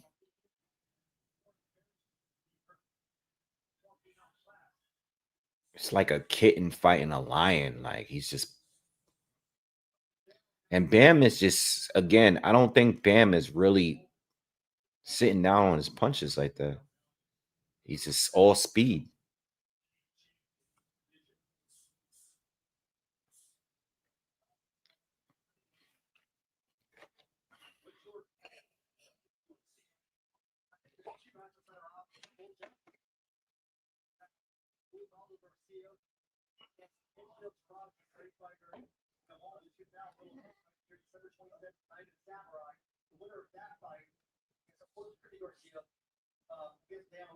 Yep, he made it on time. Thank you, Love Unlimited. Appreciate it.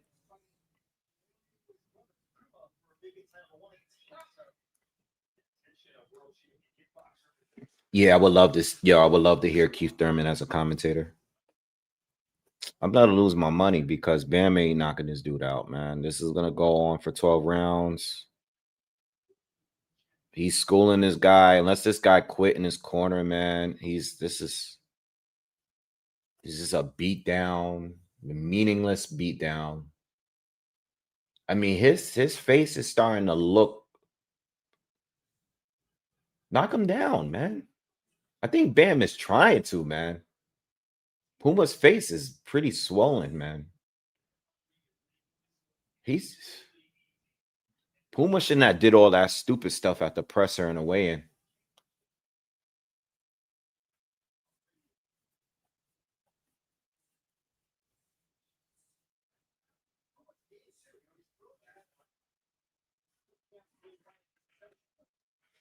Turkey be mad as hell when a fight is boring. Look at him.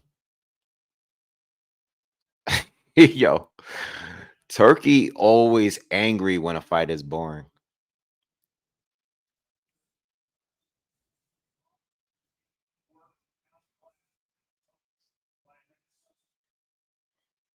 How many punches have Bam thrown so far?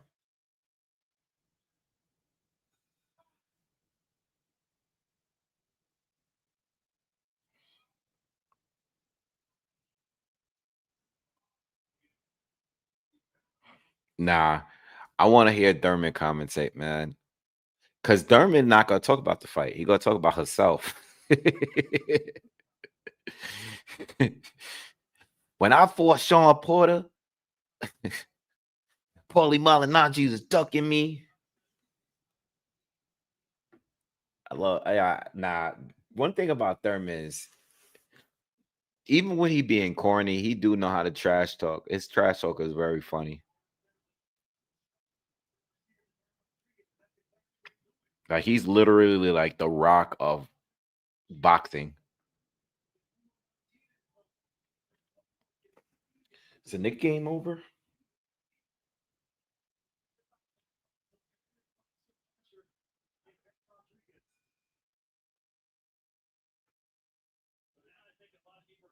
Damn, it's over for the Knicks. Damn, they down 15.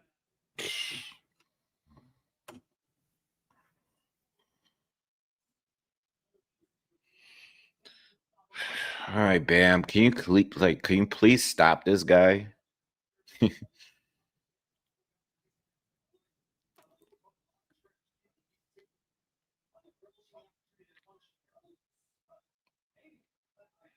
Like Puma's is throwing punches, but they're like so meaningless, man.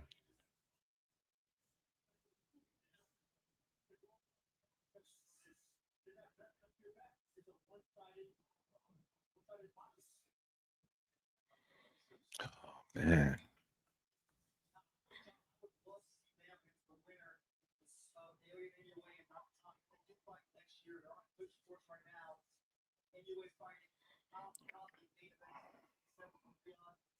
Thurman would make a bag in the WWE. Nah. I can't see him actually wrestling though. He'll get injured. Yeah, after this, man.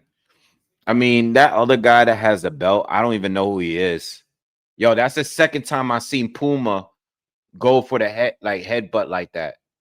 He did it earlier and the ref let it slide.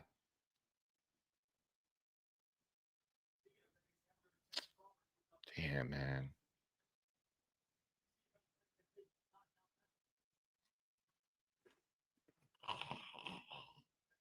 Oh my God, this is so boring.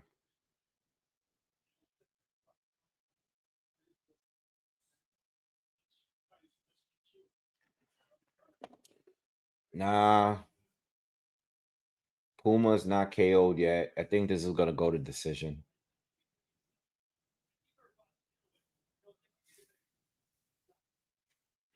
Yeah, I have Haney on points.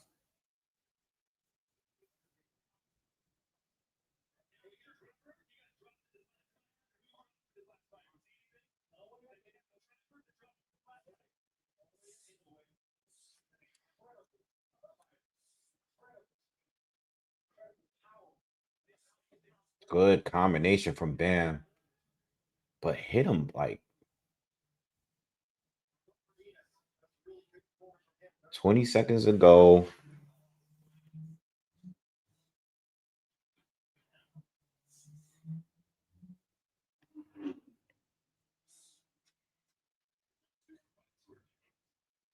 Puma's just moving around the ring now.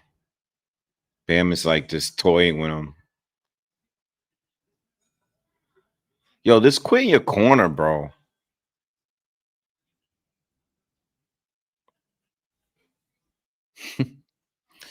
This is terrible, man. Dude, they just sucked all the air out of the event, man.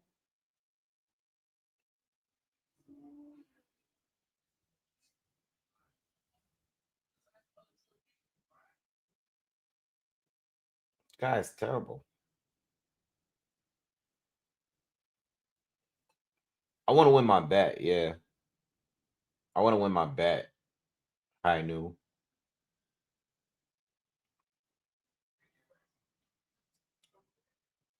Yeah. I mean, I knew it was going to be easy, but I was hoping that Bam stopped him at least. It looked like in the earlier rounds he was going to stop him. Like in the third round, I thought Bam was going to stop this dude, but Bam can't stop this dude. Like that, and yo, that last fight had everything popping. Like we was good, the energy was good. I went and got me a drink. I got some snacks. I was waiting for this to start because I thought this would be, like a few rounds of a war or something, but this ended up being a stinker, man. And this is what happens when you box so much better than your opponent, but you can't knock them out.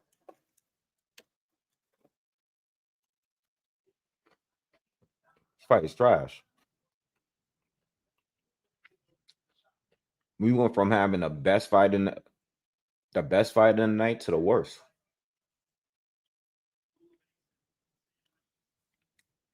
We're in the ninth round, bro. It's about to be a 120, 108 scorecard.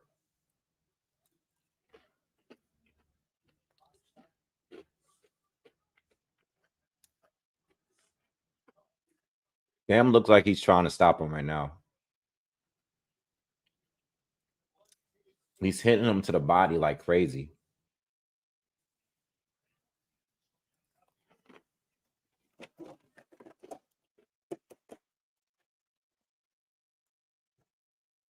Yo, Charles, this is terrible, bro.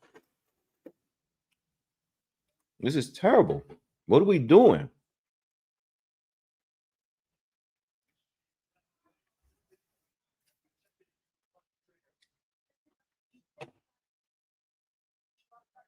This is terrible, man.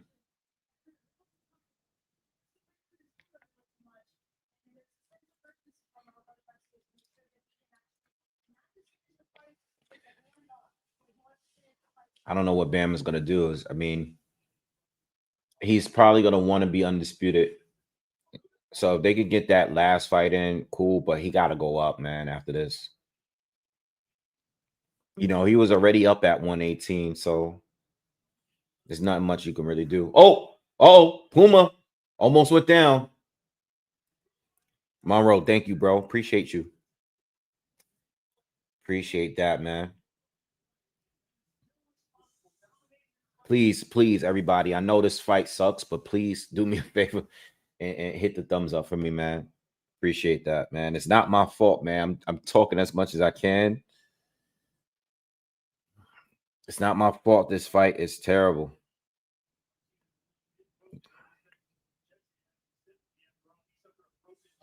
Let's get up to 150 likes, man. Everybody that's here, just hit the thumbs up for me real quick.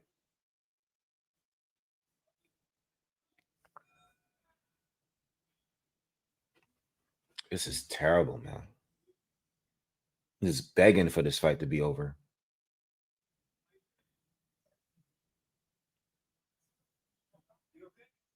Puma don't look like they asked if they talking to him. Well, they talking to him in the corner.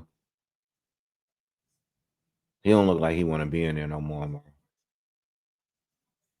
They don't even know what to say to him, bro. Yo, Puma's eyes are so swollen. The top of his eyebrows are so swollen. They look like horns. Like he look like Hellboy right now.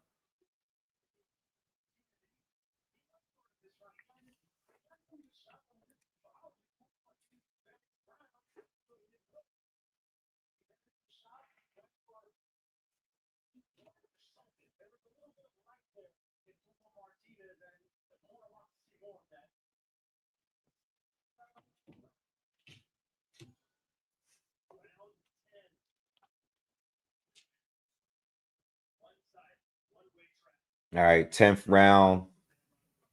Bam got every round, man. No knockdowns yet, though. No knockdowns. No official knockdowns, at least.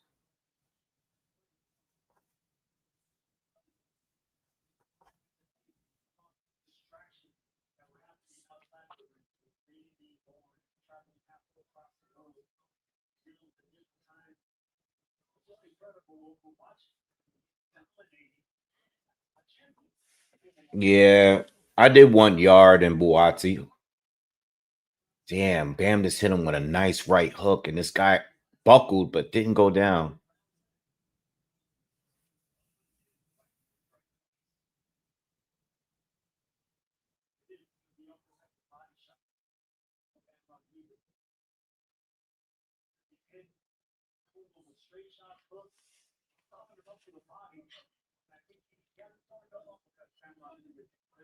I'm not gonna say that about Puma. I think he legit. Oh, Bam hit him with a crazy left hook, and he's not getting back up. He's down. He's not getting up. He's on his back, y'all. 8, 9, it's over. Damn, I didn't even get my 2 knockdown, man. If they counted the first knockdown with Bam, damn, bro, I got robbed, bro. I got robbed. I put 2 total knockdowns, man. They ain't count the first knockdown, and this guy didn't get up. At least Bam got him out of there, though. Took him 2 years, but I'm glad he got him out of there, bro. Because that fight was terrible. All right, the real fight is coming up next. A fight that I'm really here for.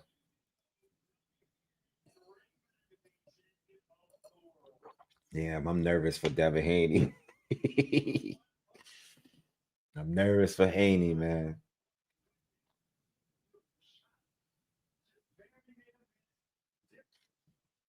Boo. Damn, Puma, what happened, man? Boo. That was a nice counter left hand, man. Puma wasn't trying to deal with that no more.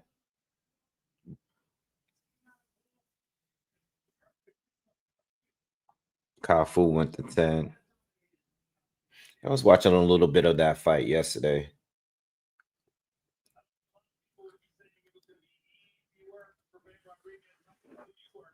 Man, I said it was gonna be easy work. I don't know what you're talking about, Sergio.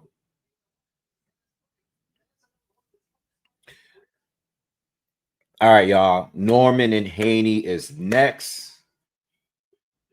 I do want to hear Bam's interview, though. I want to hear what he's talking about as far as like fighting for undisputed.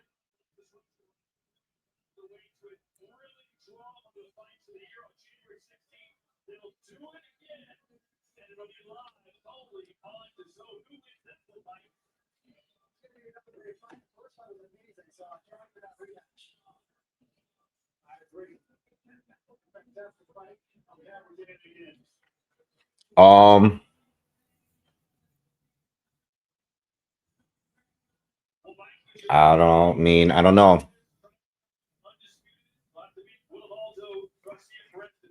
I think that Haney's best performances to me was against Loma and Prograis.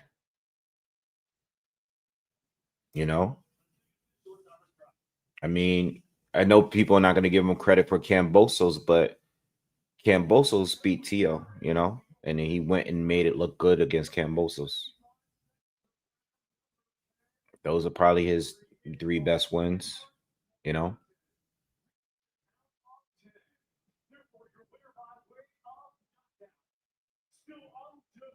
But I get what you're saying, you know. Haney, as far as I don't say Haney is special. I think he's I think he's a great boxer. I don't throw around the word special. People say Abdullah Mason is special. I don't think he's special yet. I think he's very good though. You know what I mean? Special is I don't know. I don't think I've ever called Devin Haney special. You know?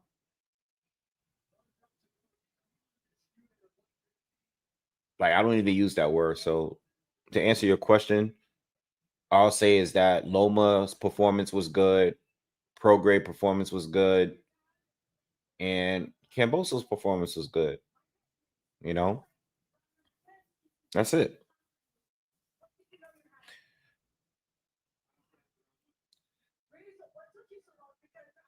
Whether you think that the Loma win was controversial, but the performance was a very good performance. Even if you don't think he won, it was a great performance.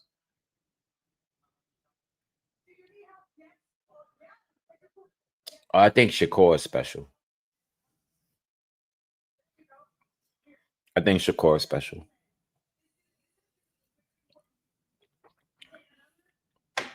Boots, I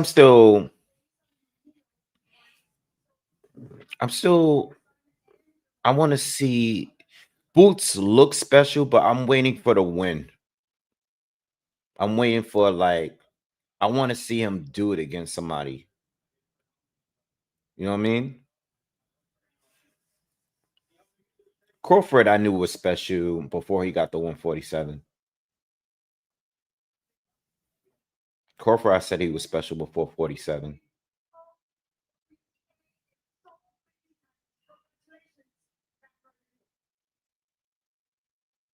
Yeah, I don't know. I don't call a lot of people special. You know, I don't even call every pound for pound fighter special neither. You know what I mean? I just don't.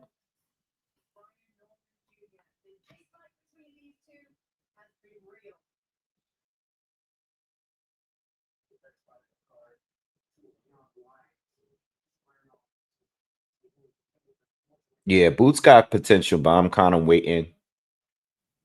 Um, Devin Haney, I don't even know where he's at. The hardest part about picking this fight, because the fight's coming up next, guys. The hardest part about picking this fight to me was the fact that I don't even know where Haney is truly at right now.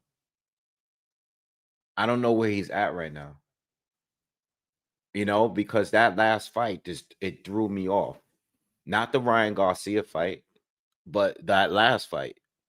The last fight really threw me off.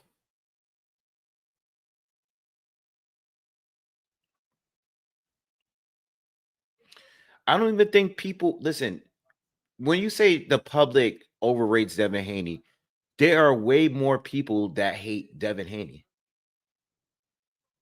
There's more people that hate Devin Haney than like him. Seriously. People want him to lose in every fight that he's in. Seriously. Like what? There's not a like Devin Haney. I would say I can't prove this, but I would say 90% of boxing fans hate Devin Haney. I don't think that like people that like Shakur, people that love Tank, people that love Lomachenko, every community hates Devin Haney. There's not a community that love Devin Haney. Because even like in the Black American community, there's more people that like Tank over him. So who's overrating Devin Haney? Like people hate him, and then on top of that, people hate his dad. Like not many people like love him. You know what I mean? I think he's hated way more than he's loved. But like if you look at every community of boxing, right? Because it's divided, a lot of it is divided uh by where you're at and who you are. The Latino community hates Devin Haney. Clearly. They basically celebrated a drug cheat. They did. Lomachenko and anyone that's white or anyone that is a fan of European fighters hate him because of the Lomachenko thing, right? They hate him because of the fight. They hate him because of the comments he made before the fight. They hate him for that too. And then the Americans hate him too because they like Tank better. They feel like he's copying off Tank. Like every community hates Devin Haney. Everybody that likes Devin Haney is like he has a core following. Like he has a hardcore following, but it's the smallest. Like he doesn't have anyone except his like hardcore fan base that supports him like that. So I don't think he's overrated like that. Like how is he overrated? He's not overrated. He became undisputed. He became the champion. This is gonna be his third division. Like I get what you mean. You might like when people tell me they don't like Haney, I get it. Like I think some of his fights are pretty damn boring too. Um, he doesn't get the knockouts all the time. Um, and I think there are people that's more talented. I always said that Shakur is better than Haney. I think Shakur is better than Haney. Both people say they're both boring, but I think Shakur is better than Haney, like clearly to me. You know what I mean? I don't know if Haney beats Tank. I like Haney more than Tank, but I don't know if he beats Tank. I don't know if he beats Tio. I thought he would beat Ryan, destroy him. Even with the weight situation, I thought he would destroy him. He still didn't, Like I don't know, you know. But I think when people say like I think the hatred for Haney is bigger than the love. I think the hatred for Haney is just it's become something else. Like I actually think he's actually the most hated boxer right now. Like the comments that I read daily about Devin Haney is yo, it's like an obsession with this guy. Like seriously. Like look. So since we talked about because we were waiting for them to come out. So let's talk about it. Brian Norman is actually getting ready. They're about to get ready to come out. Like Just look at the Subriel Matias situation, right? Subriel Matias pops on Osterin, right? So the Dolan Smith fight is canceled. It's off for now. At least I think it is. So we know that if you didn't know, Subriel Matias, a fighter, died. You know, he basically killed a fighter, Dadashev. He died. You know, rest in peace.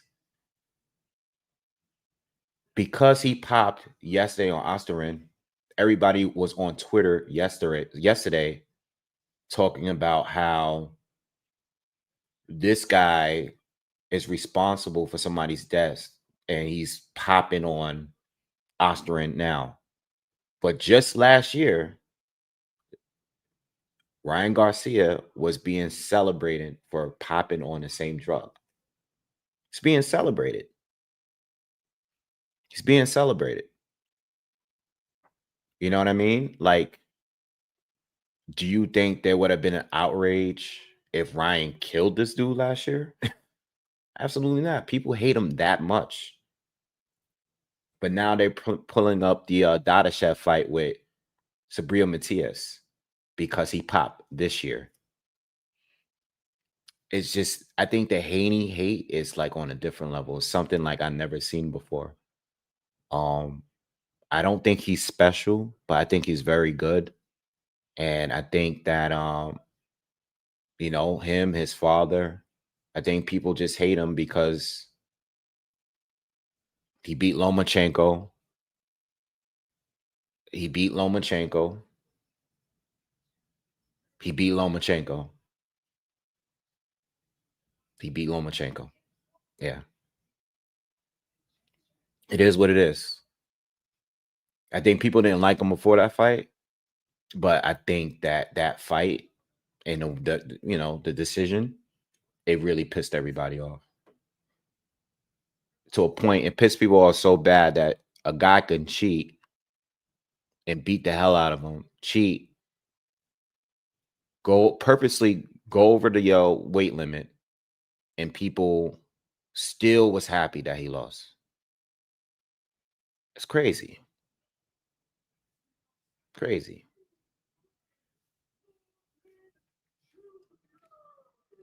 Do I agree on what he does outside of the ring? Absolutely not. Like, do I think he should be suing all these people? Like, what he does outside of the ring, I don't care. I'm not gonna defend Ryan. I'm not gonna defend Ryan Garcia. But you know, if he wants to sue his baby moms or whatever, that's his business, bro. I don't care what that guy does. You know, him and his father, I don't care what they do outside of the ring. You know, as long as they clean, they're not popping dirty. Haney is in the ring. Brian Norman's marching into the ring. Oh man. Oh man. Yo. Oh man. Both fighters are in the ring. It's no more talk, man. It's no more talk. Brian Norman looks fired up. He looks ready to go. Oh man. In other news, I am right now, I am scared for Devin Haney. With all that being said, I am highly concerned for Devin Haney.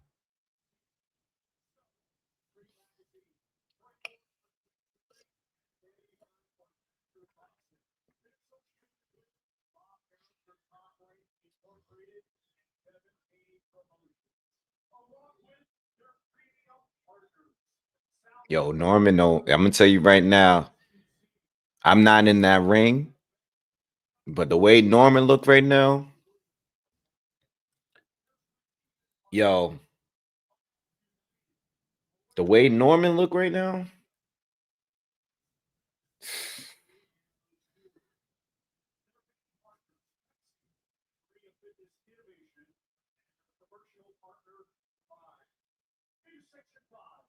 Yeah, Norman Power walked to the ring, man.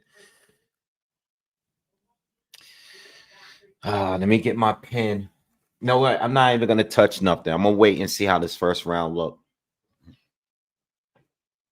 I want to see what Norman's gonna do. Hey, yo, let's before we start, man, because they're about to start. You got to remember, Norman's chin might be a little questionable, man. I don't think enough people is talking about that. His chin is a little questionable, man. So I don't know what his approach is going to be. I hope he doesn't just rush him and try to get him out of there quick. But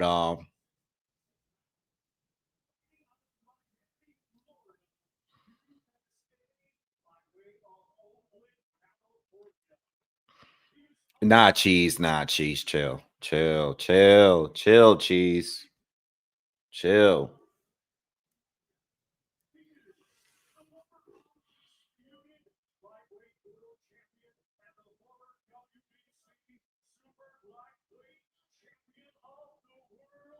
Who's taking over Snack now?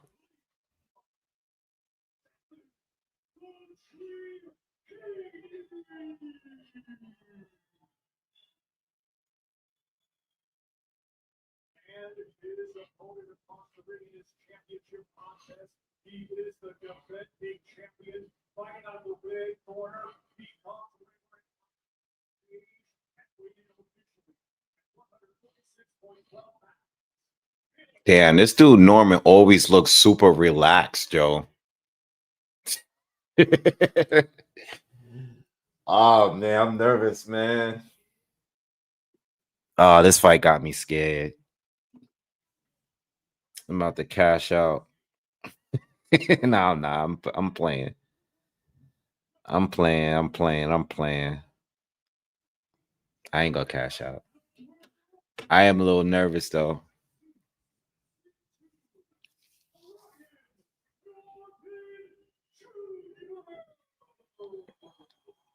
Oh man. Oh man. Yo, Brian Norman look crazy. Damn, son. Hope I ain't make the right. I hope I ain't make the wrong pick, man. Oh man. Come on, Haney. Listen, I'm cool with Brian Norman Jr. winning. It's just that I don't want this. I want it to be a good fight. Round one, y'all. Now, it looks like Brian Norman's heavier. He looks heavier than Haney. Nah, they look pretty even. Yeah, nah, they look pretty even, man. Haney looks good at the weight. Brian Norman went for a right hand. Haney ducked underneath it and tied up.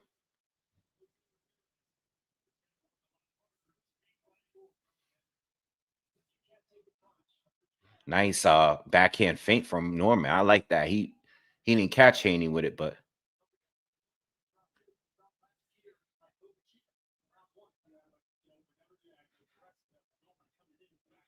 fights in the center of the ring. What I do like is that Haney looked like his normal self, not the movement we saw in the last fight. He looked like his normal self, like he's standing right in front of Brian. Not much punches being thrown though. He's waiting, but I like the defense. He's slipping the punches from Brian. Nothing landed from either. Good left hook, lead left hook from Brian, but blocked by Haney. Throw the jab, Haney. Throw the jab. What you waiting for? Yo, I'm just glad that Haney is not moving. He's standing right in front of him. Waiting for him to throw a jab, though. Good feints from Brian Norman. Oh, hook from Haney. Misses.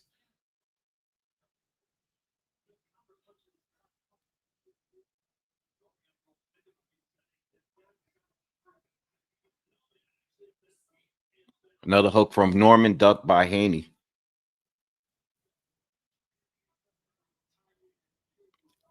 Norman looks quick, but Haney's been able to read him so far. Jab from Haney, finally.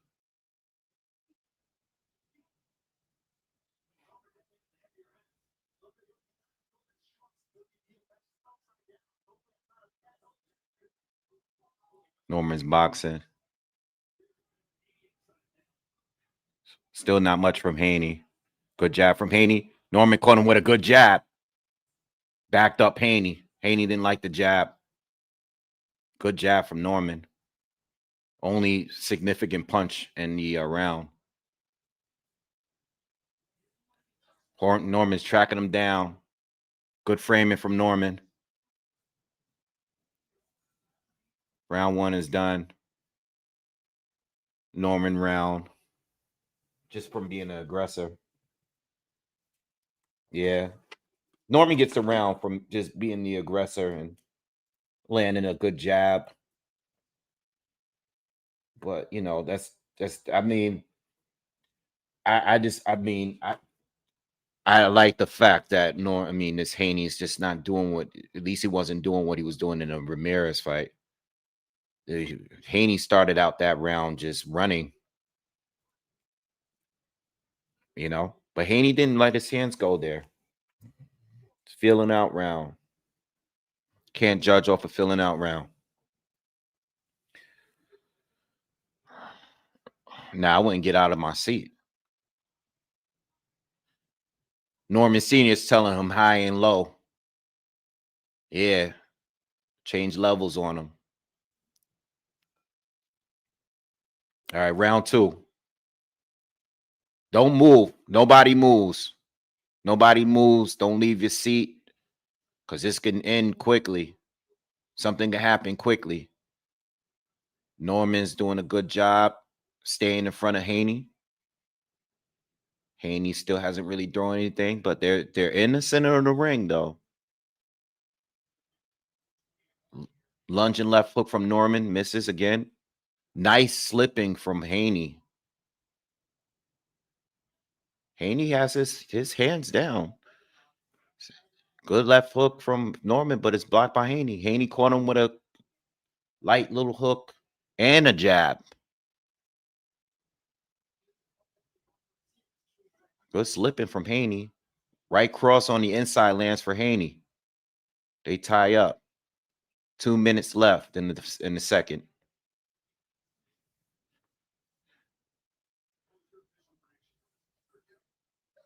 Norman steps in, throws a combination to Haney's body.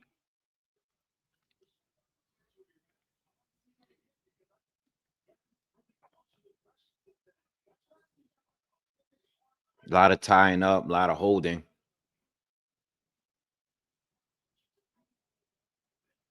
Norman's starting to come forward a little bit. Haney goes in for the lead left hook, and they smother each other. Tied up again. Oh, lead left hook for Haney lands. And he hurts. Norman's down. Norman's down. Oh my God. Lead left hook from Haney and drops him. Norman's nose is broke. His nose is crooked, yo. Is it me? Oh my God. Norman's hurt bad, yo. Norman might get stopped. Norman's hurt still. Haney just hurt him with the right hand. Oh my God. Is his nose broken? Yo, is his nose broken? Haney's going after him. Norman's still not recovered. Oh my God. Oh my God. Oh, I'm not gonna even. Norman's bleeding back. His nose is broken. His nose was crooked, bro. Oh, Haney's gonna stop him. His nose is done. Yo, his whole nose is turned. Oh my God. Oh my God. They hate.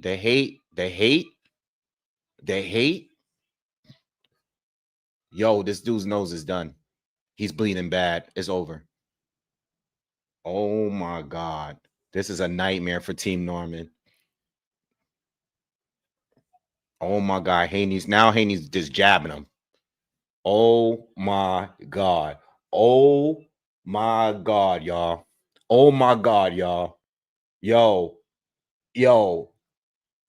If you just checked in, the second round, Haney, Norman looks, his nose looked crazy. Haney caught him with a hook and dropped him with a right hand. Norman's nose is broken, bro. They put him in the corner. His nose is sideways.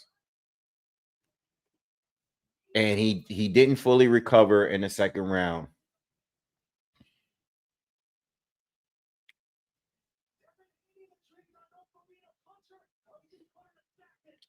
Wow. Devin the Dream Haney. I told y'all this guy's a little chinny.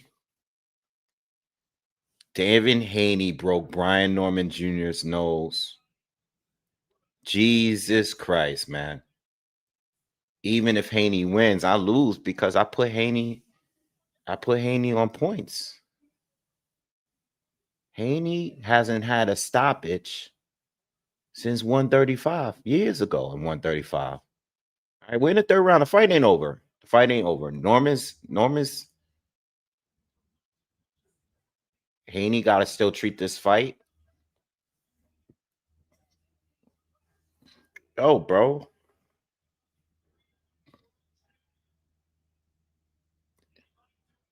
Damn, how Haney broke.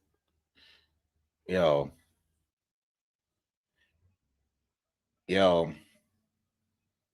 I don't even know what to say. I'm stuck. I'm at a loss for words right now. I'm at a loss. This is definitely the most shocking thing I've seen. Haney broke Brian Norman's nose in the second round. Haney got caught with a left hook. Might have been blocked, though. I think the crowd just reacting. A lot of Norman's the aggressor this third round. Haney might just be waiting for him again, like he did the last round. Short right hand lands for Haney. Brian's on the way in. You could tell Brian is breathing from his mouth now. His mouth is always open now. It's always open, bro. This is shocking, y'all. This is shocking. I don't care what nobody say. Brian getting dropped in the second round and getting hurt that bad is already a win for Haney. It's already a win. I mean, he could still get knocked out because Brian is still in a fight. Fight ain't over, but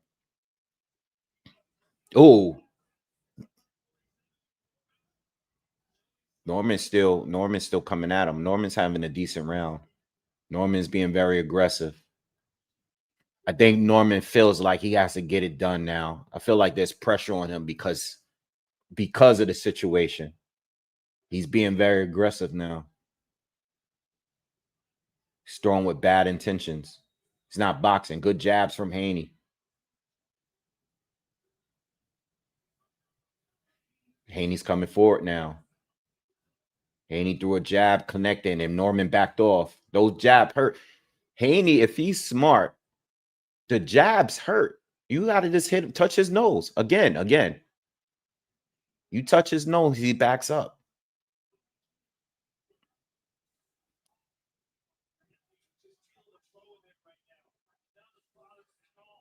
This looked like the Prograis fight, man.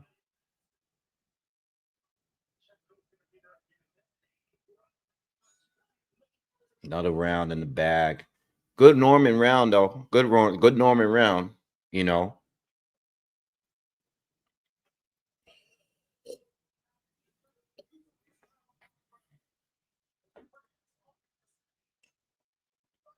See?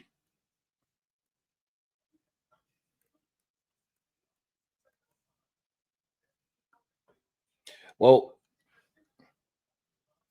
one thing that I like is that Haney just wasn't doing the movement that he was doing. He was standing right in front of Brian Norman, even in the first round. The first round, he didn't do anything but land one jab. But in the first round, he wasn't moving. So I was like, as long as we're not getting that version of Haney, we good. You know?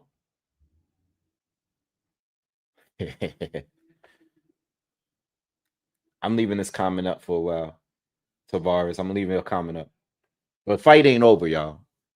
Because, you know, if Haney get knocked out, we ain't going to hear the end of it. So the fight ain't over until it's over.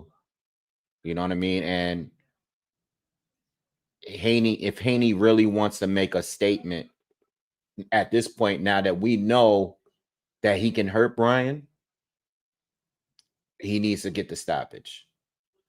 You know, I mean, he doesn't need to. He can just win the fight on points. But, you know, if you really want to make a statement, get the stoppage. What's up, nerd? Like, yo, I just think Haney needs to use his best weapon, and that's that jab. Oh, Brian Norman caught him with a good left hook. But Haney ate it fine. He's fine so far. Norman Jr., another lunging left hook. I'm waiting for Haney to counter it. Haney's being very physical on the inside.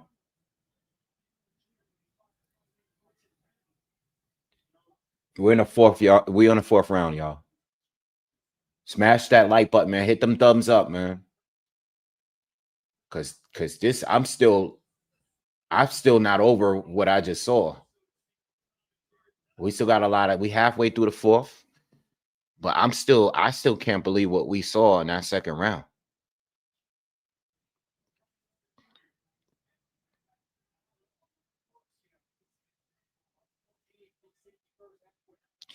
Haney's not throwing a lot.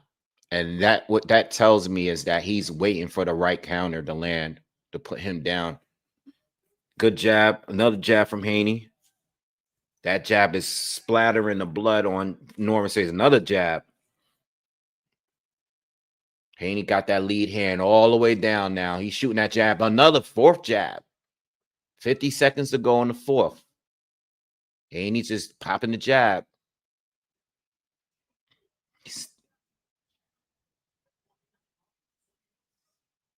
Another jab from Haney.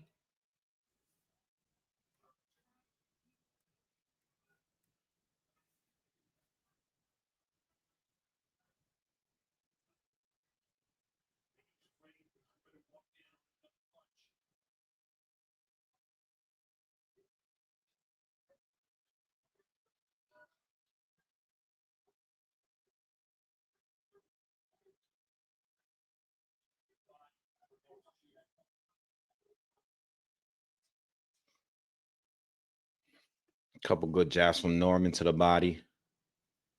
Norman tried to hit him with the swivel jab. Haney's reading everything he throws. That's a Haney round. I think the third could have gone to Norman. First and third go to Norman. Second and fourth to Haney.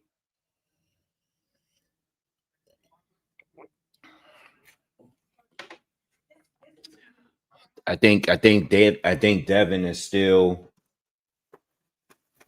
I think Devin is still just being cautious, you know, a little cautious. You know, obviously he's fighting, but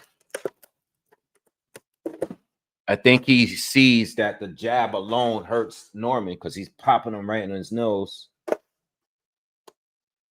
I'm waiting for him to throw that right hand behind that jab, though.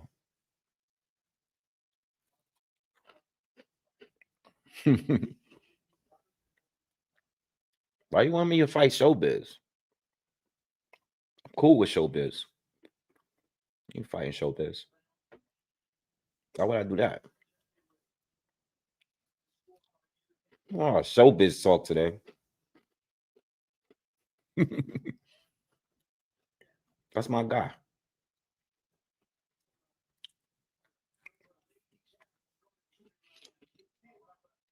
All right, we're in round 5.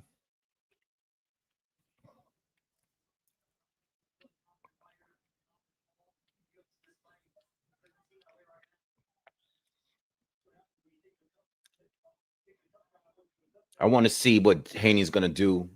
I think Haney should do something because Brian's already handicapped. Good jab from Haney. Brian's already handicapped at this point. He got to breathe out of his mouth. He's bleeding from his nose.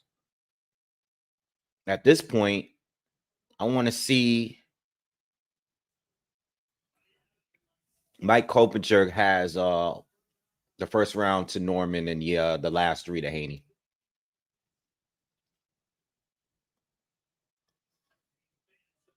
I gave the 3rd round to Norman in the first. First was a filling out round though. Oh, big 1-2. That's what I was waiting for, Haney. He did it. Big 1-2 from Haney. Didn't put him down, but I've been waiting for that punch. Haney's is picking him apart now.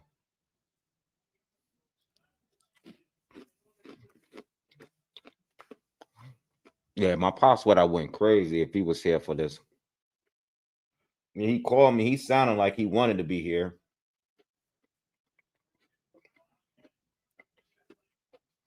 He sounded like he wanted to be here. But he had to go somewhere.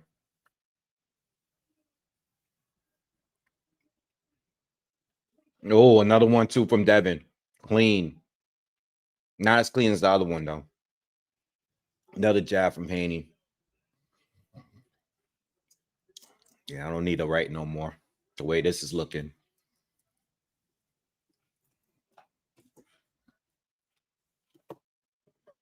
I don't need a right no more. Haney looks good. They're gonna say Brian was overrated, though. They're gonna say Brian was overrated.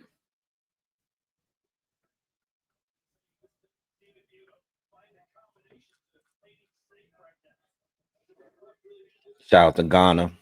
Ghana's in the building.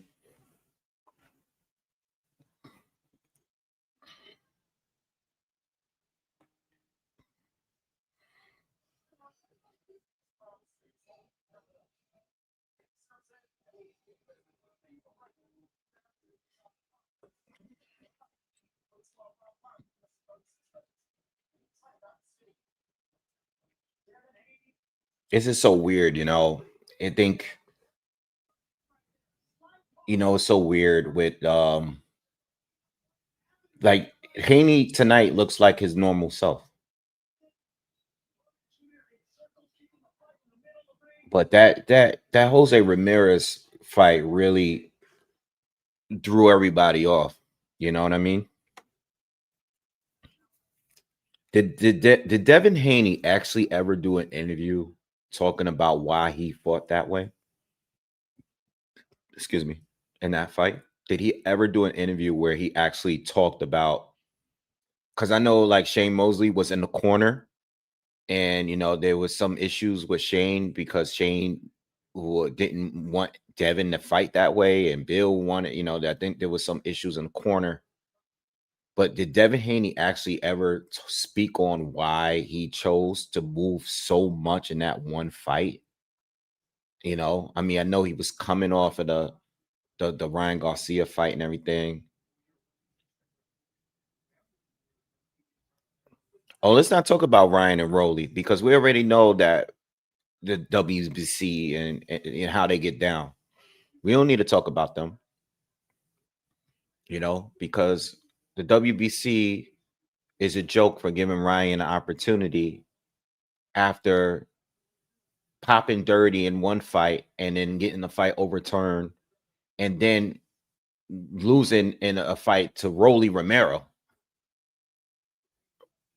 Let's talk about that. You know, how are you getting a title fight against Mario Barrios?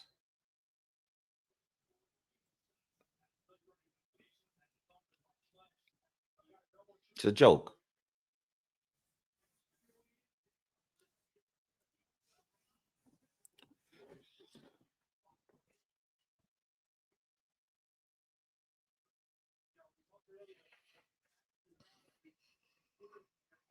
I mean, it still might go the distance. I mean, from based on what I'm seeing right now,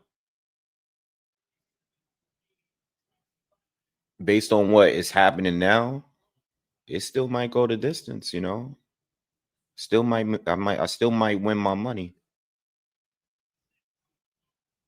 We're in the 6th round. We got a minute to go. Brian can't touch him. Brian can't touch him.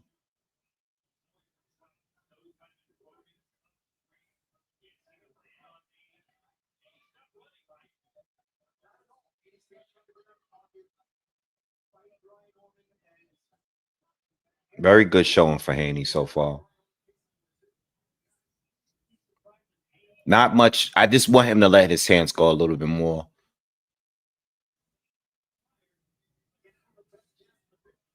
Like defensively, Haney's is on point. I just want to see him throw his hands a little bit more. Yeah, he's throwing a jab here and there, and he's definitely connecting, but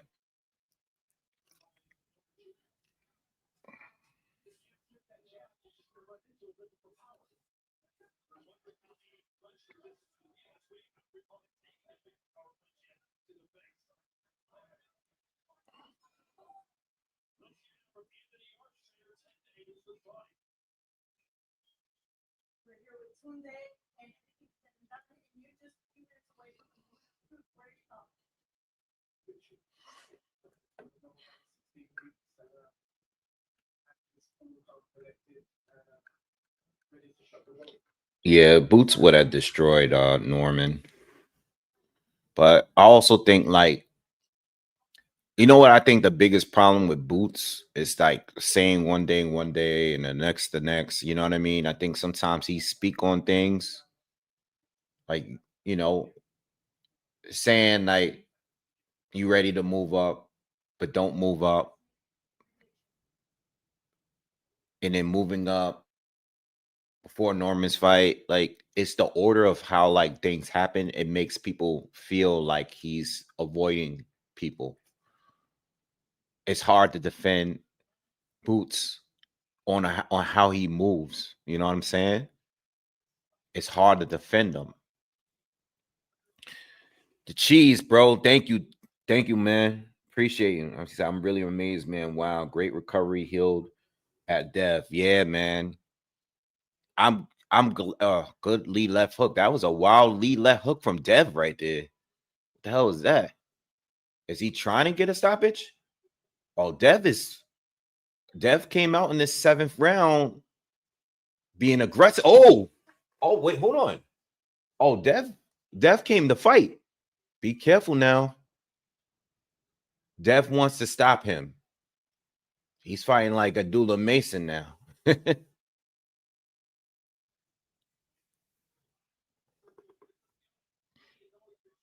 Hampton says my logic regarding Boots is terrible.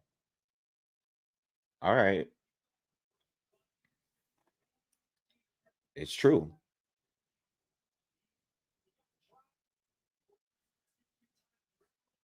You say you can't make the weight. You look bad in the fight. You say you can't make the weight. You're going to move up. They offer you a fight, Virgil Ortiz. You don't move up. You stay down there, fight Stanionis, unified. Cool. You're going to fight Brian Norman Jr. But before Brian Norman Jr. has his fight, right, because they already had the fight scheduled, you move up to 54. You know what I mean? Like, I don't think it's that simple. It makes people wonder.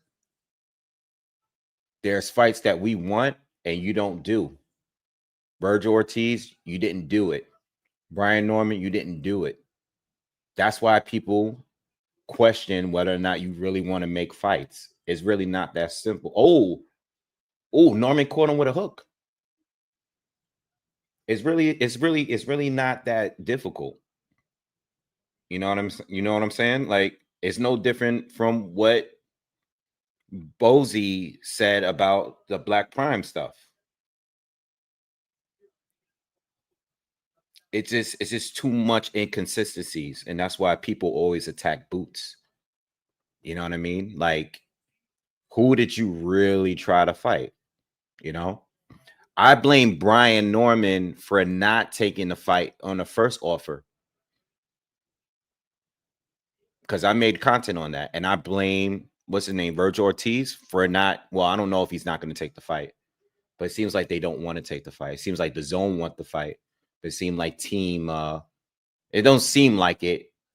Virgil already openly said, "I don't want to fight him. I want to fight Errol Spence." You know what I'm saying? Like, it is what it is. I'll be. Let me hold on. Give me a second. Let me call my pops.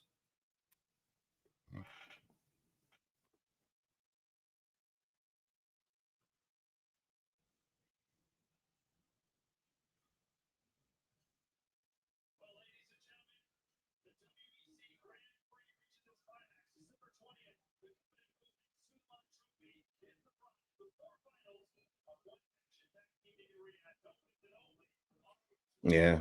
This guy says, "What about Boots' fists make you think he's avoiding fights?" All right, bro. I'm just gonna ignore you. You sound stupid.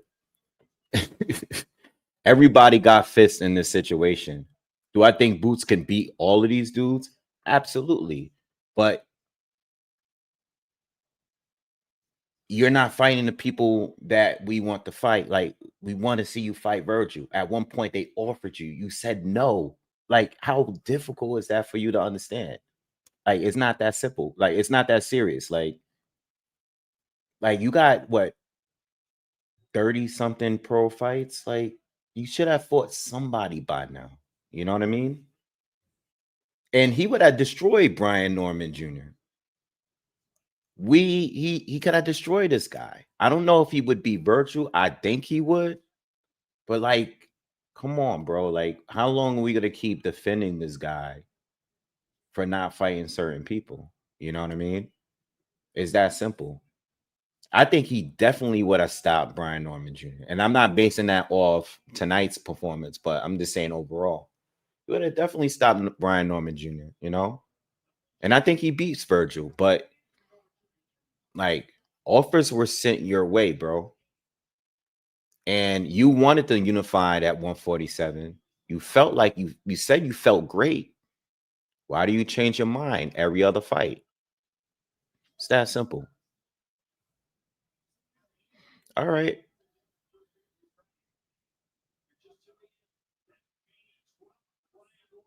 And you're not saying, you haven't said one fact yet about anything. You know what I mean? Like, you're just saying his fists. What'd you say? Do you think Boo's fists make you think he's trying to, like, come on, bro? Hey, it's crazy. You must be one of his cousins or something. You gotta be related to the dude. Cause I love Boots, but certain shit you just can't defend. You know what I mean? And with the amount of time he had at 47, even after Crawford dropped the belts, you had way more enough time to unify and get these titles. You know what I mean? You could have fought Norman before moving up. Like, going up to fight limos. How do you defend that? You can't really defend that. You can't really defend that. You know what I mean? Nah, Stan Jonas was legit. Thank you, Val. Appreciate it. Appreciate that. Yeah, like, come on. We wanna get real good fights. And that's it. But you gotta be, you definitely gotta be his peoples, because do you want to see the limos fight? Do you want to see? I don't know who he's gonna fight next, but these fights are ridiculous at this point. I do think Brian Norman Jr. I mean, I don't even know why I'm talking about it at this point, because you're not even. Am I lying about anything that I'm saying? Like, Brian Norman said one thing, he said one thing. I'm only basing it on what's said by both of them. They both do interviews. You know what I mean? Well, you're not in a negotiating room. I'm not neither. So how can you defend him? Like, how do you know? Like, what are we doing? I'm actually waiting for this fight to be over with because I want to get my money. And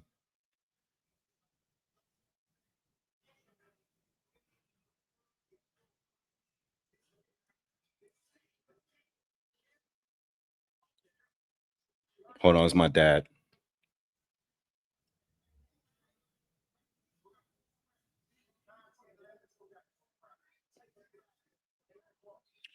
Yeah, just don't go on the DAZN app because it's a pay-per-view, and if you sign in, it's gonna kick me off. All right, yeah, it's on DAZN. All right, bye.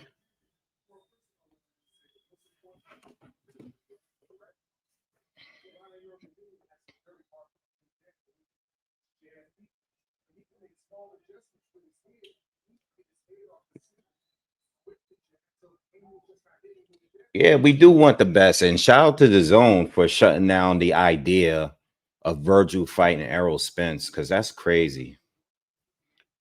Virgil Ortiz and Errol Spence in 2025 when Errol hasn't fought in almost 3 years is crazy. You know?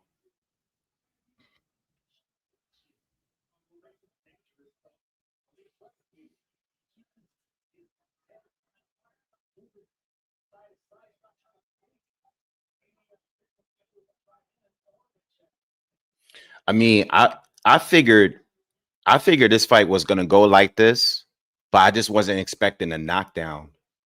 But outside of the knockdown, this is going exactly where I thought it was gonna go. You know what I mean? What was that, Phantom? What did he say about what did his father say to him? Because I wasn't listening.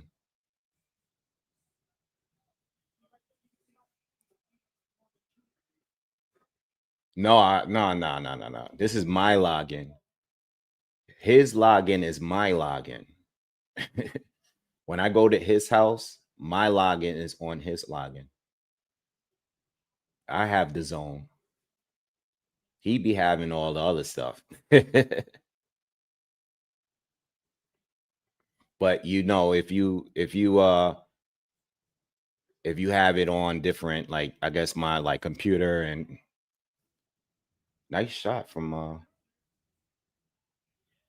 yeah, if you have it on different things, they block you out because you gotta have the pay-per-view on one screen, I guess.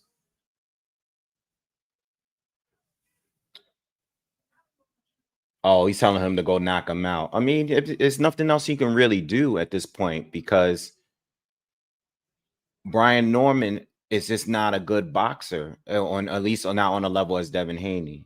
You know what I mean? Thanks, Dad. I appreciate you.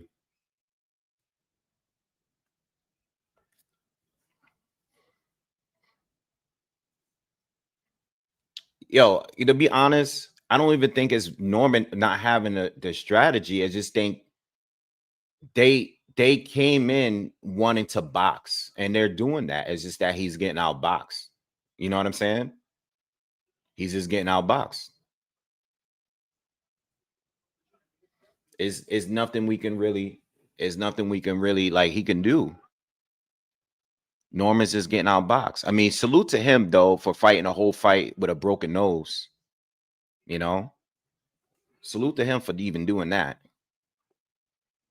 Because his nose was broken in the second round. You know, I mean, at that point, we thought he was going to get stopped. You know, there was some potential for him to get stopped. But he didn't.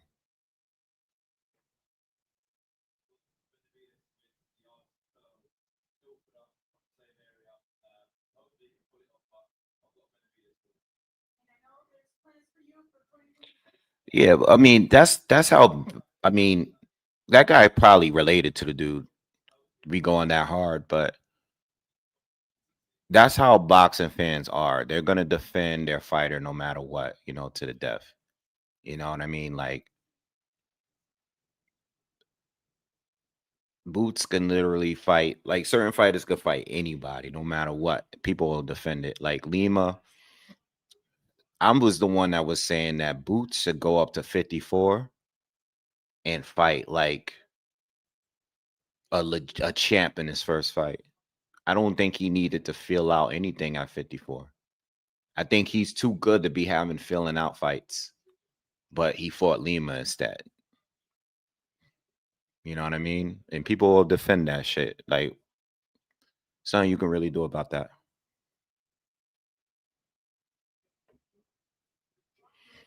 The thing about Norman Jr., yes, he's getting exposed right now, but you can't you if you're getting highlight wins off like Jin Sasaki, right? Knockout of the year, it's not gonna really show how you can do against a real boxer, you know. Now, Devin Haney probably can't knock out Jin Sasaki, but we know how Devin Haney could win fights all on points, you know. Jin Sasaki was a good showcase fight. You know, Santion was a shocker. Like Santion, because at that point, nice hook from Haney. Santion had came off a good win, but at the end of the day, if you watch the fight, you can see why Brian Norman won the fight, because he in that situation he was the better boxer. In that situation, he was a better boxer. You know, you're fighting a guy that's just going to rush at you. You know, so yeah. In this situation, though, this dude, I don't know. I mean, the broken nose thing, I don't even know. You know, I just think Haney landed the perfect shot. And when he knocked down Prograis, I don't think people expected Prograis to like get dropped so soon, you know, but it happened. At this point, like Norman is just going, he's just shooting, you know, the 2-1. Like at this point, he doesn't really know what to do here.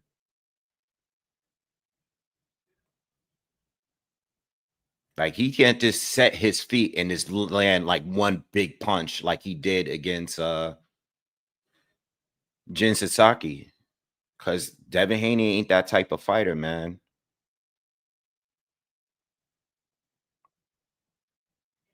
Good win though, very good win, but I can't really say I'm excited for other fights at 147 now, because now that Boots went up, it kind of, you know, there's not really many people there. Like, who else is at 147 right now? Like, you got Rolly, you got Barrios, you got Ryan. I mean, that fight, that rematch is going to happen at some point. But there's really not anybody. There's really like 147 is a weak division right now. Connor Ben comes down. You know, we were talking about that earlier. Like, I don't think he could do 47, but if he could, he's probably going to take this fight.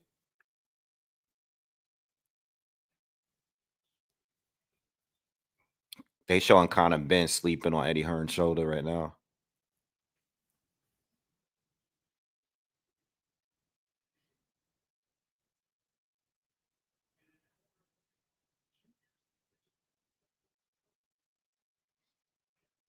I don't think Connor Ben fights Devin Haney. I think he's going to try to fight the winner. I see Connor Ben fighting either Rolly Romero or the winner of Ryan Garcia and Mario Barrios first before he fights Devin Haney. I don't think he fights Devin Haney first. It's just too risky.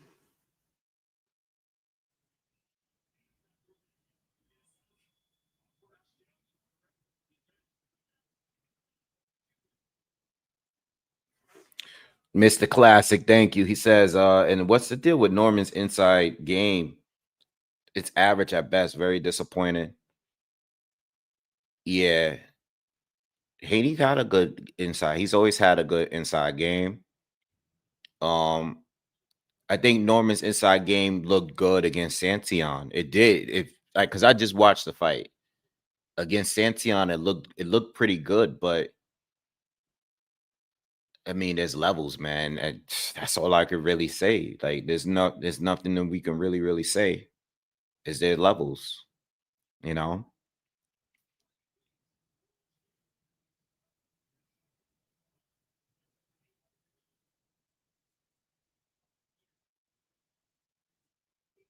I mean, if I was Devin Haney at this point, especially because he's in a position where he can work directly with Turkey,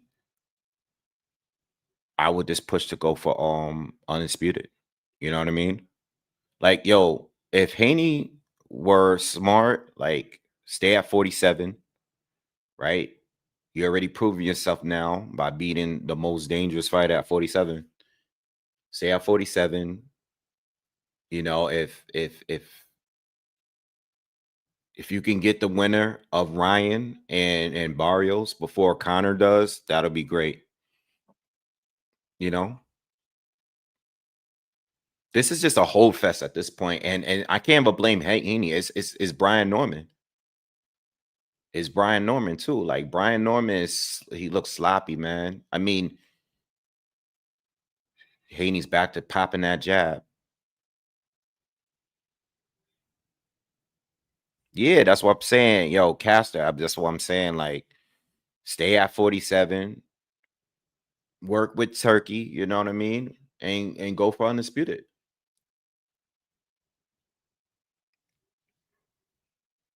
It's not much there, but it'll be another like you you can't really deny two division undisputed champion. Like you can't.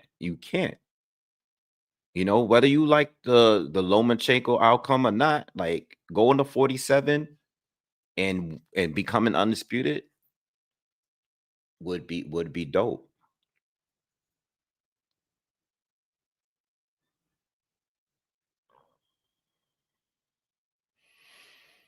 Hmm. Let me see who else is at 47.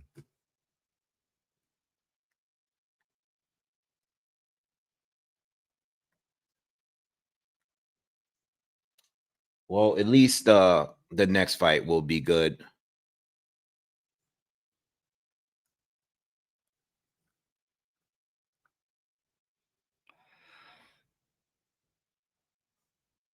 Liam Paro is at 147 now.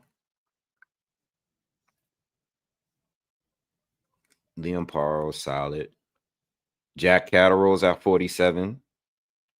Rohan Polanco, that's a good fight. That's a good fight. I forgot about him.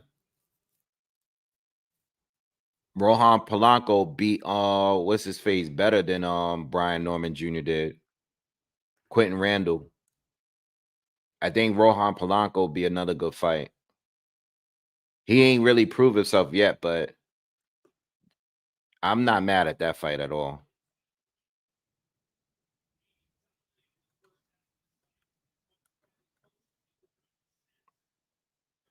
You know, I low key want to see. Like, I know Boots destroyed him, but you know, I know Brian's gonna need. You know, eventually. Brian is holding. Yo, I want to see Stanionis against Norman. They, you know, I mean, they both. I mean, at this point, they both lost. But I want to see. I want to still see that fight. Still not a bad fight. You know, even coming off of this performance.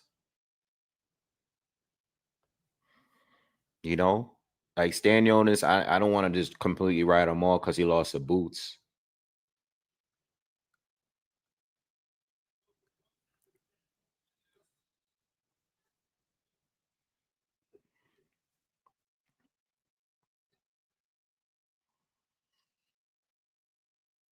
Damn, yo, I can't believe this was like too easy, man. What one of y'all said something? One of y'all said this is just as boring as the Bam's fight. It is because he can't stop him. He's just beating him up. Bam was Bam fight was like Puma had nothing for him though. Like I know Brian Norman's getting dominated, but he's still winning more rounds than Puma. He won a few rounds at least. This is a tie up fest. They all hugging him, locking up, man. It's just whack.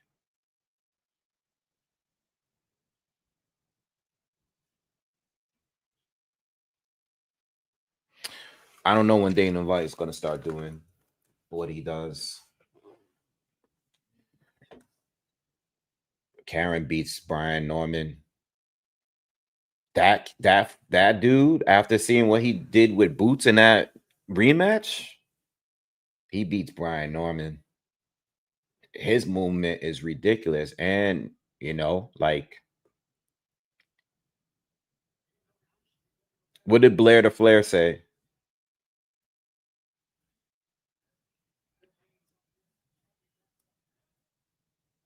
Happy Thanksgiving.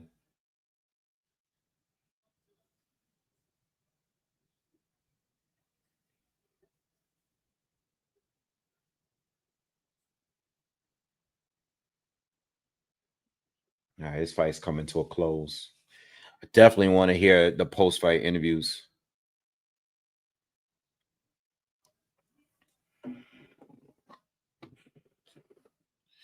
Catterall against Brian Norman Jr. I don't know. Fight is over. Brian Norman Jr. puts his hands in the air.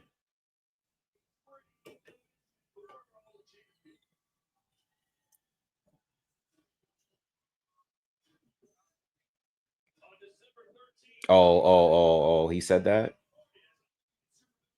I can't wait to return to my comments, yo, for the people that was talking crazy to me for picking Haney on points.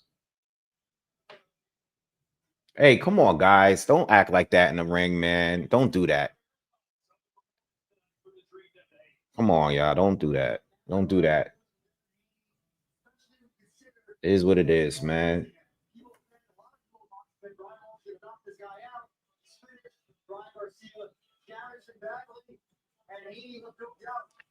Boom.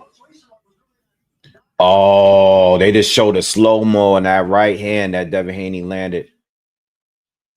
I can't believe he turned his nose like that, bro.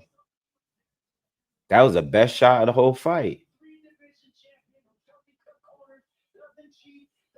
Wow.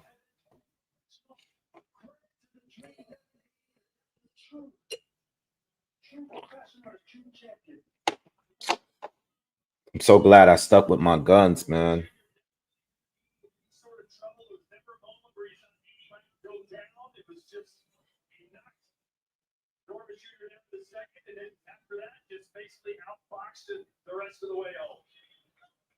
It's not happening, Aaron.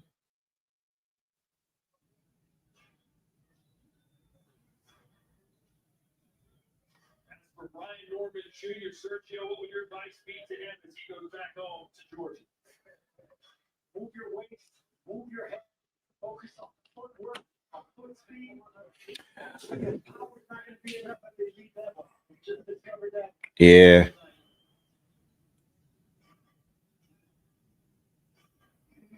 Jr. The champ at 147 pounds. He was the favorite in this contest. Well, I've been pretty on point, just not when it comes to all the bettings.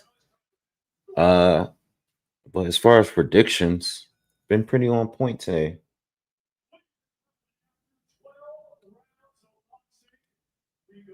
Yeah, I got paid for this fight. I didn't get paid for the last because of the rounds I picked. Thought it would be sooner for back. Damn, Brian Norman is busted up bad. Unanimous.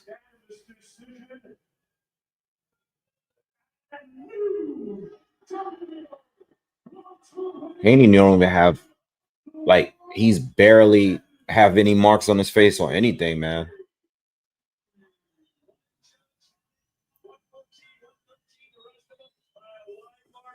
Yo, this guy Tavares is talking that talk.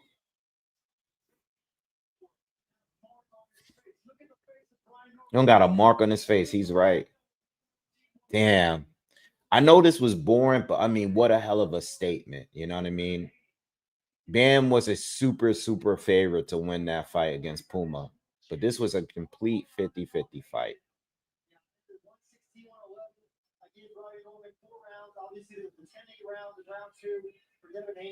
I don't know what Judge Mike Fitzgerald was watching. That means he had it 6-6 even in rounds.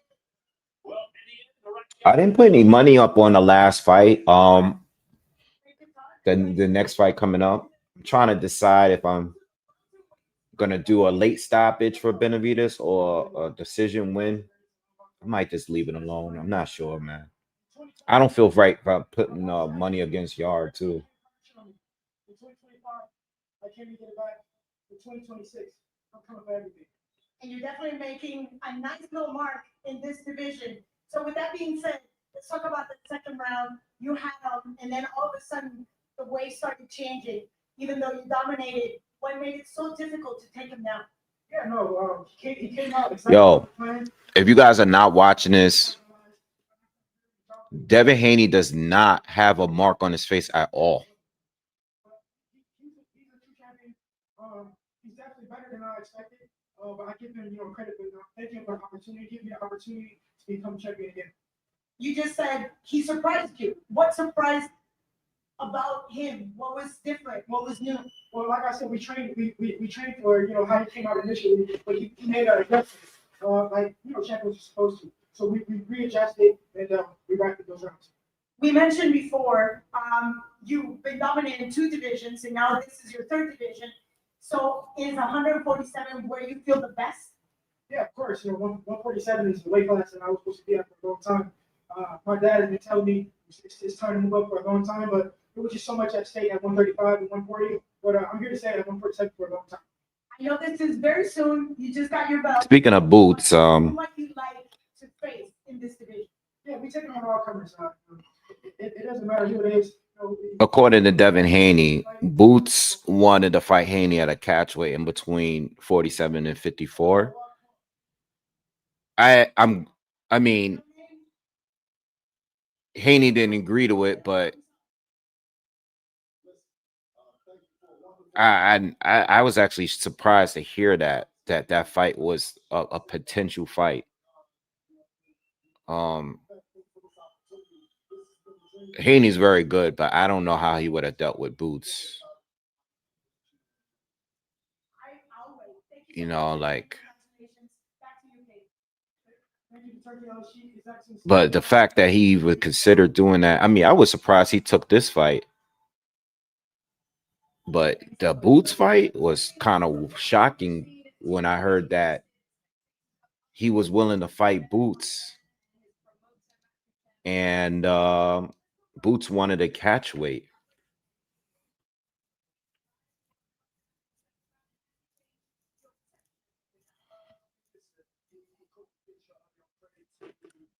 They didn't even interview a Brian Norman. I don't know if it's because Norman left or not. Probably because he left.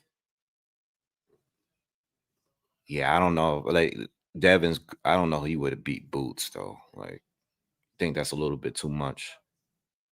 But again, another situation where like catch weight. Like, what are we doing?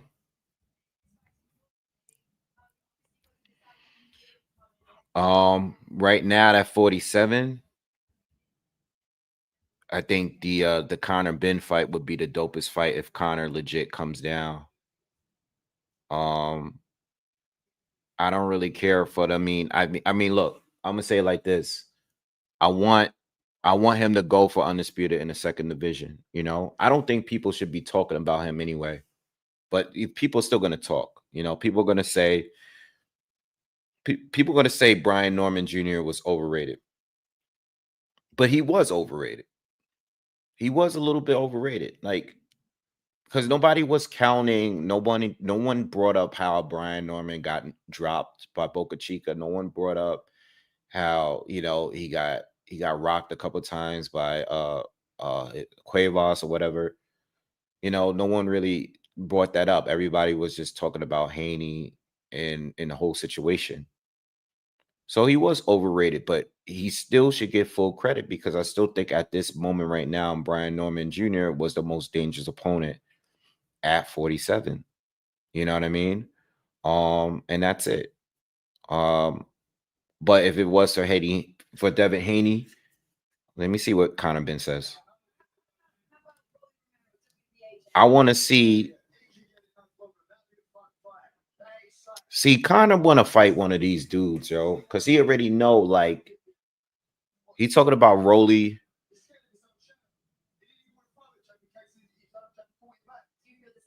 Yeah, see, I don't want to listen to Conor right now because Conor don't want to fight him.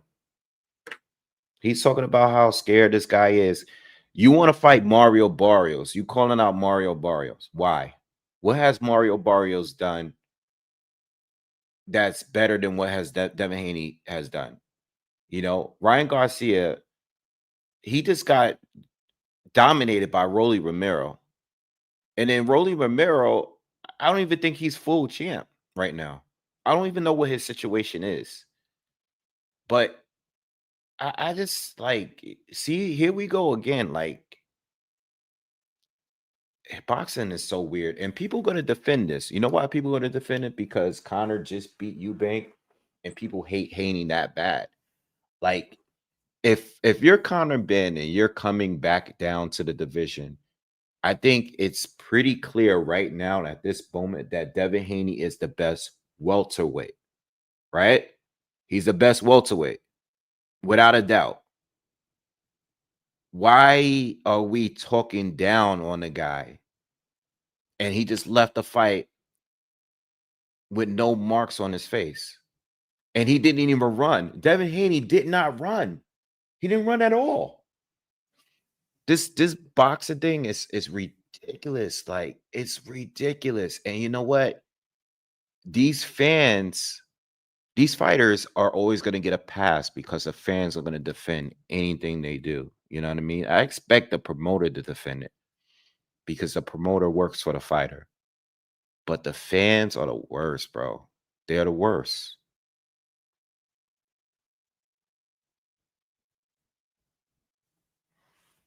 You know? I mean, I don't think there's anything you could say about Haney at this point.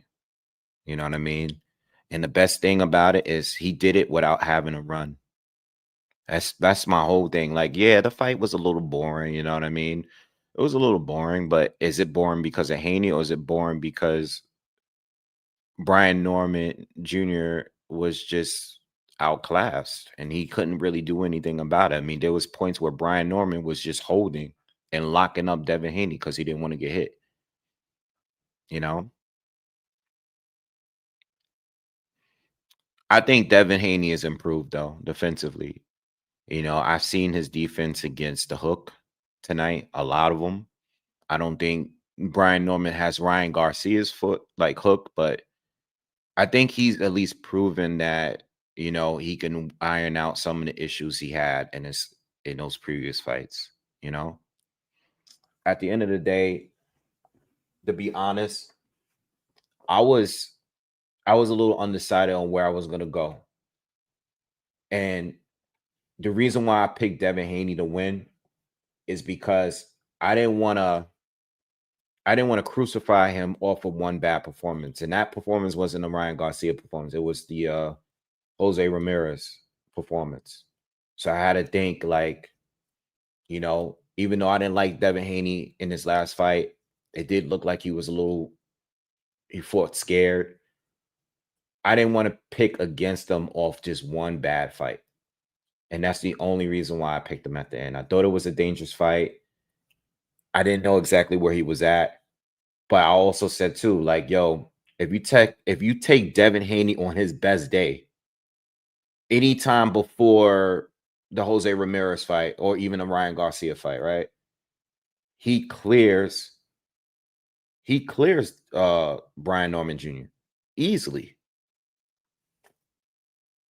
If we're just watching, like, if we're just talking about the eye test, I mean, like, he clears Brian Norman Jr. There's not a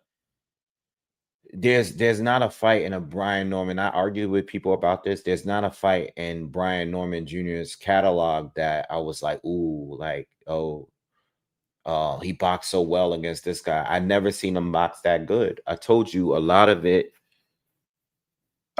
his hype came from those sparring stories, yo. Those sparring stories. That's why I don't do too much content on that stuff. Cause all that stuff, yo, Yo, they saying this guy beat Tank and he knocked out Terrence Crawford and Spot. Come on, like, nah. You supposed to knock out Jin Sasaki. Feel me?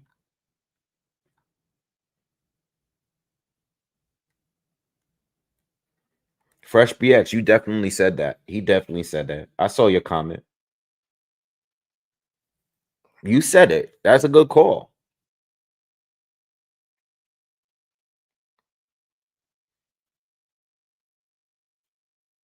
You know, it's a good call. But at the end of the day, that's because we don't know where Devin is at.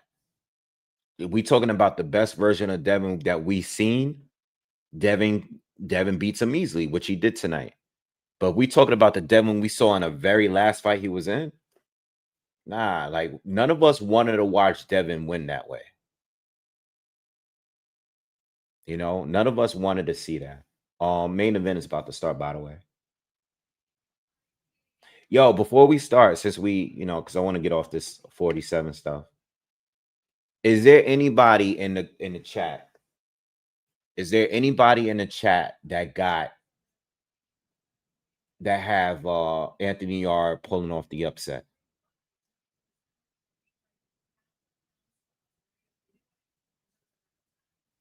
Is there anybody in the chat? Be honest.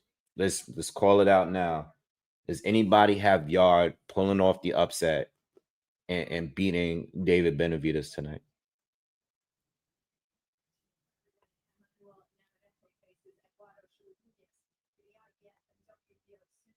Damn. Y'all killing Yarde in the comments.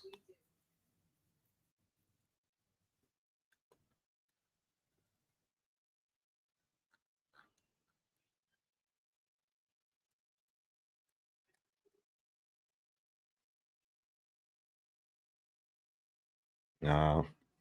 All right. I'm just checking.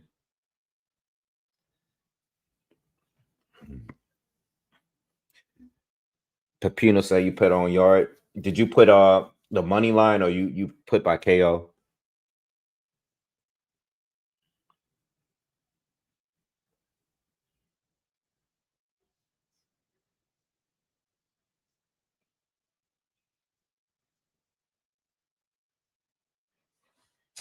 I'm trying to think, man. I like Yarde though. I'm trying to think if I should jump on this. I don't know, man.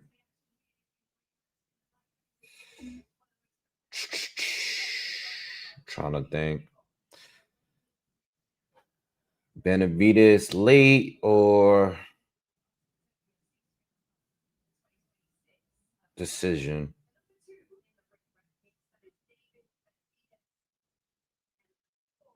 Yeah, I'm leaving it alone.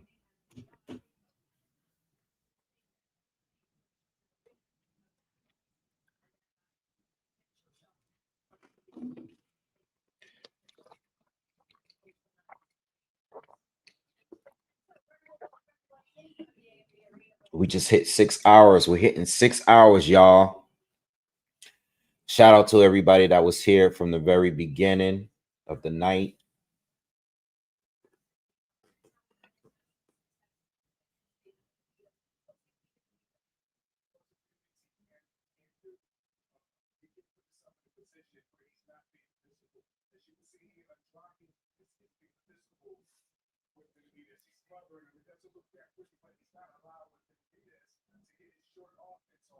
They're showing Demetrius Andrade against Benavidez.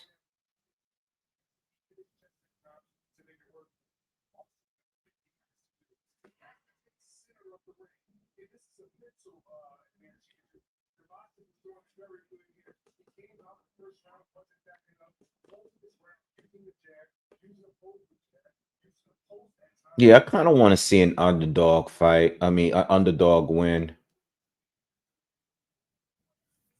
Vozick should have never retired, though. I would have loved to see him in a mix.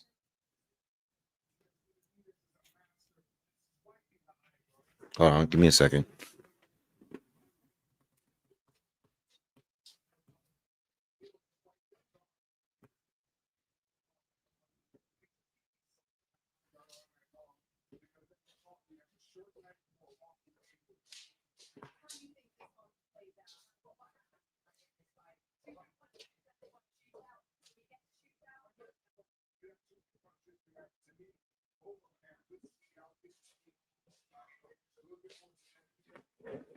Oh man.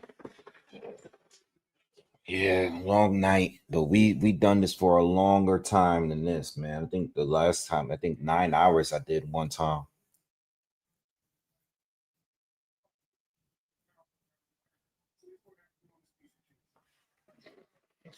They showing Yarde getting ready to walk out.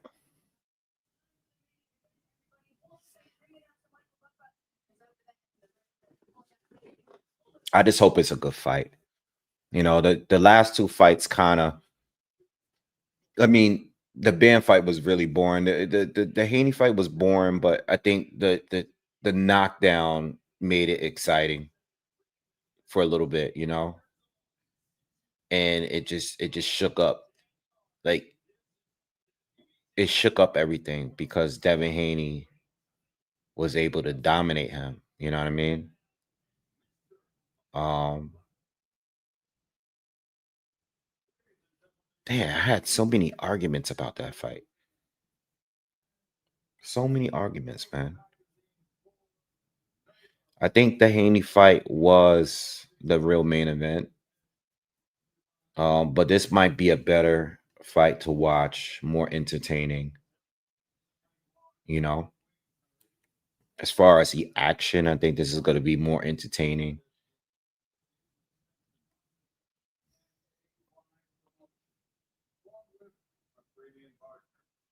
Yeah, that's Malik Scott. He's been doing commentary all night. Ain't Malik Scott from Philly, bro? He's from Philly.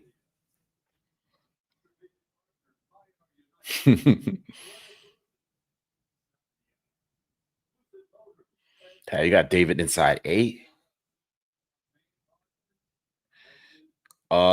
Michael Buffer probably gets paid. Like, who knows? I think it depends on the event and how big the event is. I don't know, probably like I don't know, probably like $500,000. I don't know.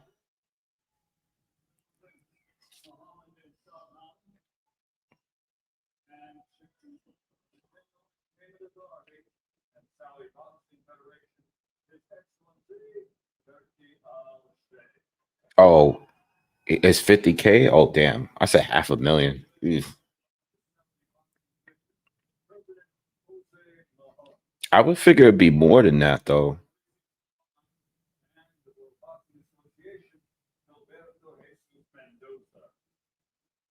Yeah, yeah, his net worth is. I know his net worth is high, but I would assume that it's more than 50K, bro.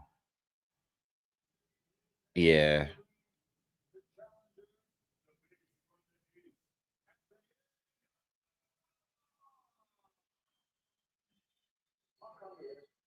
Anthony Yarde's doing his ring walk.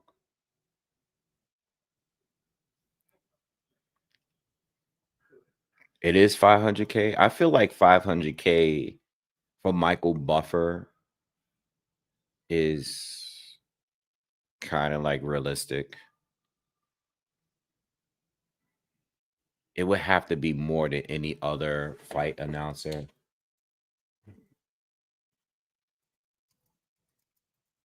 Michael Buffer get paid per fight. Oh, it says on AI, it says between 25K and 100K per fight. But he said he can earn up to 1 million for major high profile events.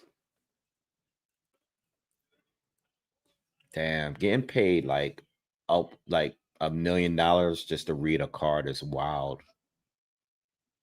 That's crazy. Yeah, I see that a lot of people left. Like it got kind of slow.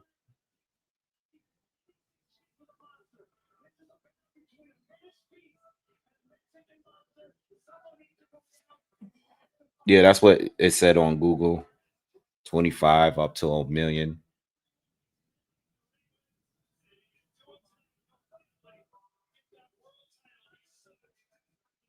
I mean, you know what? I think that they decided to make this the main event because it's gonna be a more action-packed fight. They didn't want to gamble on a possibility of Haney and Norman being a snoozer for the main event. You know what I mean?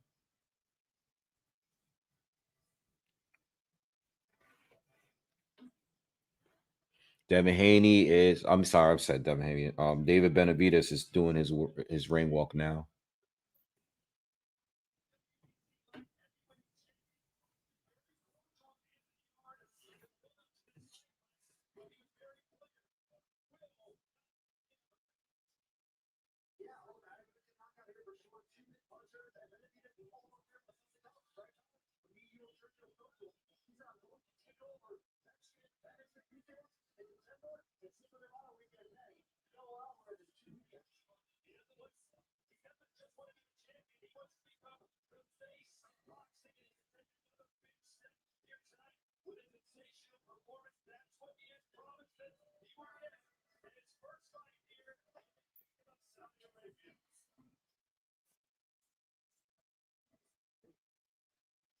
Yeah, I remember Remedy. I had it on Dreamcast. I had it on Dreamcast, Ready to Rumble. That game was fire with yeah, Afro Thunder and who's the fake Mike Tyson black dude? They always every boxing name got like a fake Mike Tyson. But I had that game. That game was Dreamcast is actually one of my favorite systems of all time.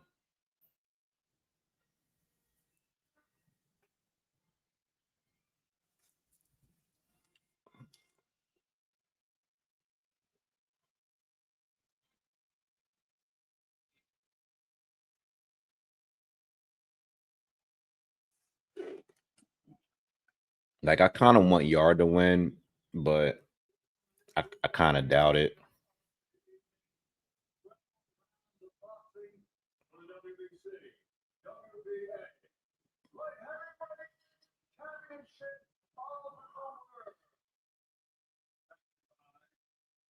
The WBC and the WBA, the three judges assigned at ringside, Gary Kaczynski from the United Kingdom, from Spain, Manuel Oliver Palomo, and from the United States. It started right now. We waiting for the announcers.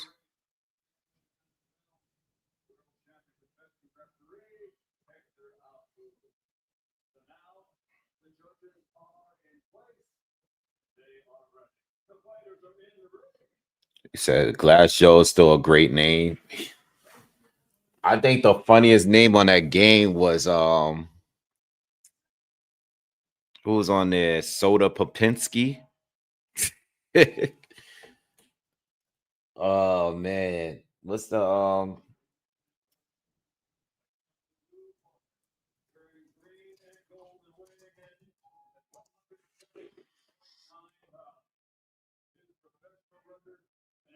ball? Yeah, Soda Popinski. Don Flamenco. Damn. Don Flamenco is mad funny. Soda Popinski. Bald Bull.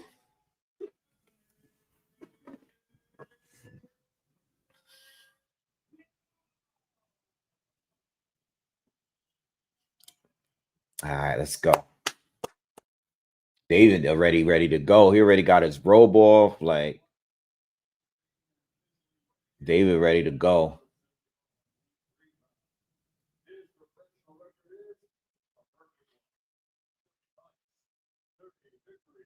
That's crazy that David's not even 30 yet. He's been in the game for a while.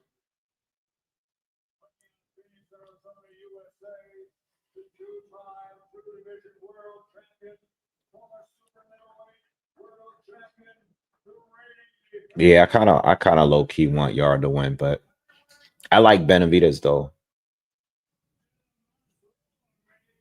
I just want to see like an upset or something.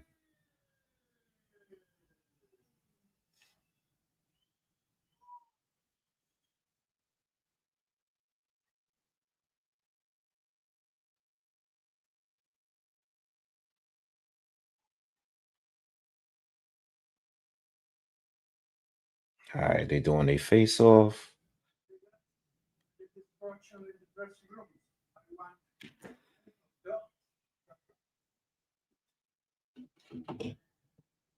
Both have promised to give it the war as long as it lasts. The beast of the East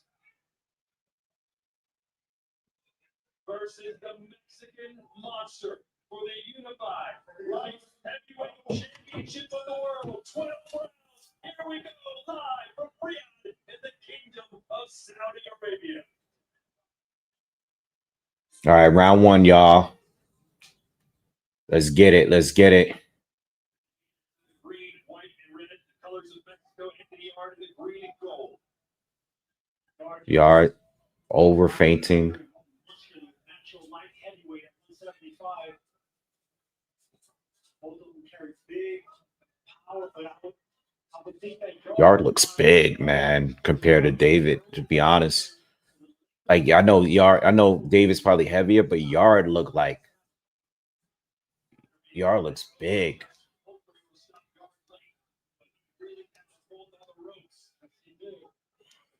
Good right hand from David. David got fast hands still. Good jab from David.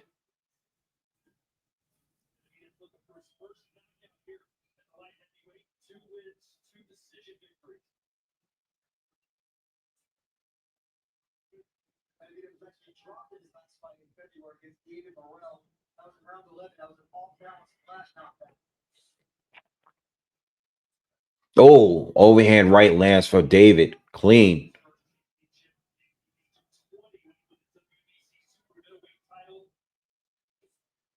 David, nice jab. So far, David's doing a better work.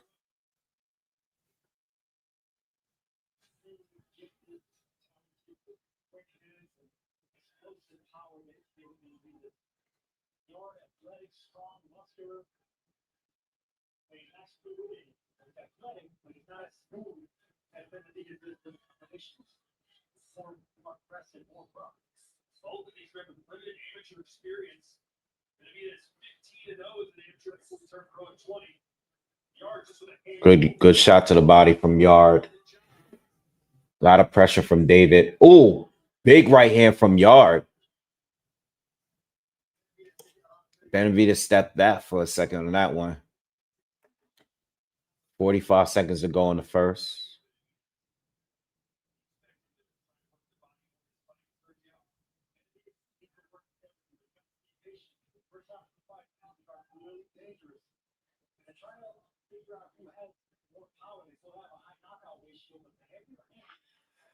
I'm surprised how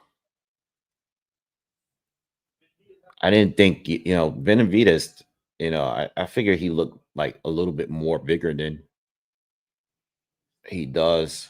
I thought there would be a noticeable size difference at the I know David is the guy that moved up, but good right hand from Benavidez. It's like when Yarde is on the ropes, man, you would think I don't know, like it's like his head stayed on a line more than what it did like in his early career, like early years when he was fighting like lower end guys. Like at that point, he was displaying some sort of good defense, but like I feel like he just be getting like he's just turned into a full-fledged like slugger, like his defense is like really, really leaky. Like a couple of the right hands that Benavidez drew, like Yarde didn't even like attempt to like slip it. You know what I mean? I don't know.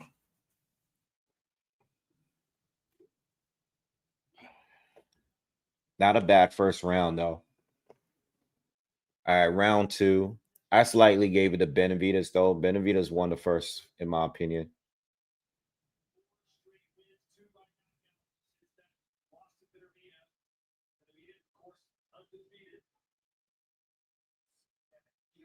Yarde keeping it at this slow place is slow pace is exactly where he wants it. Like David is not. David is showing a lot of respect so far. Not throwing many punches. Another overhand right lands for Benavidez. Every time Yarde is on the ropes, that's where he goes. But I'm not gonna say that like those punches don't look like it's fading Yarde like that though.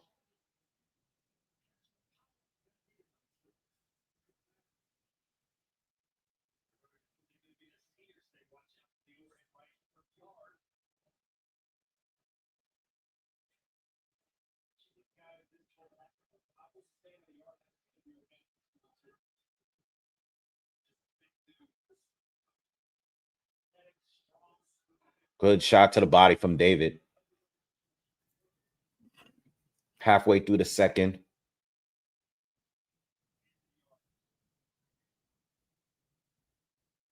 Yarde looks like he's just taking his time. Looking for like the perfect counter. Dave is coming forward, but it's not much pressure. I mean, it's kind of quiet right now, to be honest. It's really quiet, to be honest.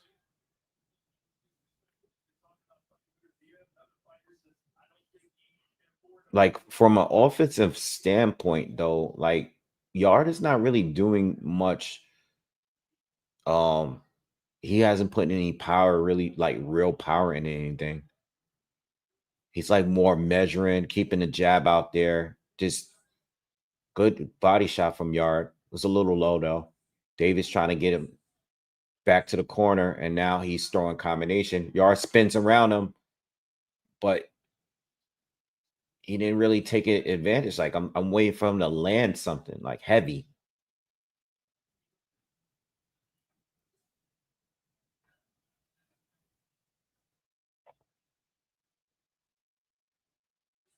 Good right hand from David. Left hook from David, clean.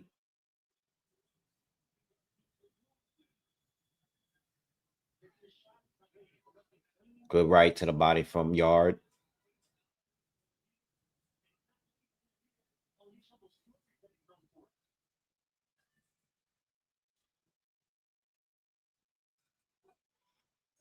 Oh, well, Benavidez is connecting, but you can tell, like, you see Yarde getting hit by better BF. He felt it. You can see that he felt it, whereas Dad thinks Yarde is gonna knock him out. He just texted me that.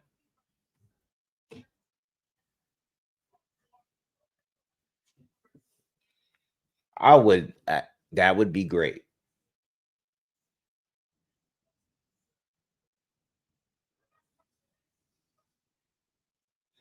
Josh said he thinks Yarde is gonna get stopped late.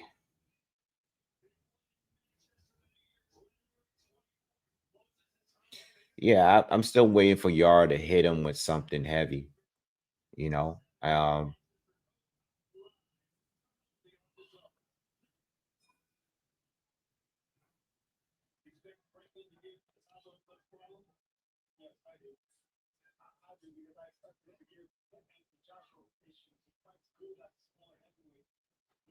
Good right hand to the body from Yarde. Yarde is probably just trying to preserve his energy. We've seen him get tired late in fights. He probably, they probably another right hand from David and a left. Good jab from David. David's doing a better work in these exchanges, man. He's putting the punches right in the right where they need to be. Yarde, nice right to the body. But it's just not enough. David, he puts his punches together better.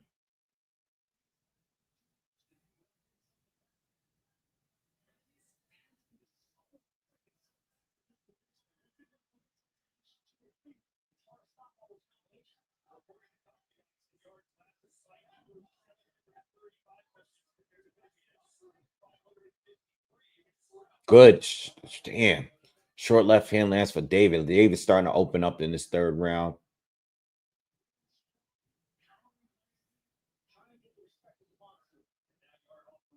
A lot of probing from Yarde, but you know, I haven't seen like a real jab or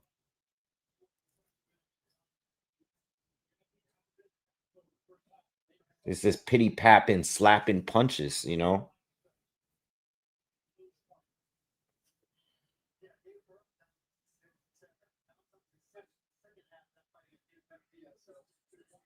Combination for David. Yarde is just countering with light shots.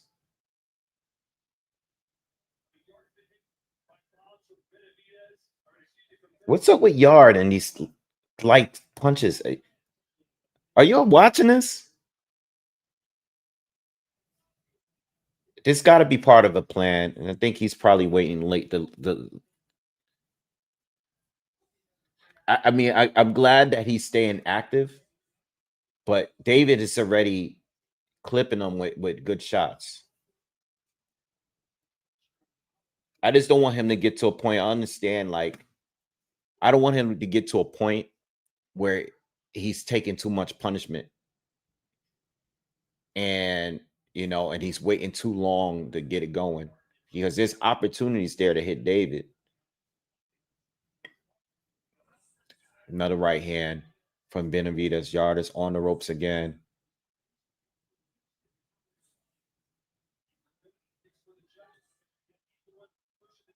Like, Yarde is just slapping on him. Why is he doing this? Another round in the bag. Benavidez is really opening up now. He's too many. Yeah, he's over. I get the probing, bro. I think he should do it. But this just throw a shot or two in between. You know what I mean? At some point, he's just probing and nothing else. Oh, thanks, AO. Appreciate it.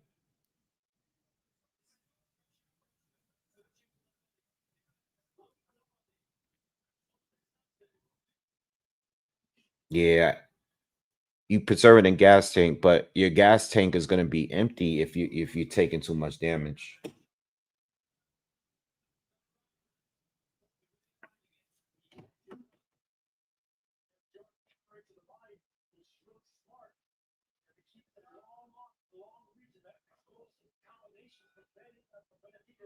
No, he's definitely saving energy. You know what I mean? Y'all gotta get it. You know, we don't want to give away too many damn rounds, though. You know. But like I said earlier, like Davis connecting, but Yarde is not reacting like the way he did against Kovalev and Better BF, especially against Better BF. Better BF was way more powerful. Every time he landed, you can tell like Yarde was being affected by it, you know. Like Benavidez is landing, but I don't know if he's having nearly that much effect. Like Yarde doesn't seem to be too bothered by his power. Now, accumulation could be a problem later down the line, but so far it just looks like, you know, it's only been 3 rounds, so we're in the 4th now. So far, it looks like, you know, David Benavidez is clearly winning, but Yarde looked like he's saving up for something.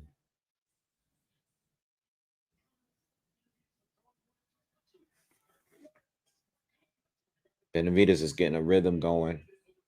Yarde is sticking into the same plan. Benavidez is feeling he's starting to gain confidence here.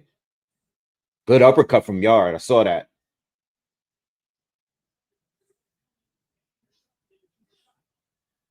Two jabs land for Benavidez.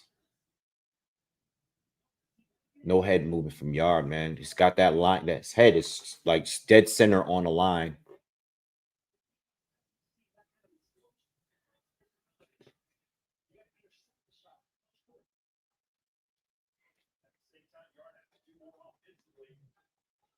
Yeah, offensively, you got to do a little bit more. He's not even going to the body that much too with David. Oh, good shot with Yarde in between. I saw that.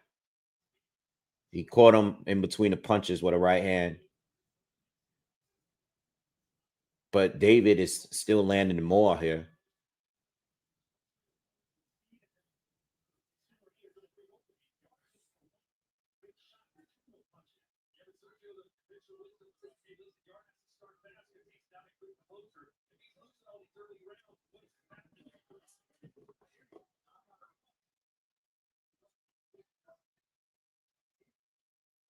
Yarde is just doing a lot of probing, man. I mean, this is the most we've seen him probe in a fight. David is waving to him like, come on, hit me.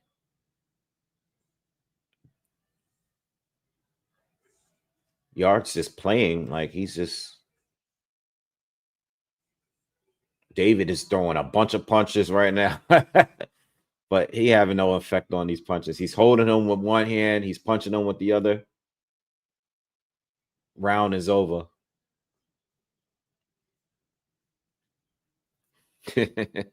What was that about? I'm trying to get a good look at Yarde's face. Well, Yarde got a little bit of swelling underneath his eye, but I don't think he's... what do you guys think, man? Do you guys think that these punches are affecting Yarde in any way?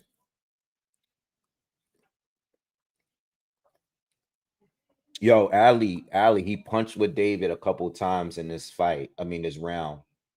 He punched, he's catching David in between the punches. But he's not throwing any combinations. You know, he's not really throwing like a real jab.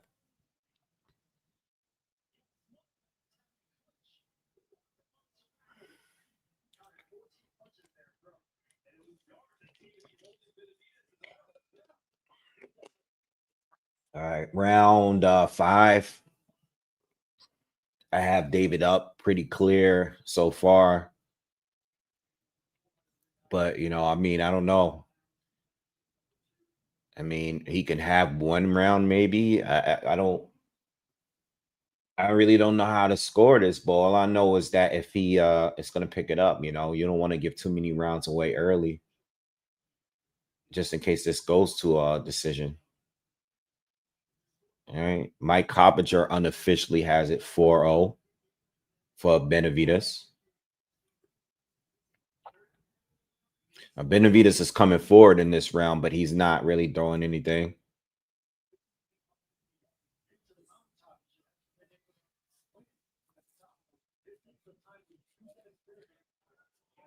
Oh, big good shot from David. David's back on the attack.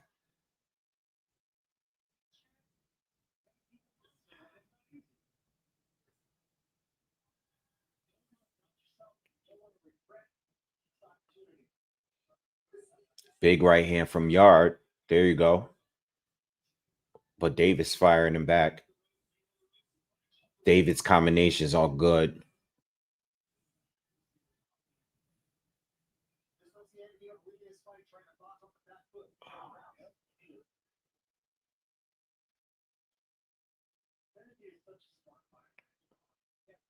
A lot more probing from Yarde.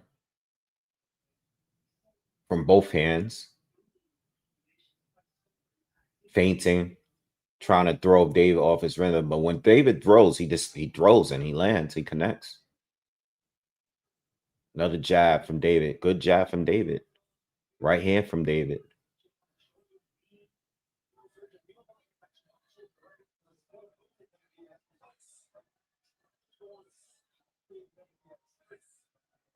I mean, even on the inside, like even when he goes to the body, he's like tapping Benavidez. I mean, I don't understand. He's getting hit a lot by Benavidez right now. Like, I don't know, man. I don't know what's going on here with Yarde, but it's just these love taps is getting on my nerves, man.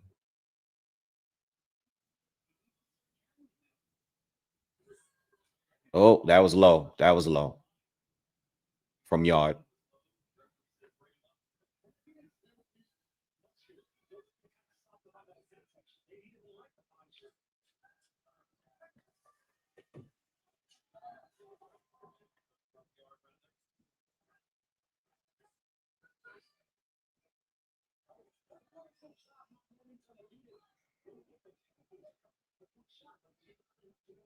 What happened? Oh, the round was over. Oh, okay. The round was over, and they interviewing Joshua-Dubois.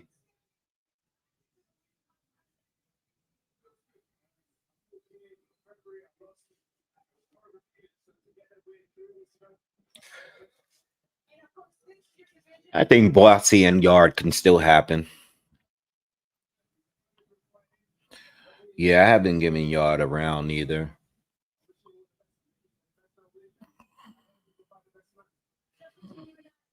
I don't know what's going on with Yarde.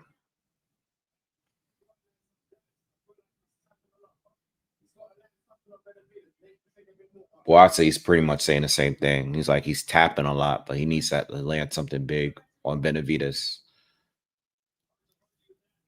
Benavidez doesn't have a mark or anything on his face so far.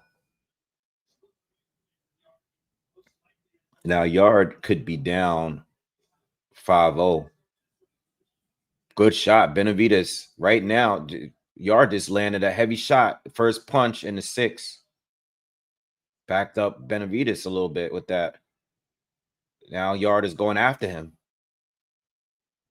So I guess that was the plan. Let Benavidez gas up a little bit. Now Yarde has him pushed against the ropes, smothering him. But then Benavidez is through a combination, and he's coming forward again.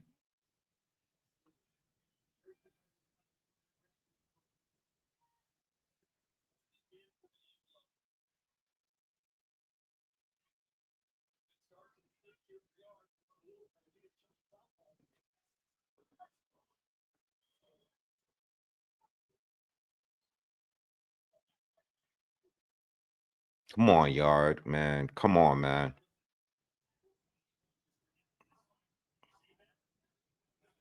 Benavidez lands a right hand and a left. Yarde has no defense, man. Good right hand from Yarde. Yarde trying to push through that guard of Benavidez. Benavidez is waving him, telling him, come on.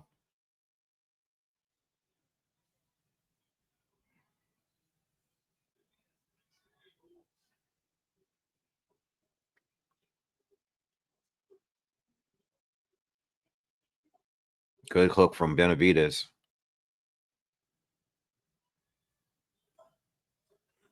Nice. Benavidez got Yarde on the ropes. Yarde's forced to tie up, and Yarde is bleeding from his nose.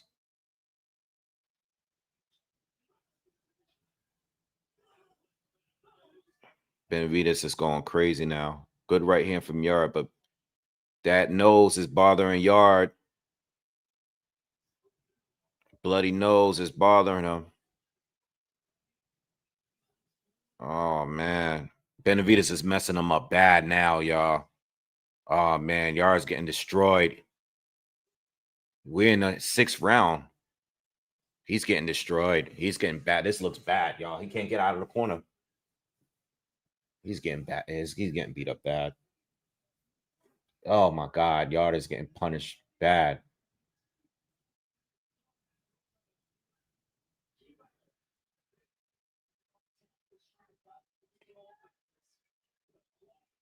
This has been a ridiculous round. Yarde is just getting pummeled. No defense. Just getting hit with everything that David wants to throw. This is what is Anthony Yarde doing? Like, what was the game plan in this fight? I'm trying to understand. Like, that round was brutal. This guy's bleeding over the place, man. Like, what exactly was all that probing was supposed to lead to? Oh my God. I'm so disappointed.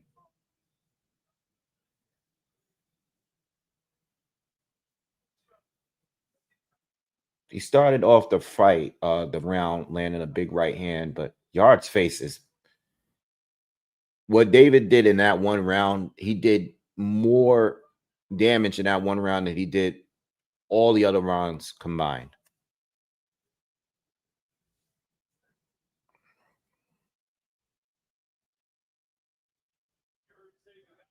Yarde is going to get stopped.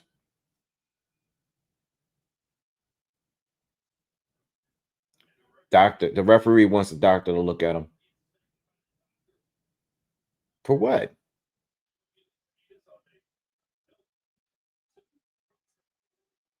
Wait, what? All right.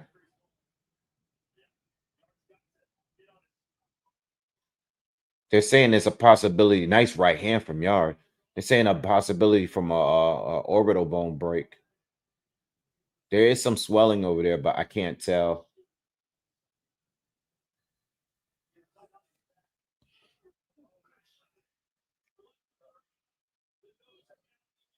Benavidez is putting the pressure on him. Benavidez smells blood, man.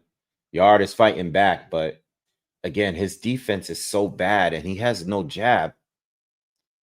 David is just leading. Like, it's, oh man, this is bad. He's gonna get stopped this round. Yarde is down. He's down. He's down. Yarde is down in the corner. He got dominated. Oh, his nose. Nah, this is over. This is over. He looks crazy.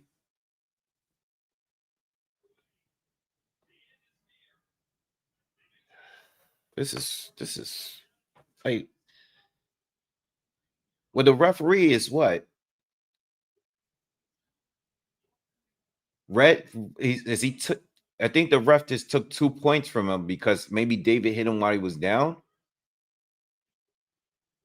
I wh-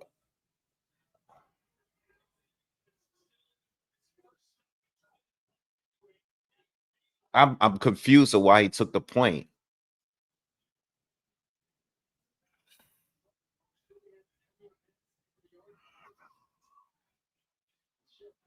I'm just disappointed in the Yarde.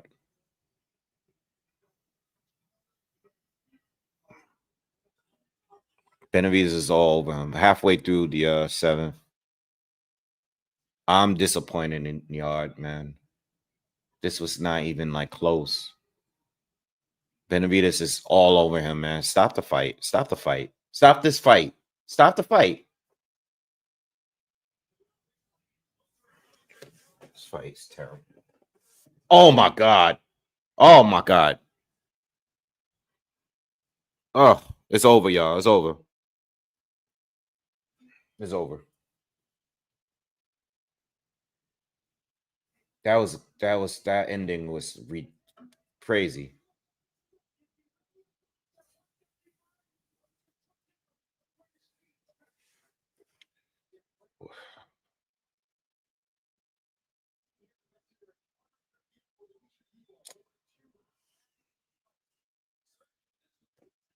What was that? What? Oh man, that was bad. Yeah, Yarde is done.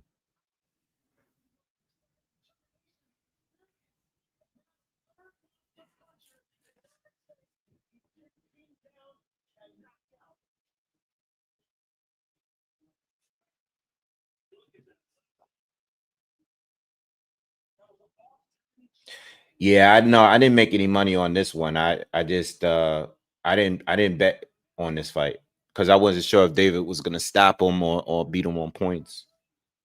But this looked like a tune-up to me, man. This was this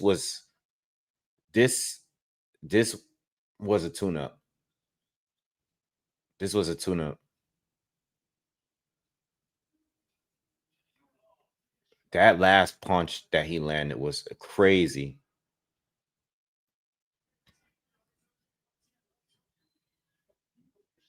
Yarde, yeah. Somebody said off earlier, yeah. Yarde offered nothing in this fight. He really didn't, man. He didn't offer anything for this fight. You know, I just think that's it. You know, him and Joshua-Dubois might as well just, crazy.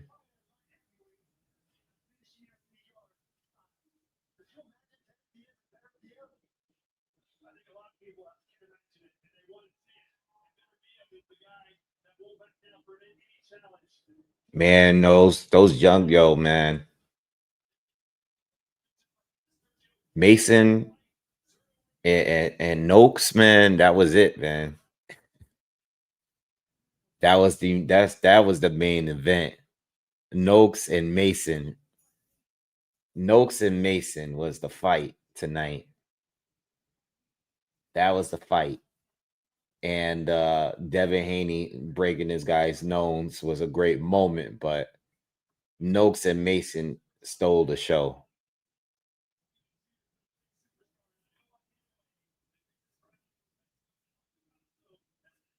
Oh, good for you, Jazz. Good for you.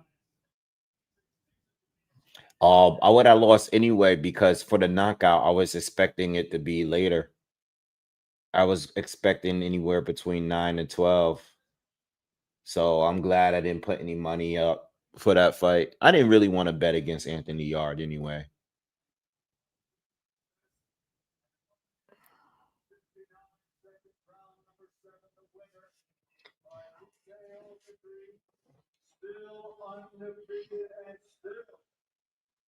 Damn, you know what's funny too about this fight is that Benavidez didn't really get it going to the 6th round. You know, when Yarde want to hug all day. When Benavidez when Yarde start off that round with the good shot, Benavidez just beat the brakes off of him.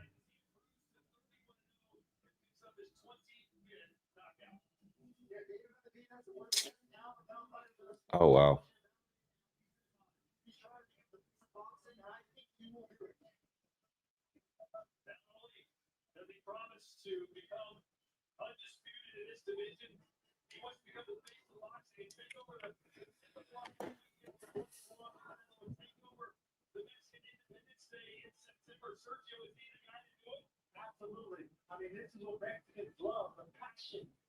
I'm waiting for the post fight interview with David and seeing who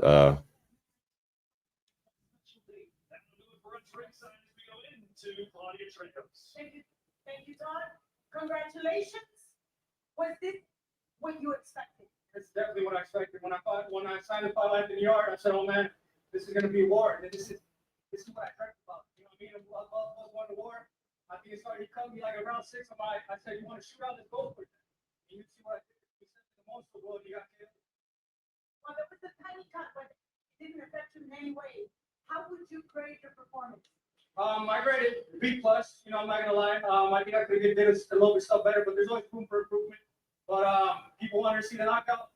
They said I couldn't stop this guy. I had no problem 175, and you know what I mean. I made it look easier than I would say Kovalev and Benavidez. You just picked up your 25th win by way of knockout. How does that sound in your? It feels amazing. You know what I mean? It feels like I'm really happy with this, and I just want to keep training hard. But I got some news for you guys. May 2nd, me versus Sudo Ramirez. I'm going up to cruiserweight to check challenge. What? Well, there you go. There's your answer, right? Did y'all hear that? Benavidez on May 2nd is going up to fight Zerto Ramirez. Wow. In Vegas. We were just talking about that earlier. But I thought he was going to do that down the line.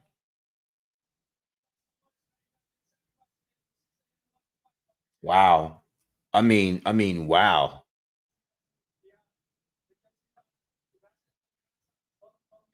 I can't. You know what?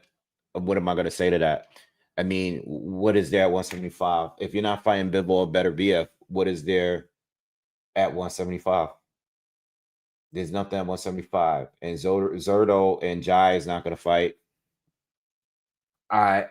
If David, even if he wins that fight against Zerto, I can see him taking a Jai fight before Zerto does.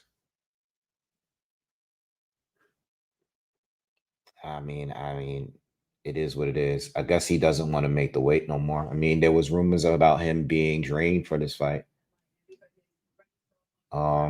That's it. Just like that. That's it. It's over. That's it. Wow. That was some breaking news right there, right? Wow. Good fight though. I'm talking about the Zerto fight. It's a pretty good fight. Yeah, I'm just like, I'm not gonna lie. I'm sitting here like I just can't believe that happened like that. Like Yard really didn't offer him anything, you know? Um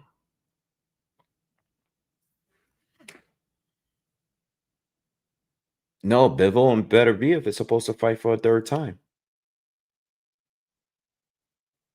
I mean, I don't even know what to really say, bro. I don't know what to say. I'm kind of disappointed. I'm disappointed. I'm disappointed in Yard, but I'm also disappointed that David's not gonna fight either better BF and Bivol.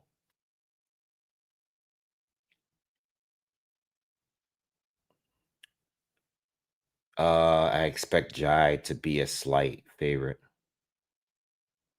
against David. Oh man, this is just weird. What? I'm just like confused, man. I'm confused, man. We definitely I gotta like I gotta lay down and think about like what just happened. Um, because I just was not expecting it, man. I thought he was gonna do what he needed to do at 175, but I guess he doesn't want to be any. He doesn't want to deal with it. But you know what? I don't know what his weight. I'm pretty sure that they're gonna talk about why they're making this decision in the post fight press conference, and maybe we'll hear more about it. You know, um, yeah, I don't know. We got to talk about this, man. I just wasn't expecting that. That was like kind of shocking. Yard very disappointed. Yard literally, as I was talking to you guys, Yard was literally walking around the ring, shaking everybody in the ring's hand and hugging everybody in the ring. Uh, just very disappointed to see. It just didn't feel right with Yard. It didn't feel like he really was there to win. I'm gonna go that far and say it. Like just like, okay, you just got stopped. Like it just looked, I don't know.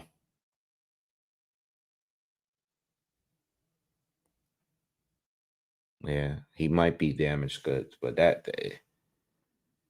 oh man. Yeah, you think he might be shot. Anyway, man. Big shout out to Mason and Nooks for giving us one of the best fights of the year. It was the first pay-per-view fight of the night. So huge shout out to them. Bam, at the end of the day, it's not his fault that he was way better than Puma. It is what it is. You know what I mean? It is what it is. I called it. I just called it in earlier than that. Um, so at the end of the day, Bam had to do what he had to do. Again, same thing with Devin Haney. Was it boring? Yeah, but Devin Haney did what he needed to get done. No running. He was able to break Ryan's nose and drop him and win clearly. And then when it comes to David Benavidez, I mean, he did what he had to do too. He gave him two really good rounds and he destroyed them.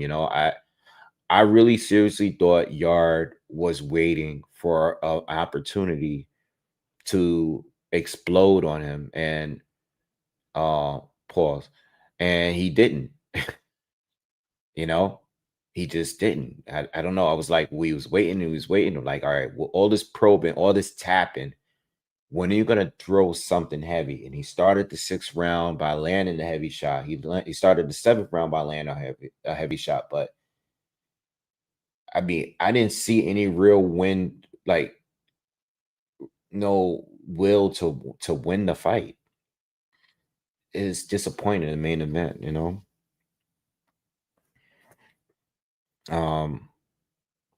Anyway, listen, I'm gonna get on out of here, man. I'm gonna take a nap, man. I'm even gonna do a fight recap. I'm tired. I'm very tired.